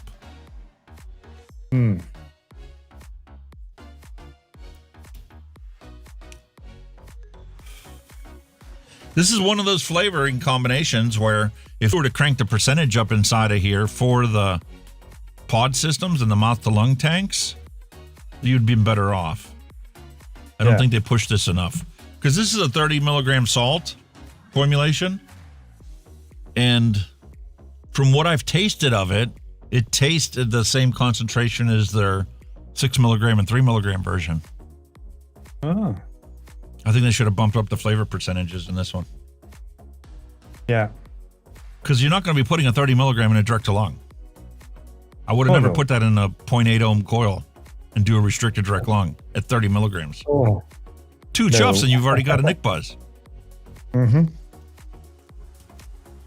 Whereas on a mouth-to-lung tank like this, you can vape on it all day long, like I do with my my direct-to-lung tanks. Yeah.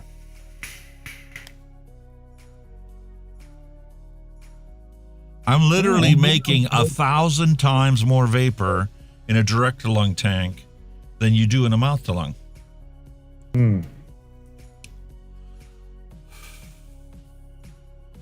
Yeah.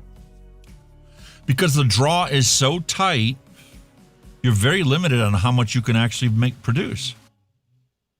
Exactly.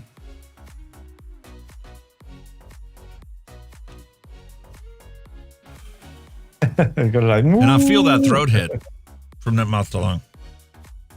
So, I mean, it works. It does a great job as a mouth to lung tank. It can do restricted direct lung with the 0.8 ohm coil. I really enjoy that. The 0.8 ohm coil on a single dual 21700 battery like this lasts me multiple days without any problem. On the 1.2 ohm coil, this would probably last me a whole week. Easy. Unlike the dual 21700 battery with the Kylan Cloud Chucker, this dual batteries needs changed out about 5 o'clock in the evening. Yeah. You don't get a day out of them because you're chuffing away quite happily. At 70 watts compared to 10 watts. Wow. But since I'd used this to do the review for this, to do a comparison between the two tanks and what the differences were, I figured why not use that as the retro vape for this week and, bring back some memories for the people out there that use the Zeus tank as their all-day vape for months and months and months before they moved on to something else. Probably still got mine upstairs. I think they brought a couple of models out. I think I bought all of them, I think, pretty much. And you can see that coil is actually, taking up the juice quite nicely because we've already got air bubble on the top. Yeah, bubbles. Yeah. So there's our beautiful retro vape for today. And why not enjoy the beautiful lighted up Maxxis Solo for the Zeus tank? With its spangly fucking lights. So this is going to take 5 minutes to fully saturate that. You need to let that soak a bit. You need to let that soak. I am going to bring out the aux bar and show you guys this. I will be putting the video out on this. I think I got too excited when I did the video on this, but I was truly excited for how much this excites me. See how it says 76% in there? Yeah. That was my wife's all-day vape for an entire week, and it's still got 76% left. Now I take the pod and put mine on there, and it automatically knows that this pod still got at least 92% left. That's cool, that like. And I could swap this out, and it recognizes whatever pods are connected to it. There are 15 different flavor options to choose from, including clear, which is an unflavored pod. So if you're worried about trying to get the safest vape on the planet today, that would be your choice. The Oxbar Mag Lincoln Clear has 0 flavoring in it. It's VG, PG, and Nixamide. That's it.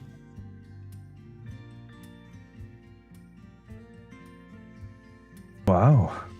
75,000 puffs. When they first formulated this thing, they formulated it and released a batch that was 50,000 puffs. The version that they have out now is 75,000 puffs.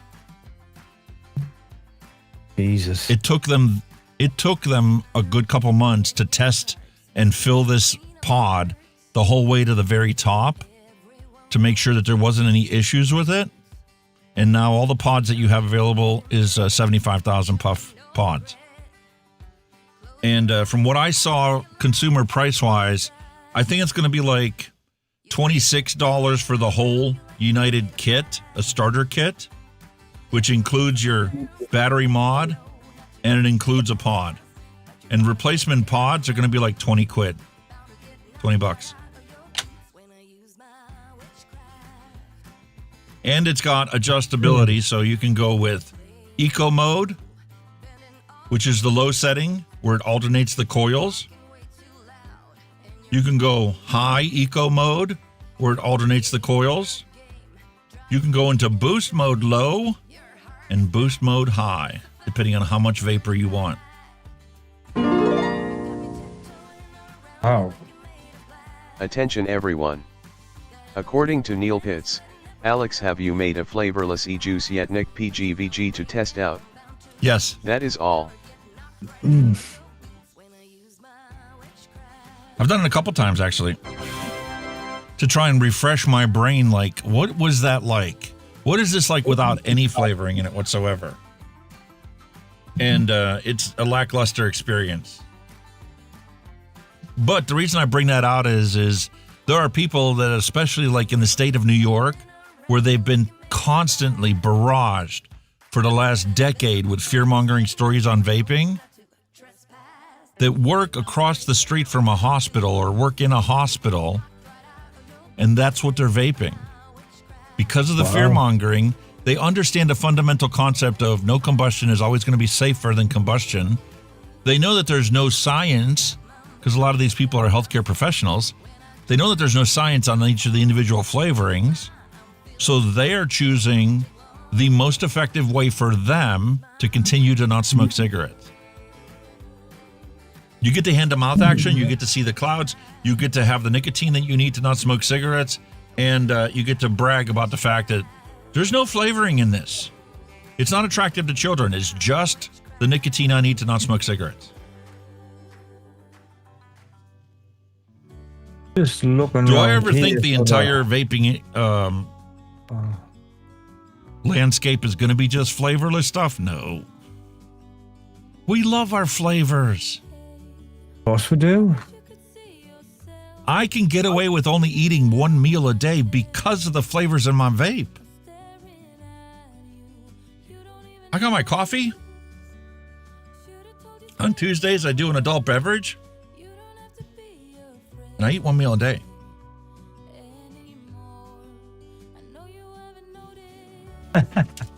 I eat like a horse, period.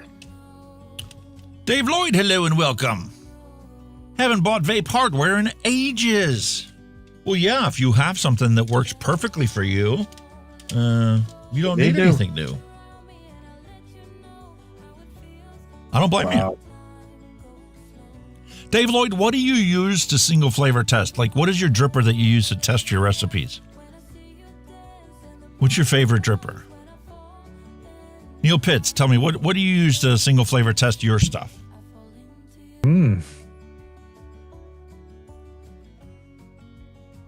No, we've got fuck all over here.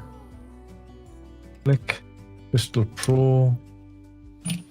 Drop, we got the Wasp Nano.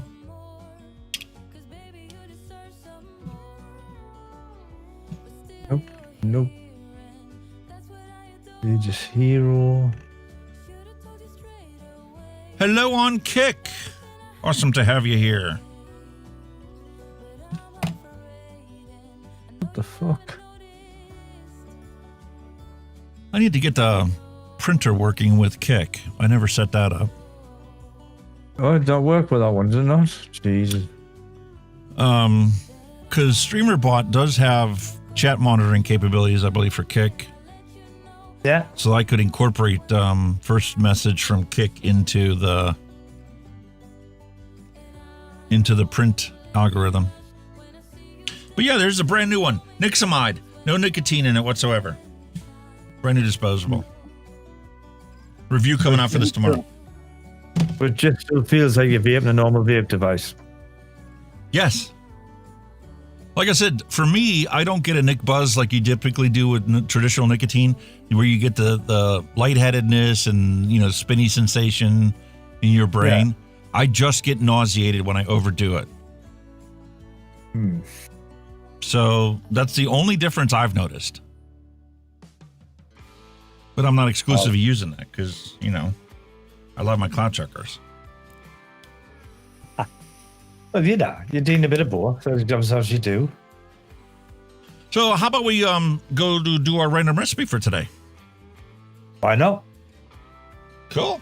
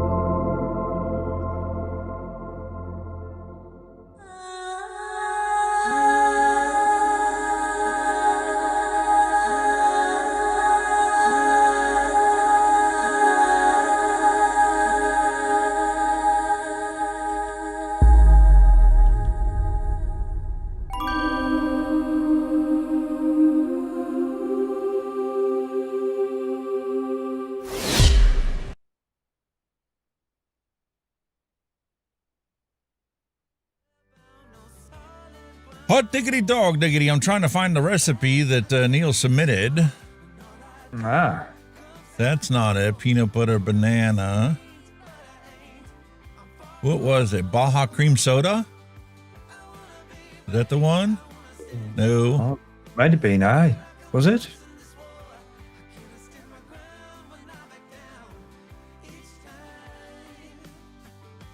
It says I'm missing ingredients. I think this might have been the one. Baja cream soda. Could be. And in order to make this, I needed to order the flavors that I did not have, which was boysenberry raspberry from Wonder Flavors,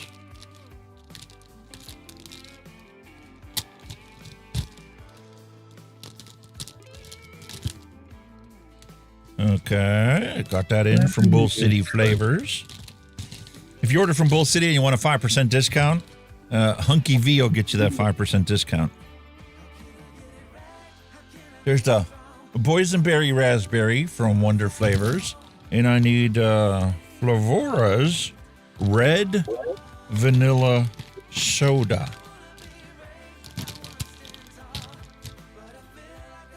I got right there.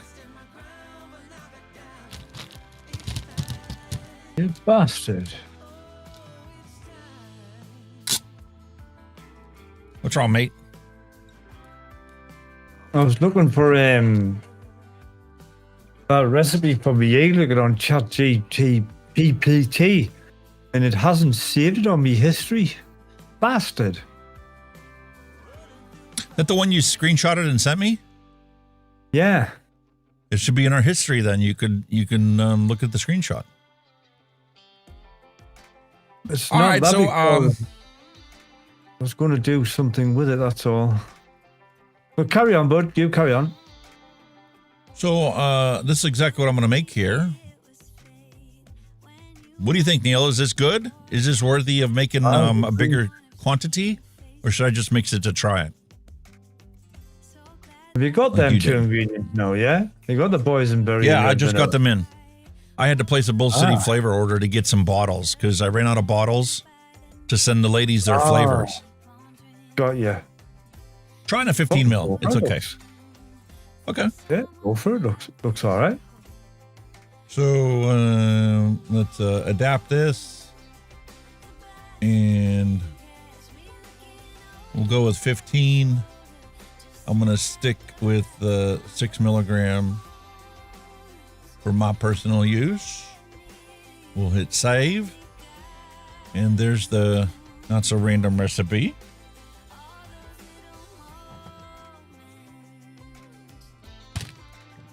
Pull out a 30 ml bottle since I got some in finally. I thought I had some extras in the other room, but here I only have 120 ml bottles over there and 60 ml bottles. So, the one thing I don't like is that you're limited to just 2 of each now. Yeah. They dropped the minimum shipping from $50 to $25, but they also dropped, you used to be able to order 5 of these and still get free shipping. So that's 25 bottles you had to do with. Now you're limited to 2 orders of 5, so you get 10 bottles is all you're limited to. But that's okay. I'm cool with that. I need to actually finish cleaning the bottles I have. I need to run the dishwasher with just the empty bottles. Run that through a full cycle.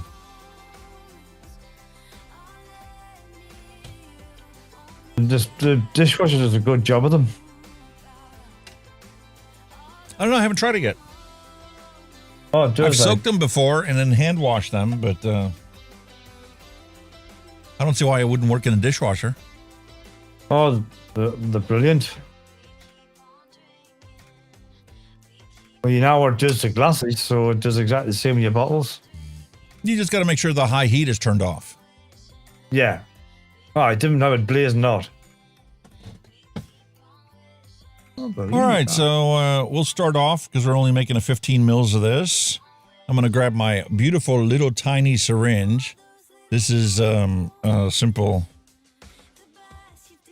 1 milliliter syringe. 0.93 is 93 units.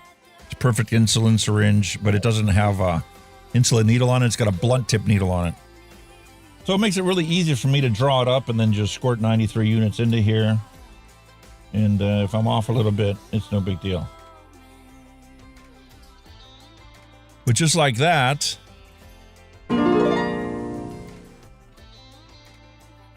attention everyone. According to Neil Pitts, hot water will destroy those bottles found out the hard way. That is all. Yeah. Yep. That's why you got to make sure the heat cycle's turned off on it. So there we go, 0.95. There's our secret sauce done and dusted.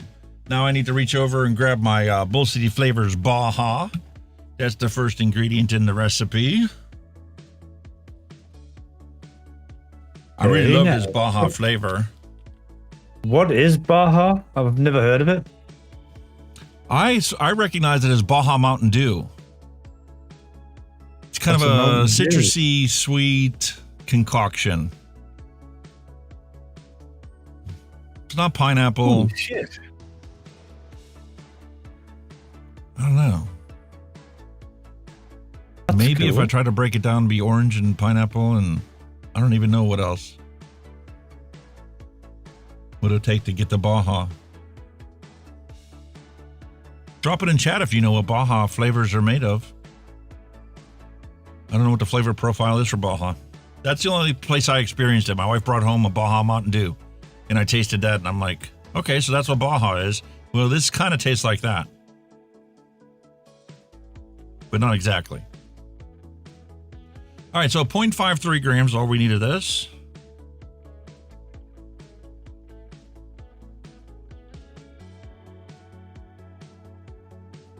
Oh, This keeps changing every time you look at the fucking thing.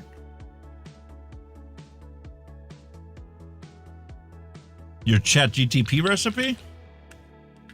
The actual chat GT. Do you know what it's got in now?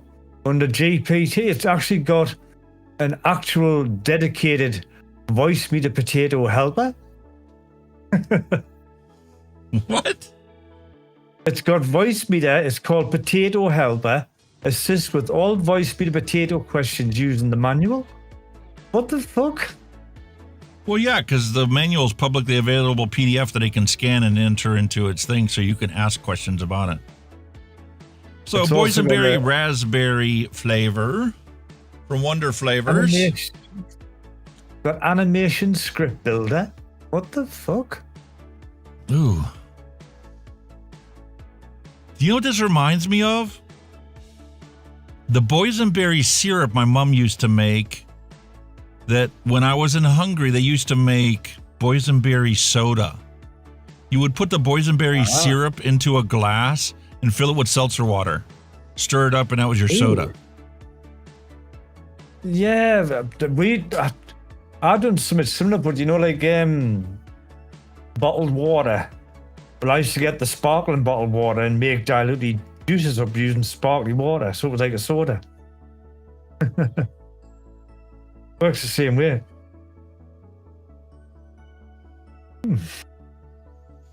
That's what this smells like, that syrup. Boysenberry syrup.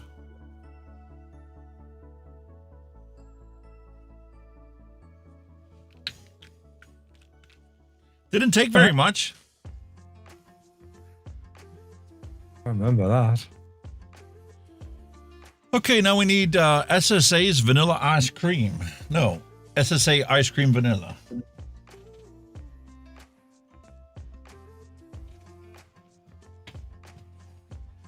Uh-huh.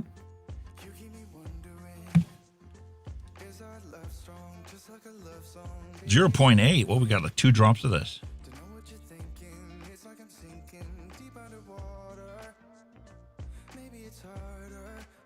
Wow. 3 drops?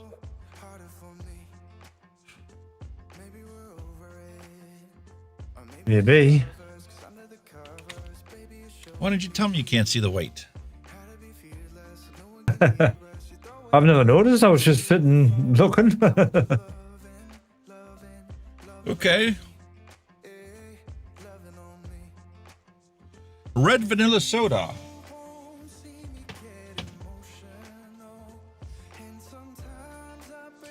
From Flavora.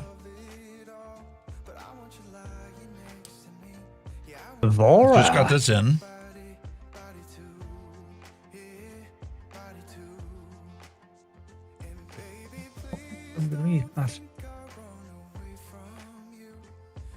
What was that one?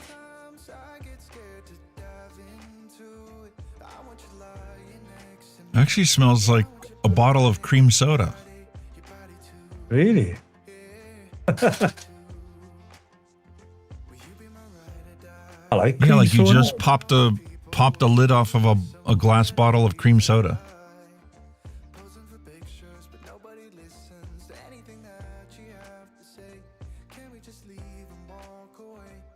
American cream soda. That's what we get over here.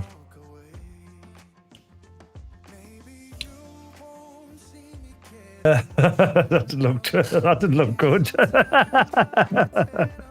What the fuck is that? I don't like the knuckle test of it. Oh. Ugh. You can tell. Smelled way better than it knuckle tastes. All right, 0.23.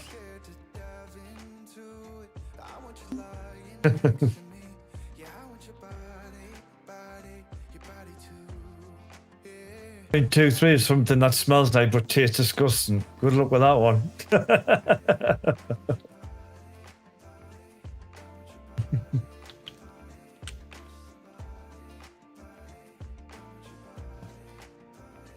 think that's what it's for. Just Perfect. for an aroma in your juice.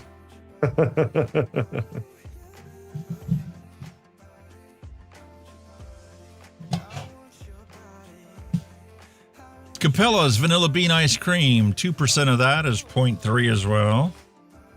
0.3. Vanilla ice cream. Got some of that in the freezer. My wife brought home oatmeal cookie ice cream treats, right?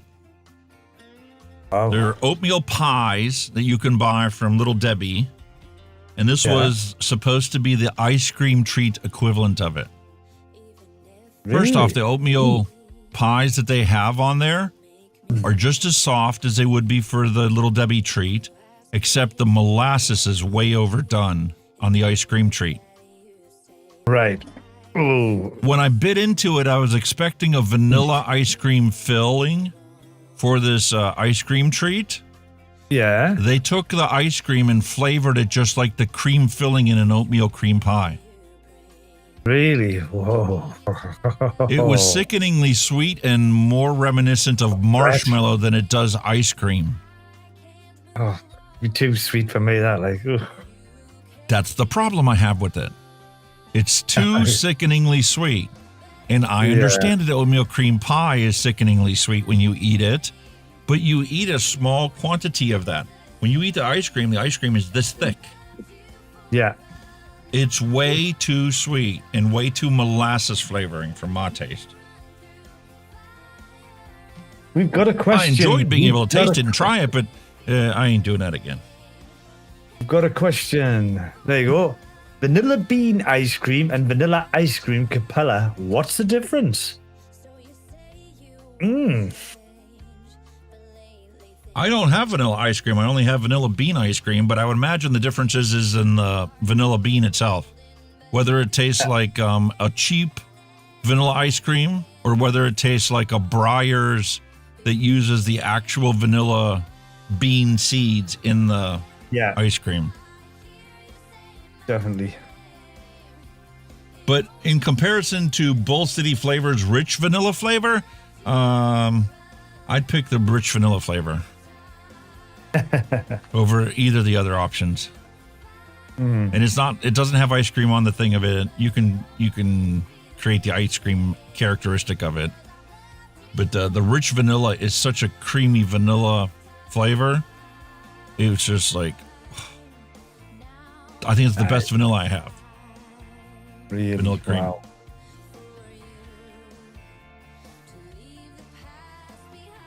That's awesome. I'm sure that's what you... I'm sure you sent me some of that. That's why you did. 4 drops of super sweet is all it took to get that thing completed. Now we need 2.3 grams of PG.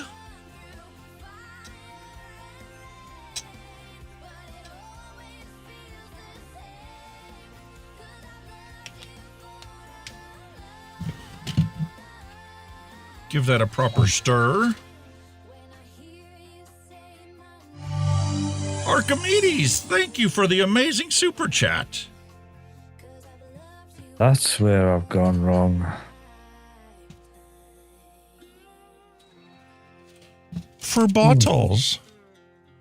Well, thank you, ma'am. Very much appreciate that. Oh, thank you very much. I don't know if you were here in the beginning of the show, but I made you 120 mils of cinnamon Danish swirl muffins, and I made you 120 mils of this slurricane. Oh, I'm interested in that, definitely. I'm definitely interested in that slurricane, like. Definitely interested. Yeah. We'll throw that in your Christmas box this year. It then we got really out of my comfort zone, but it looks nice. I sent Kenny these ones, so now you guys get to experience them too. There's Noosa nice. Blue Raspberry. There's custard from Flavors, the one-shot variety of it. That's quite nice, that actually. There's marshmallow custard from Flavors, the flavoring. And then I got some honeycomb from Flavors. Dragon fruit. Dragon fruit, yeah. That's what I've got as well, folks. He sent me a bit of that. It's lovely. Good stuff. Yup. And I still got to do the VSO flavors.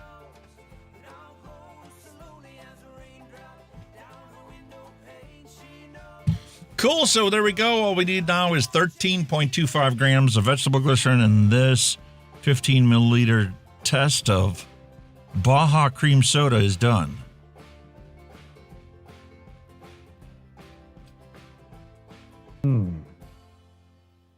Baja. I'm curious to see what this is going to taste like because I like cream soda. I like the Baja Mountain Dew I had.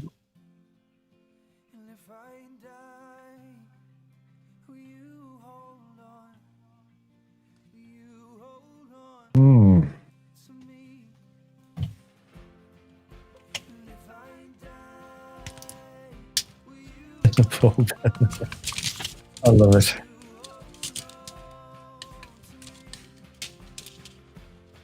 God damn it.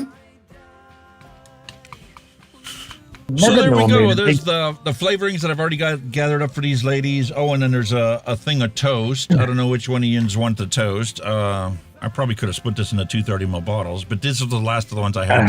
So I got a 60 ml of toast, and I have a 10 ml of toast. Not the best. If you like it, unless you like burnt toast. And it was well, I'm having a brain fart here. It was Dusty Country Road who said, yes, these ladies do deserve to have some musk candy sent their way. Yes, too right. Get that to them now. Yes. So each of them are going to get a 10 ml bottle of musk candy flavor from Flavors. Yep, get it in there. Now you bloody like it. There it is. Ugh. It's disgusting. Don't even think about sending me any more of that shit. I know you want to get rid of it, but no. Nah. That was I mean, remember when I knuckle tested? It was fucking disgusting. I couldn't believe you actually knuckle tested it. Oh, it was horrible. That's what I did when I first got the thing. And the thing is, there was another bottle that he sent me that was musk candy that was actually labeled something else, and I was the one I was testing. And I don't even remember what flavor it was, pineapple or whatever. It doesn't really matter. The point was, inside the bottle was not the flavor that was the label on the bottle. It was musk candy that I knuckle tested, and I went, oh, dude, there's something wrong with your product. I mean, you need to go back to the packaging line or something. There's something not right about this. You need to track down what is wrong with this thing. It is horrible. It's astringent on the mouth. I would never vape something like this, and it smells like perfume. And as soon as I told him it smelled like perfume, he's like, attention everyone. Mate, according open the musk to Neil candy. Pitts, Tell me if it's the need same a bourbon thing. musky juice to try. That is all. No, thank you, Neil. You can just keep that one to yourself. I've already been there. I've tried it. I've knuckled it. Nope, it ain't for me. There's no way you can mask that with any kind of flavors. I would spot it a mile off. It's disgusting. In fact, I think if I poured it in the garden, it would keep the cats away.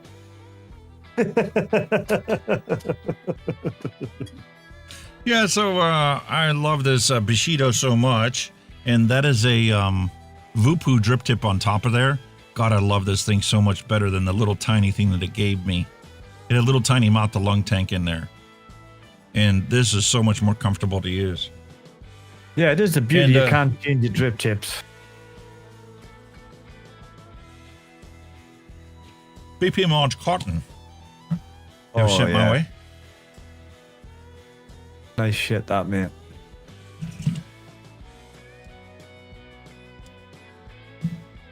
It is really nice. It's what you know what it is?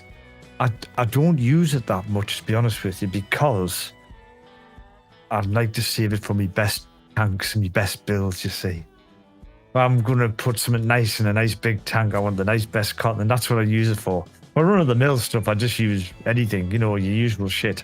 But that just guns in my bestest tanks. Well, I got a tin of the 2.5 and a tin of the 3-inch sent my way, so... I think mine's a 3. I need a 2.5.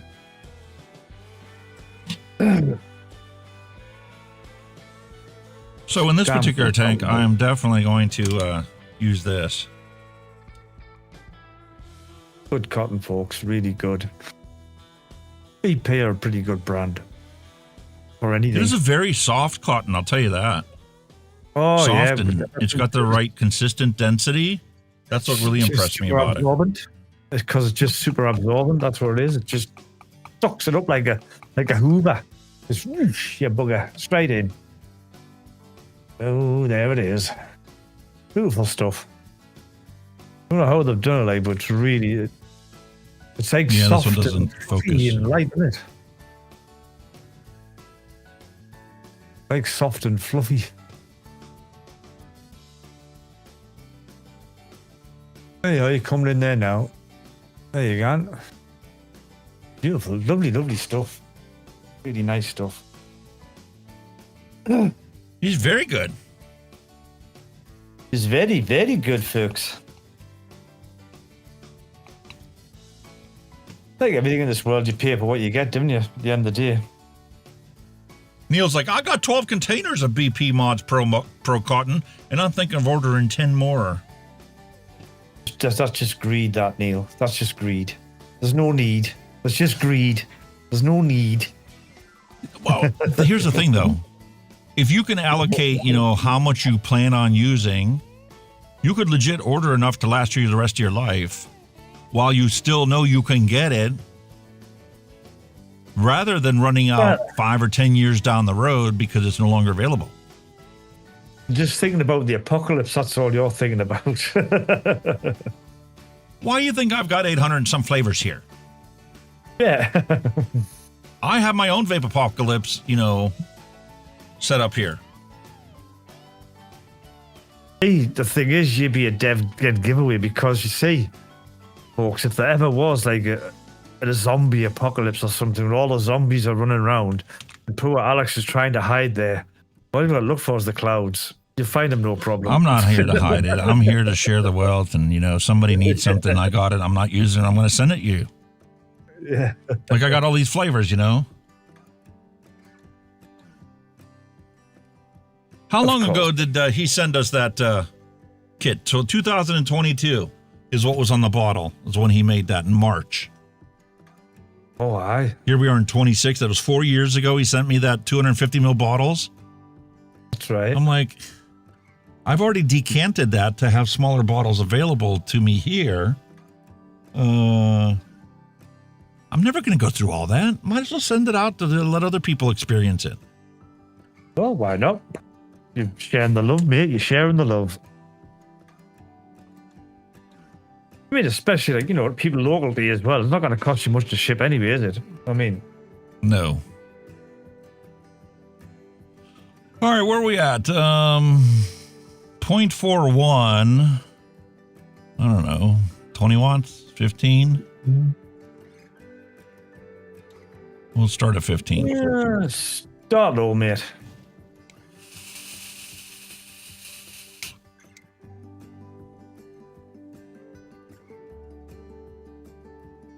Start low and see how you go.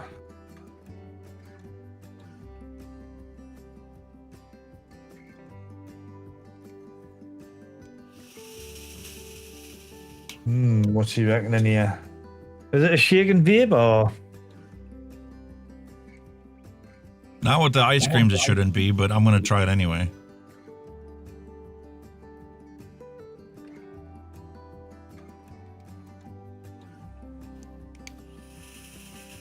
Yeah, with ice cream, you're probably right. I need a day or so.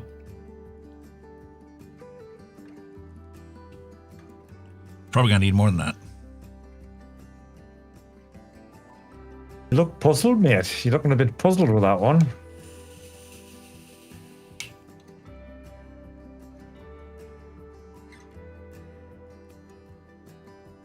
Because I can kind of get a creamy characteristic to it, and that's the first time I've ever had any kind of cream in something, even vanilla bean ice cream, where I actually was able to taste it and recognize it right away. I'm not getting the vanilla. I do get a creamy characteristic. I'm not getting the cream soda that it's supposed to be, which kind of expected to with that vanilla red soda, or red vanilla soda.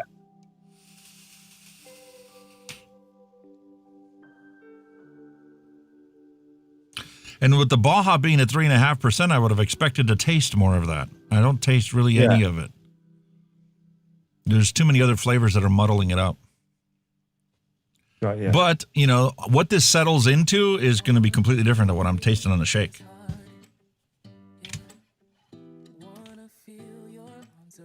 It's a settler.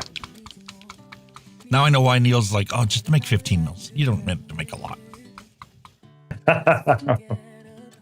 Which means it's not horrible, but it's not like, oh, that's going to be your next all-day vape. It's probably work in progress as well with Neil. He's probably thinking, I've got that down, and, you know, maybe get your opinion on it, see if you can maybe add something, take something away or whatever. You know what I mean? Which is what it's all about, you know. Yeah, share your views and opinions on stuff.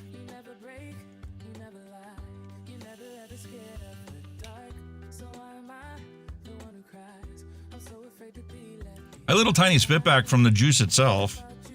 I guess I should do that.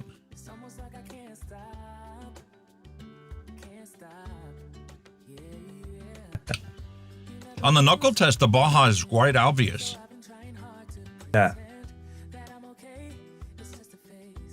On the knuckle test, the Baja is the first flavor you get. And then it slowly transitions away.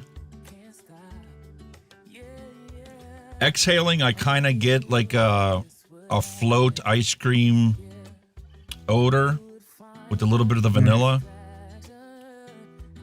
There's like this funk on my tongue, though, I can't identify, that I'm not happy about. Hi, bastard. I know. Welcome. You know where your bastard's in, he zaps us. Hey, Bastard would like the musk candy, I bet. Oh, give him. You should give him that. Give him it. He's an Aussie mate. He would enjoy that. Yeah. Maybe.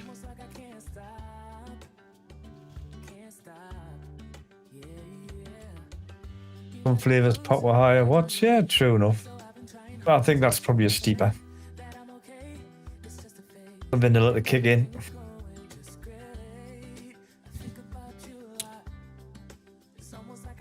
You've had some flavors pop with higher wattage. Yeah, I get that.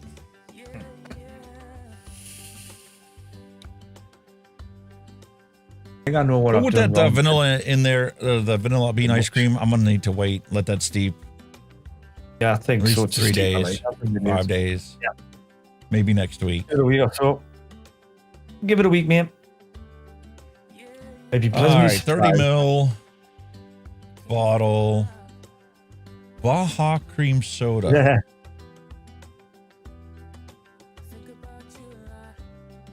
A little problematic getting in the country. Yep, that's true. In Australia and all that, you know, down under. You can't send anything down there. It's prohibited.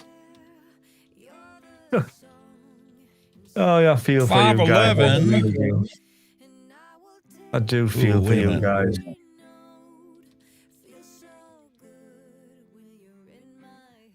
Oh, guess what? What's that, mate? Well, clocks are changing on Sunday, so we'll all be on same times. Yeah, if you look at the top of the chat in YouTube, you'll see it's a pinned comment. Yeah. I just thought US folks, we go back to our normal noon start time. Yeah. Oh, light in the morning, light on the night. Fantastic. Love that. Okay, Baja Cream Soda, Mixin Chillin vlog number 511, born on date 3/24.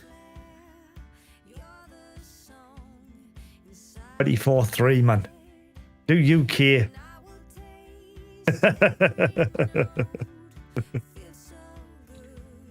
Fine, 24-3 since I do not have the year. Yeah. 26.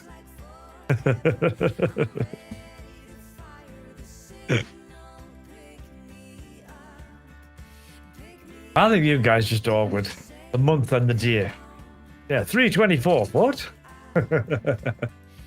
That's better. There you go. 24th of the 3rd. Wallop. That's how it should be done, man. English. Anglais. Anglais. MAR 24-26. There you go. March 24th of 26. Or 2026. Okay. We got these paired up together. These two are going to be married. Now we're going to go and revisit one that we mixed up before. This is the peanut banana for March 10th. Going to the chapel and they're gonna get married. Going to the chapel and they're gonna get married. Oh, boom. Howdy.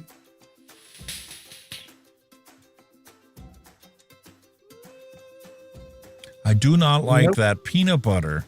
It does not taste like peanut butter. It tastes like peanut shells. Ah. It's peanutty.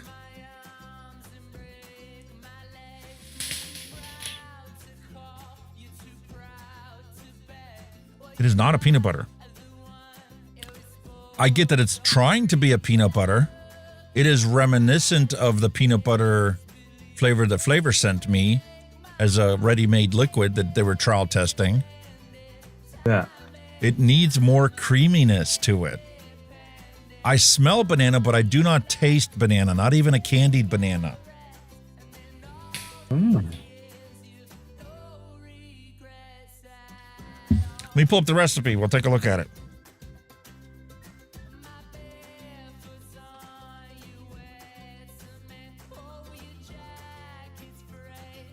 Peanut banana. Peanut banana. I do not get any caramel. No caramel. You don't like that peanut butter. The shell. Which one is it? The peanut butter. Oh, the only difference between the two of them is the DX is the diacetyl removed, which typically gives you like eggy notes and a richer mouthfeel. But even if you got rid of that and just used the old school peanut butter from TPA,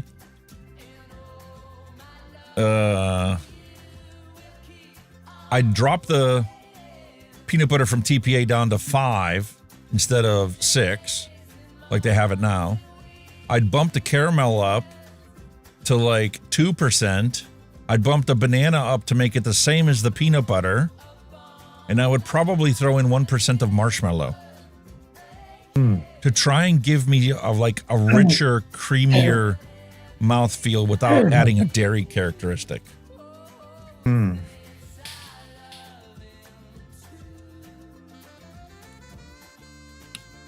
right now, the peanut butter that I'm tasting tastes just like the knuckle test, just weaker. It's peanut shells that I'm smelling and I'm tasting. Attention everyone. According to Neil Pitts, I found my bottle of Baja cream soda. It's been steeping since January. The boysenberry and raspberry is the main flavor with the creaminess. That is all. That's awesome because I don't taste any of that right now. So it just needs a long steep. Needs a bit of a steep time, yeah. I love that. I love that.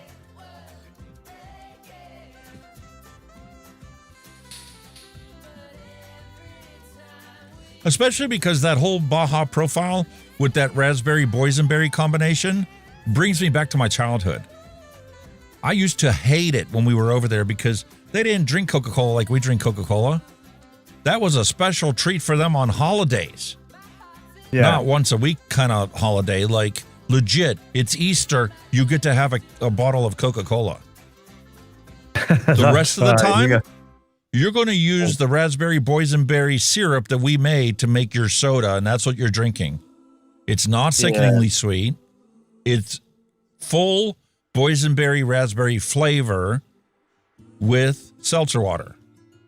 So you get that abrasive seltzery mouthfeel. but the flavor you're tasting is boysenberry syrup. Ooh. So like I hated it as a kid, but now as an adult, I look back on that and I cherish that as, wow, none of the sodas we have available for sale today come even close to that. There's plenty of like diet, health food type sodas that they'll sell you nowadays that don't have like the sickeningly sweet flavor profile to it. The seltzer is too strong in it. It doesn't equate to what it's like when you take that boysenberry syrup and you add seltzer water to it. There's that sticky mouthfeel that you don't get in these diet sodas they're selling nowadays. It's straight up seltzer water with some flavoring. If they were to make it the same way that, you know, we made it and you were to bottle it, it would sell 10 times better than the stuff you're selling nowadays. Be a nice drink, yeah. Nice, healthier drink than your typical sodas that's nothing but high fructose corn syrup.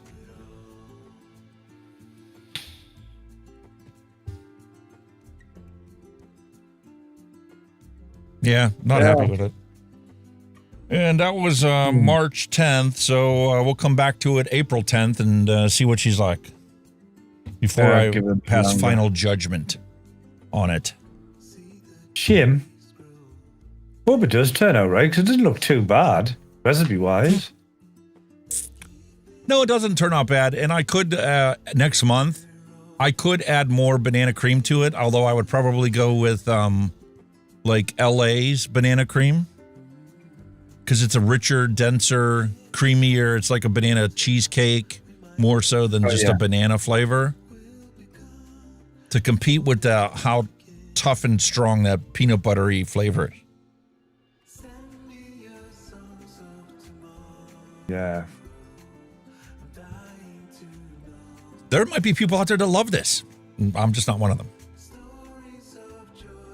Well, no, I mean, if you got it how you liked it, you know what I mean? Like you say, a peanut butter rather than a peanut shell, that would make a hell of a difference. You know what I mean? Where is it? Flavors had us make this the one time. And this is another one where you need to let it steep for like 2 months before you finally get it exactly right.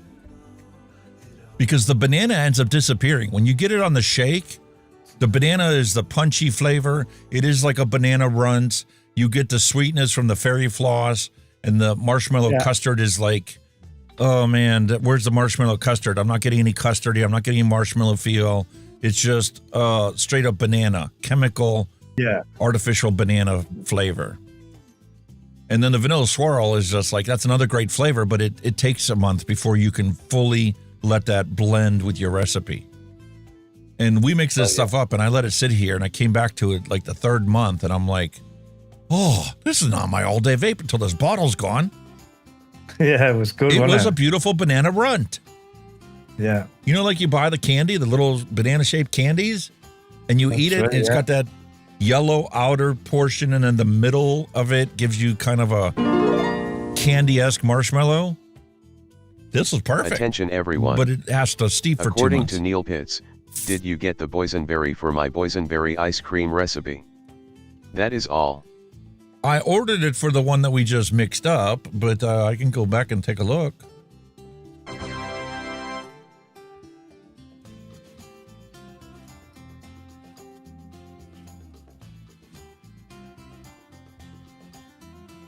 Boysenberry ice cream.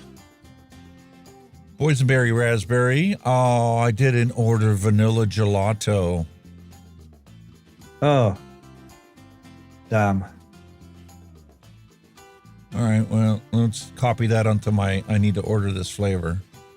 I think I might have, if I've put this on the list before, flavors to order, this should be on the bottom of the list.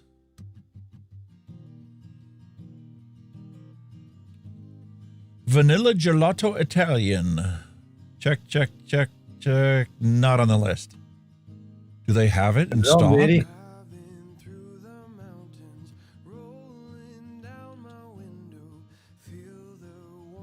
Boom.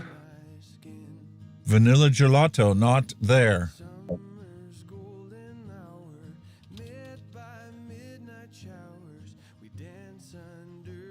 TFA. They don't have wonder flavors. Vanilla gelato.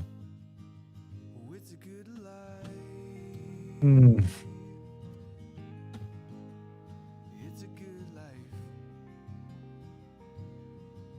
About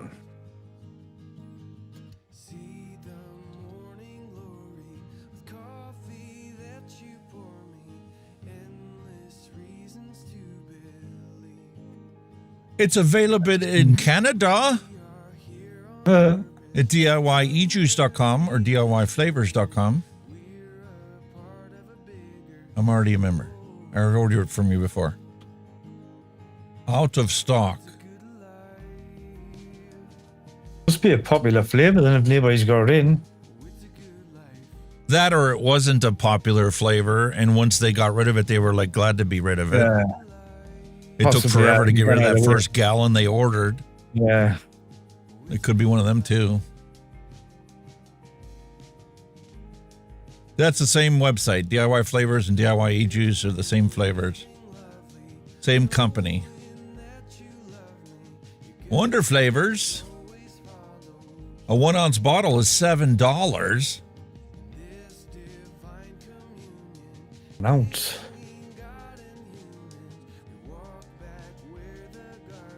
Yeah, it's 30 mils.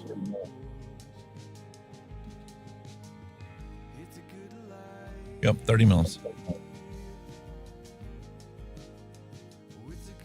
30 ml. Oh, well, that's okay. We're at the 5-hour mark already. You'll come across it, man. Where the hell did this day go, man? Oh, She flew on by. I think it's been a long day, mate. I've had a really long, shitty day today. Really dragged. Long, shitty day. Sorry to hear about that, mate. My wife's got a really long day today, too. She's working from open to close. I think it's because we just had shitty weather, you know, like it was just dark, overcast, pissing down with rain. I think it was just that. Just didn't help. Snowing yesterday.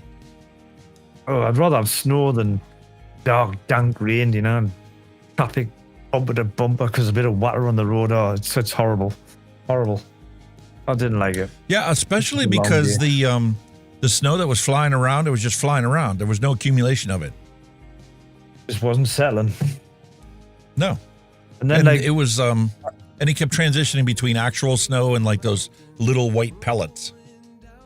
Another thing as well, I bought what's that? Attention everyone. According to Neil Pitts, I know, right? Wonder Flavors in Canada is where I can only find it. That is all. But like I said, I tried the wife's tires, right? Car it's my nemesis, this car at the minute. Our tires keep going down because the bead's it's not sealing on the bead, but the rim's slightly corroded, right?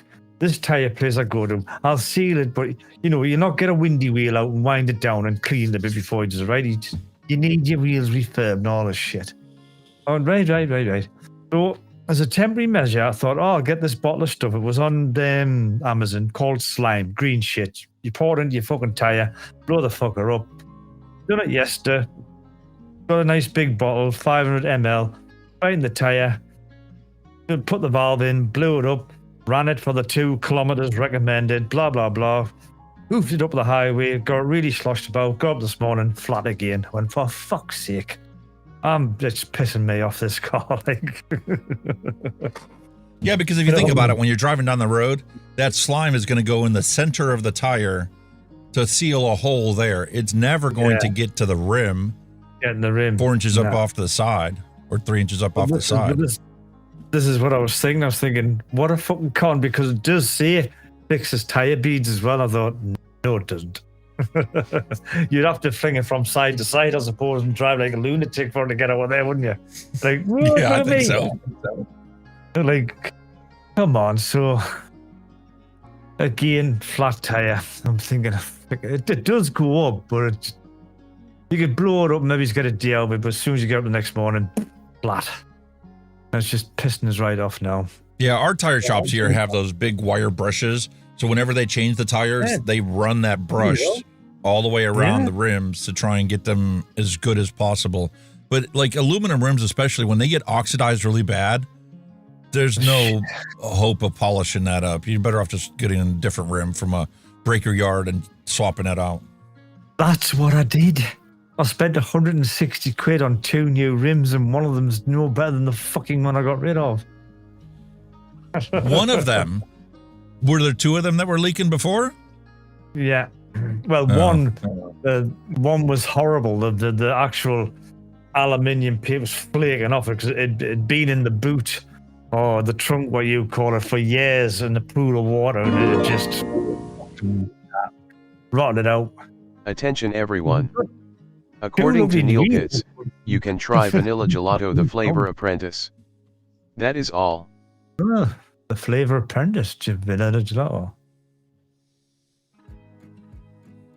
I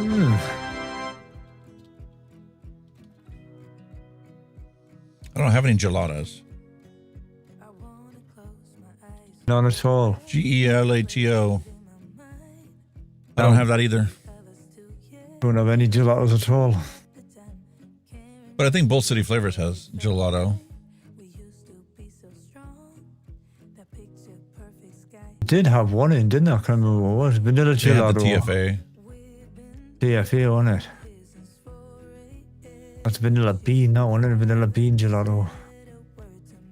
I don't know, but I like the flavor profile of that. I do like a gelato. And vanilla bean would be kind of like the... we have a ice cream shop around here that does frozen yogurt. Ah. That's kind of like a gelato. That'd be nice, frozen yogurt. Never thought of that. That'd be cool. Frozen yogurt. Lovely jubbly. I need to reach out to Addy Tooney. Maybe he'll join me on the Flavors Diary one day. Addy Tooney. Yeah, because he used to do all kinds of mixing and stuff. He was big in advocacy and stuff, and then kind of walked away from it, got tired of it all. Had some family responsibilities he was taking care of or whatever, but I'll reach out to him because I don't think anybody's heard from him in a while and see how the buddy's doing. And I know a lot of people miss Addy Tooney. He was one of the champions of me when I first got started doing this channel because I was doing advocacy alongside of all my other stuff. And was always very welcoming and, you know, invited me to go on with other mixers and stuff on their show on Saturday. And so now it's time for me to revisit him and say, hey, buddy, why don't you come on back? See how he's doing. Make a little appearance. It's only 2 hours. Yeah. Yeah, it doesn't have to get into it. Just, you know, show your space, make sure you're still alive, all that stuff. You know what I mean? Have a conversation, maybe mix up some random recipe together and... Definitely. Just say hi to everybody. Is it Advocacy for Liberty who guns on Benny's show? He's probably Yes. a good guy. If you can get out of him, he's always on live shows everywhere. Him, isn't he? Sure, He'll be I'll a reach good out to one. him. Yeah. We can get Hippie Vapes on the show one day. I know he's got some responsibilities during the day, so it's going to be hard for him to join or whatnot. That's why I thought about doing a Saturday show. Just a random, you know, anybody in the vape community can join us. It's not even a mixing show. It's just... I miss that Saturday noon show that they used to have. All the mixers got together and just chatted about, you know, how things are going, what's new with you, what's new with me, and maybe whatever's, you know, currently in the news or something, or at least in the industry news. They would chat about that, and then they would all just mix a random recipe and make all the recipes available, and just another vape show that was part of the community. I've got Wendy too. Somebody said, ask for fresh 03.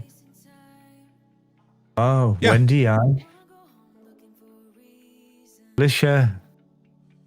Gleisha said she was ignored, so let's go back and there's her message. I always wanted to ask you guys this, but now idea came to ask you because I know they just pre-packing if it's for believing.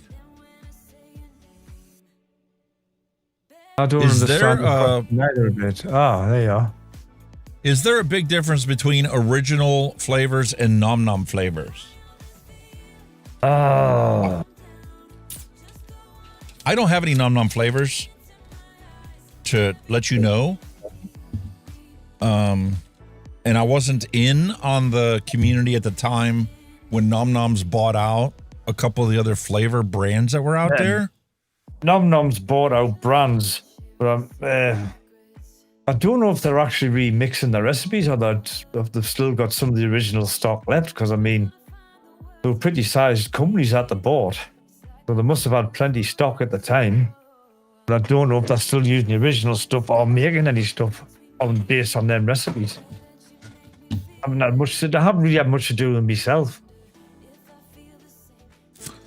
Yeah, you'd have to reach out to them. Maybe Benny would be a good show to go watch and ask him. Maybe he might know. Yeah, Benny Vapes UK's on every Wednesday. Is it 8 o'clock or 9 o'clock? I can't remember. 8 o'clock or 9 o'clock, Benny Vapes, UK time, 9 p.m. He's a mixer. He shops at all them UK shops like Nom Noms and all that stuff. He knows more about them than us. Yeah, he might know better to answer your question. Yeah. Benny Vapes. And he's got Advocate for Liberty on his show, so he might know some inside information from people. He's had direct contact with some of the flavoring companies out there, from my understanding. Yeah. Definitely. The only flavoring company that ever reached out to me was Flavors from Australia. Yeah. None of the other flavoring companies ever reached out. Then again, I wasn't doing DIY mixing exclusively. I've always been a jack of all trades when it comes to the vaping industry. And I always put advocacy forefront. So, whatever. We're going to have some laughs. What was that? Kenny and I worked together after the show last week to figure out his audio chain, to figure out what the problems were. And there was two things is all it took to fix it. Don't tell him how stupid I was, please. No. It's not you. You weren't stupid. It is very easy to get mixed up when it comes to audio chain routing, because you want this to go to here so you could record it when you're recording on your computer. But you were also sending the output of OBS to me, and the problem is you kept hearing me. Well, after the show was over, I was like, listen, I know exactly where the problem is. We eliminated the one source of feedback, but there's another one. Because inside of OBS, so he's only got one monitor in front of him that he can focus on. So inside of OBS, he takes the feed I send him from Ninja. Like, he sends me his webcam. I send him the final show webcam to him so he can see what you guys see. And he put that inside of OBS as a browser window. Well, Windows kindly forwarded that audio output from that browser window, and he didn't know about it. We eliminated that where it was backfeeding into it, but it's still a part of OBS. So now I figured out the code to add to the end of the link, the website link, and I think it's like no audio or something stupid like that. I looked it up after the show, after we got off. And also all he's got to do is add that as appended to the end of the URL link, and that browser window will no longer have audio. So he will hear the audio directly from Firefox or whatever browser he's using, and no more loopbacks, and you guys can hear his sound, and when he plays Kennedy or Trump or whatever, you guys can see it and hear it. You know what he was thinking? I'll tell you what he was thinking. Who the fuck is this asshole? That's what he was thinking. See? Now they can hear it. Oh, that's awesome. Where's your bullets? Oh, them ones. It works. They hear it. Holy mo! So we're gonna have Kennedy then what? I don't know. I mean, the answer to that is I don't know. Woohoo! At last. It's awesome. Depending on what happens, he may be coming and he may not. Depending on what happens, we have a lot of things happening over there.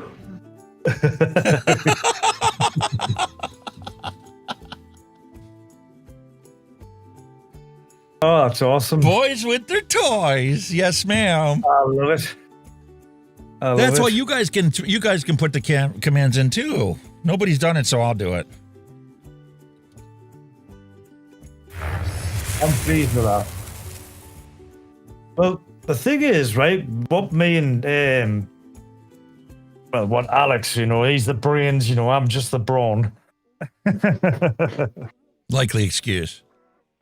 We were thinking like about combining some of my soundboard with his soundboards into the cloud, so then you can all get either or. But that's what we're thinking eventually, but we'll see. Whether we can or not, we don't know. There's a command I didn't do. Oh, what was that? Was that both of you? There's no reason I couldn't do it. I just never set the command up. Now that we got everything working, we can keep adding more commands into there. And I need to get that PDF published on a Discord server. So you guys can have a little cheat sheet. I know you haven't done for a while. Laser eyes. Laser eyes. I haven't done that for ages, have we? Woohoo. But it is in the chat. It's in the commands. We've got it. Alex has got it. I'm buzzing with that now. Happy Hippie 2005 says, I've ordered from numerous flavor houses over the years, and I've seen a lot of difference between the dilution of flavors. If it's even the color in some are screwing with us on how much PG they add to it. Yes, I totally agree with you. I have noticed that myself. And I've only ordered from a couple different places. Mm-hmm. So like when I ordered flavors from Nicotine River before they closed, before they shut down selling to the public, when they were selling off all the stuff that they were selling in small quantities for us on the consumer end of things. And I ordered something that I had another one of that I ordered from Bull City Flavor, and I'm like, wait a minute, these two are completely different, even though it's the same label on them, both of them. Yeah. It's like, why is somebody thinning down the actual... But there's that gone with brands as well. Like, say, I don't know, like, say this brand and that brand might be the same, but they might be slightly different because one might have more PG and the other one. You know what I mean? It could be down to brands as well, couldn't it? How each... Well, I'll tell you what brand it was that I got, that I caught them on was Flavor Art. Flavor Art is very, very punchy, and like you can use like 1 to 3% in most of the things and not have to go above that. But I ordered a flavoring, a bottle of flavor from somebody, and Bull City was out, Nicotine River was out, and it was a separate flavoring company I ordered from in Michigan, and I got it, and I'm like, this is watered down. Yeah, you can and tell. It wasn't watered down, it was PG down. They added PG to it, made it thinner than what it originally was. Yeah. Most different companies will do that. Whether it be an innocent thing or a deliberate thing, you just don't know, do you? That's awesome. It's sad because had the government not regulated this industry at all, there would still be dozens upon dozens of places you could order flavorings from. One-shots of people's mixes from. And I think that we would be a lot further along in the progression of flavor profiles than we are today. It's, worked its way down to just a handful of places you can order stuff from now. Well, this is it. They've just, they've wiped the market out, haven't they, when you think about it. I think it's here, these PMTAs as well. There's probably a lot of flavor companies thought, we just haven't got the money to do that, you know what I mean? For an individual item, they just probably can't, it's not financially viable for them. So they've had to call it a day. It's a shame. I would love if flavors could still sell stuff in the United States. I would love to sell it here in the States. Oh, you've done some cracking stuff. Like I said, that Maca Apple stuff you done. Jesus Christ, that was so good. That was a shaking vape. That was just a single flavor. That vape that all day on its own, easy. It was beautiful, gorgeous. Yeah, I never got to taste that one. Oh, it was gorgeous. Honestly, you missed out on that one. I'm afraid. It's a shame. He did do some banging stuff. Like, did get some nice stuff out of him. Oh, yep. good. I truly love the flavors I still have from him. Yeah, they're nice. Nice flavors. And if I'm going to be honest, the reason why I don't usually use them in recipes, I make my own, on the random recipe thing is because that's my vape apocalypse stash. Mm-hmm. I got, 30 some flavors or more. 2 racks of them, probably 50 or 60 flavors off of them. And that's my stash. Every single one of those is a one shot I could enjoy by itself. Yeah. That's what it is. You could have them as a flavor or a one shot that were that good. Yeah. Really good. Really that good. That was awesome stuff. I like this gear. It's a shame. Fucking Australians, bastards. Well, sir, it's 20 past 11 your time. So, no, 20 past 10. 20 past 10. Yeah, because the clock is set to 5 hours. It doesn't know that it's daylight savings time there. But still, you've had a shitty day, so we're going to wrap things up here. We're at the 5.5 hour mark coming up on. So I think it's time to say auf Wiedersehen. Adieu. Farewell. Goodbye. My wish is always peace, love, and a hunky vape to end cigarette smoking. We'll be back same time, same place next week. I will be doing a Flavors Diary at 2 p.m. on Friday. Ooh, see? Yes, thank you very much, boys and girls. As always, in chat, you do make the show. Again, you know where to send stuff by now. Get all your hand checks, doggy pics, dad jokes, all that good stuff up on the Discord. Oh, there is Alex, he's all over social media. If you can't get on there, which you should know how to by now if you're a regular, you can always get him on Facebook, all that stuff. And as always, we shall see you same time, same place next week. And don't remember, check out Alex on Friday. 2 p.m. is it, Alex? There we go. Till then, bye now. Thanks for listening. We'll be back next week again for a fresh round.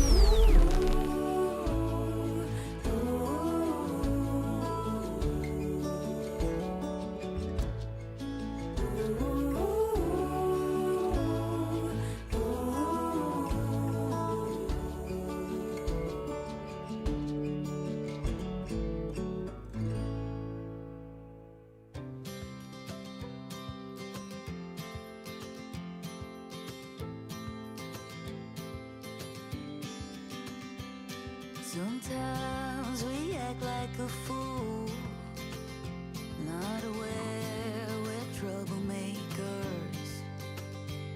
Sometimes we try to be cool, not being givers, only takers. Stop for a minute, stop and breathe for a minute. Don't get over your head, try to listen instead, won't you? Who you wanna be for a minute? Don't get over your head, you're like everyone else, aren't you? You could gain from being a bit nicer, know when to talk and when to shut your mouth. You're so moody, always such a fighter. Try to open up your mind sometimes. You'll be just fine.